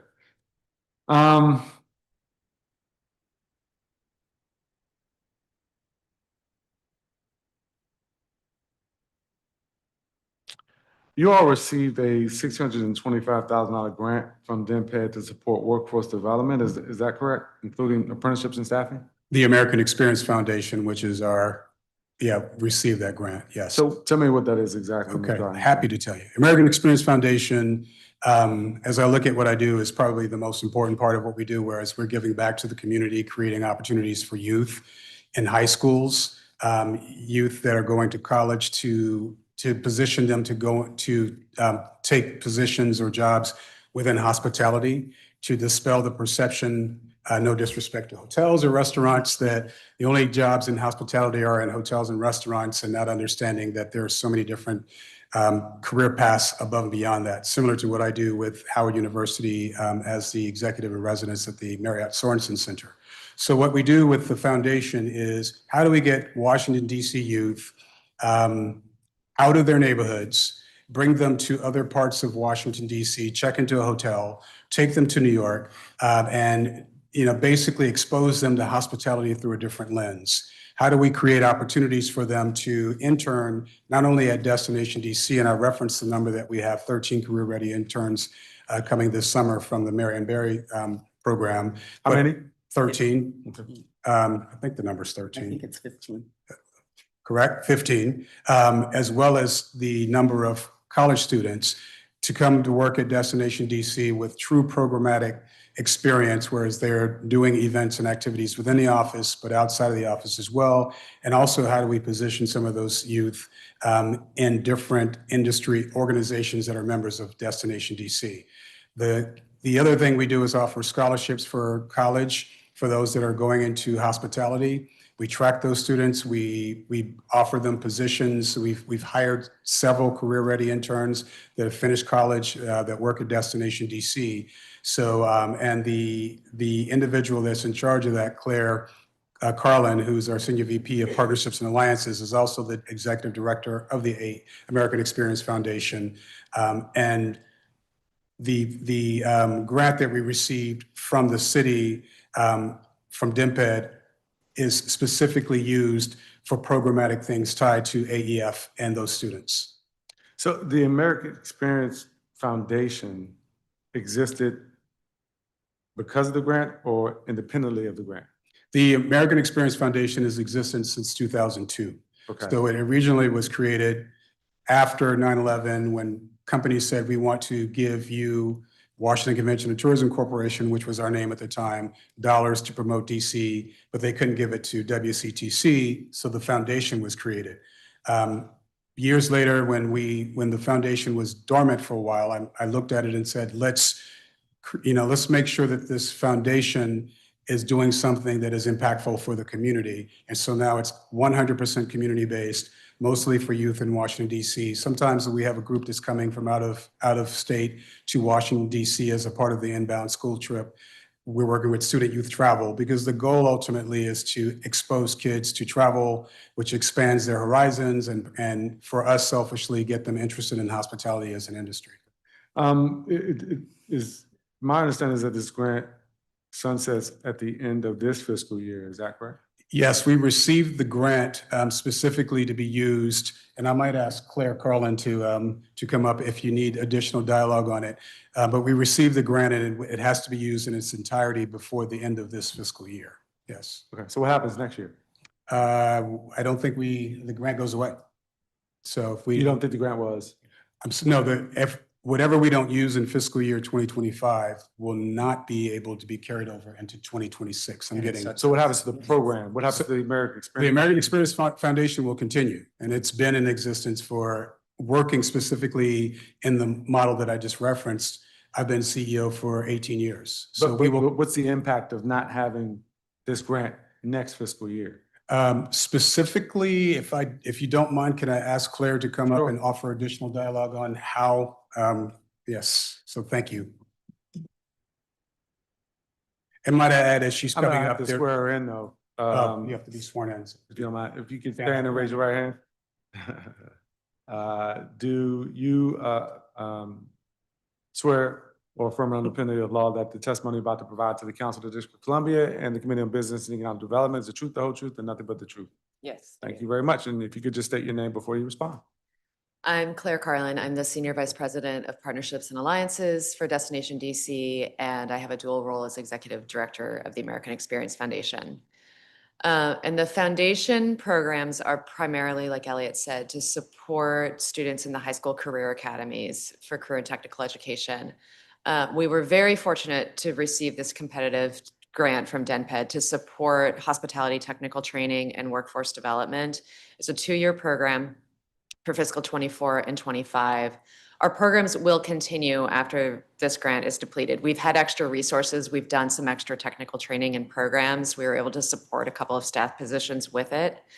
We always raise funds and do programs for the foundation all the time. And the foundation is a separate business. It's a 501c3, separate bank account. Destination DC doesn't fund it besides some staff expenses. So we raise money to do programs, and our members that Elliot talked about, the member businesses, donate goods and services to help create workplace learning experiences for those scholars. Okay, So we're not going anywhere. got it. Glad to hear that. I was concerned about that. No, I will say that we do significant fundraising as an organization for the foundation as well. You know, we have a big 4th of July event that we do every year, which is a fundraiser for the foundation.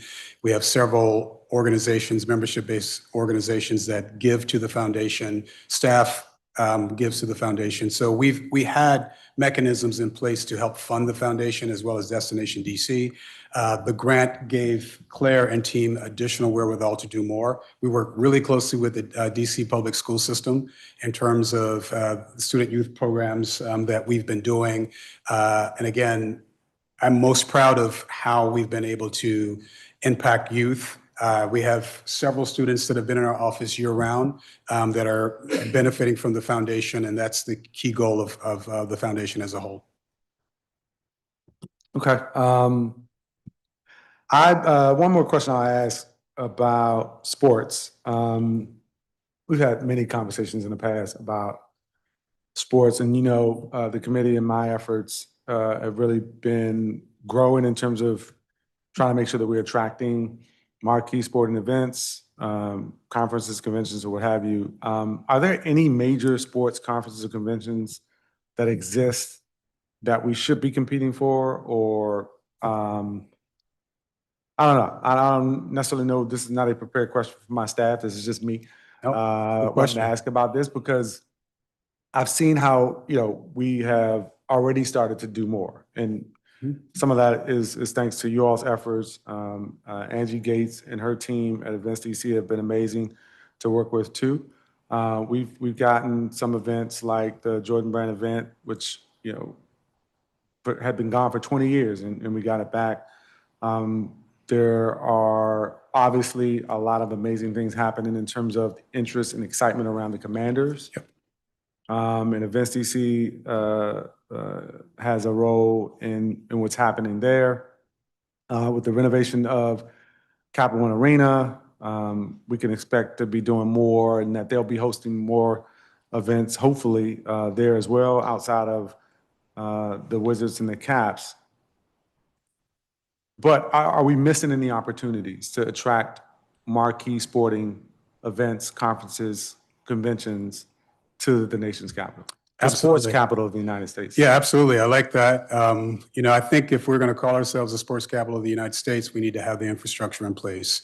So to have our football team and that infrastructure not actually exist in Washington, D.C.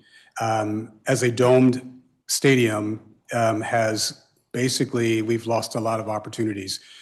Teresa Belpulsi, our senior VP, also focuses on our sports efforts. We have a team that works with Events DC, for everything from the NFL draft to everything that we've been able to support and bring to the city. We're responsible for putting together a huge part of that package. I moved here from Atlanta in 2001. And because the Georgia Dome, because of the baseball stadium, basketball stadium, and all that infrastructure being in the city after the Olympics, cities like Atlanta, love it or hate it, Indianapolis, they have the infrastructure to really claim what we should be claiming now, and we'd be able to do if we had the stadium in the city. I think it's above and beyond just the sporting events. I think it's, you referenced other events and activities. There are concerts that would come to the city. There are major conferences that take place. I know that, there are large Amway conventions with over 40 or 50,000 people that would utilize a dome stadium and Metro and access and keep all of our hotels full and everything else if we had that infrastructure. We've seen what's happened with Audi Field being in the city, with Nats Park in Washington. And not to mention the proposal to put a roof on Audi Field as well. And not to mention that, these things really position us to really focus on a variety of events year-round, which is extremely important as well. So it's not just the sporting events, whereas people will say there's only 10 to 15 a year. It's really the opportunity to impact the city as a whole economically, because these events bring tons of people and, equally as important, create jobs. And just along those lines, and I'm glad you mentioned the NFL draft, which is a big win for the district. Was it 2027? Yes. Really excited about that. But the idea and the proposal that we've seen for Commander State, and the renderings at least, do have a roof on it, have a dome on there. I mentioned the proposal to put a covering on Audi Field. Yes. And what I would like is not for people to pit these types of projects against one another, because if Correct. we have all of it, then I imagine it makes your job slightly easier to promote some of these larger events, whether it's something that needs, 65,000 seat football stadium, or something that needs, 40,000 at a baseball stadium without a roof, or, at eventually to be domed soccer stadium, Yes. which just has fewer seats, or Care First Arena, whatever it is. If we've got all those things, then we're in a much better position to compete. Is that not the case? We're absolutely in a better position. A domed Audi Field is perfect for some of those sessions, those corporate groups that typically book short term, and we don't have availability because our team is responsible for bringing the large conventions to the convention center. So we work closely with Events DC, Angie Gates and her team, but we're responsible for bringing them. The number of groups that we turn away because we don't have availability, our building is probably not going to get any larger simply because of it being landlocked. These buildings and that infrastructure gives us more flexibility in terms of how we promote Washington. The infrastructure has to be in place, and for the most part, as you referenced, it already is. So a domed Audi Field, Danita Johnson's on my board. We talk extensively about what that footprint looks like and what we would be able to bring to the city, or how more appealing we would be to even some of the larger corporate pharma international groups that are looking at doing business in the United States versus where we are now. The infrastructure that we have now, specifically Cap One Arena, we have to deal with the limited schedule of availability because of the teams that play in there. If we had more options, then clearly we would be able to book business. And the key thing for us is how do we bring business to the city during the period of the months whereas we really need it. The July, August timeframe, whereas business is slower, November through February. And of course, holidays and weekends, which in most cities, the city's sold out, but not Washington. So what if we bring those large cheerleading events to the city because we have that infrastructure? Then we'll see volleyball events, volleyball events. yeah, all this stuff. Yes, their parents have to sit and suffer for 8 or 9 hours a day, but they're staying in hotels, and hotels want that ancillary business over the weekend when Congress is not in session. And the biggest event for next year is in the country is going to be World Cup, and we're not a part of it. Yeah. Well, hopefully we will be in the future once we get everything sorted with the council and we get this vote on the RFK project. But I'm going to leave that there. Is there anything else you'd like to add to the record before we close out? Now, I'd just like to say again, as several say, thank you always for your support, the support of City Council. We look forward to a resolution to what was proposed versus where we might end up. And I think the key thing for us is to not negatively impact what the mayor's how she's positioning economic development beyond tourism, but to look at us as a revenue generator on the back end. So the fact that it just seemingly makes sense to us. I know that we've had several conversations within the Wilson Building and with others. There's a lot of support from hotel ownership groups in terms of what we're doing. I appreciate our chairman and the Hotel Association and others having the support of Destination DC and what we've been able to accomplish. I did not reference the rest of the team that's here with me, but the team that I have, many of them have been with this organization for over 15 or 20 years. It doesn't mean we're tired. It doesn't mean that we're not working as hard, but it means that they're very much so dedicated to bringing business to the city. So we always appreciate your support. All right. Thank you for your testimony. I want to thank all the witnesses who testified before the committee today. As a reminder, those interested in submitting written testimony for the record may do so until Wednesday, June 18th, 2025. Submissions should be uploaded via the hearing management system on the council's website at dccouncil.gov. Our next budget oversight hearing will be on June 16th, 2025. There being no further business before the committee. This marks the end of today's hearing. The time is now 1:31 p.m. and this hearing is adjourned. Thank you, Mr. Chairman. job, Claire.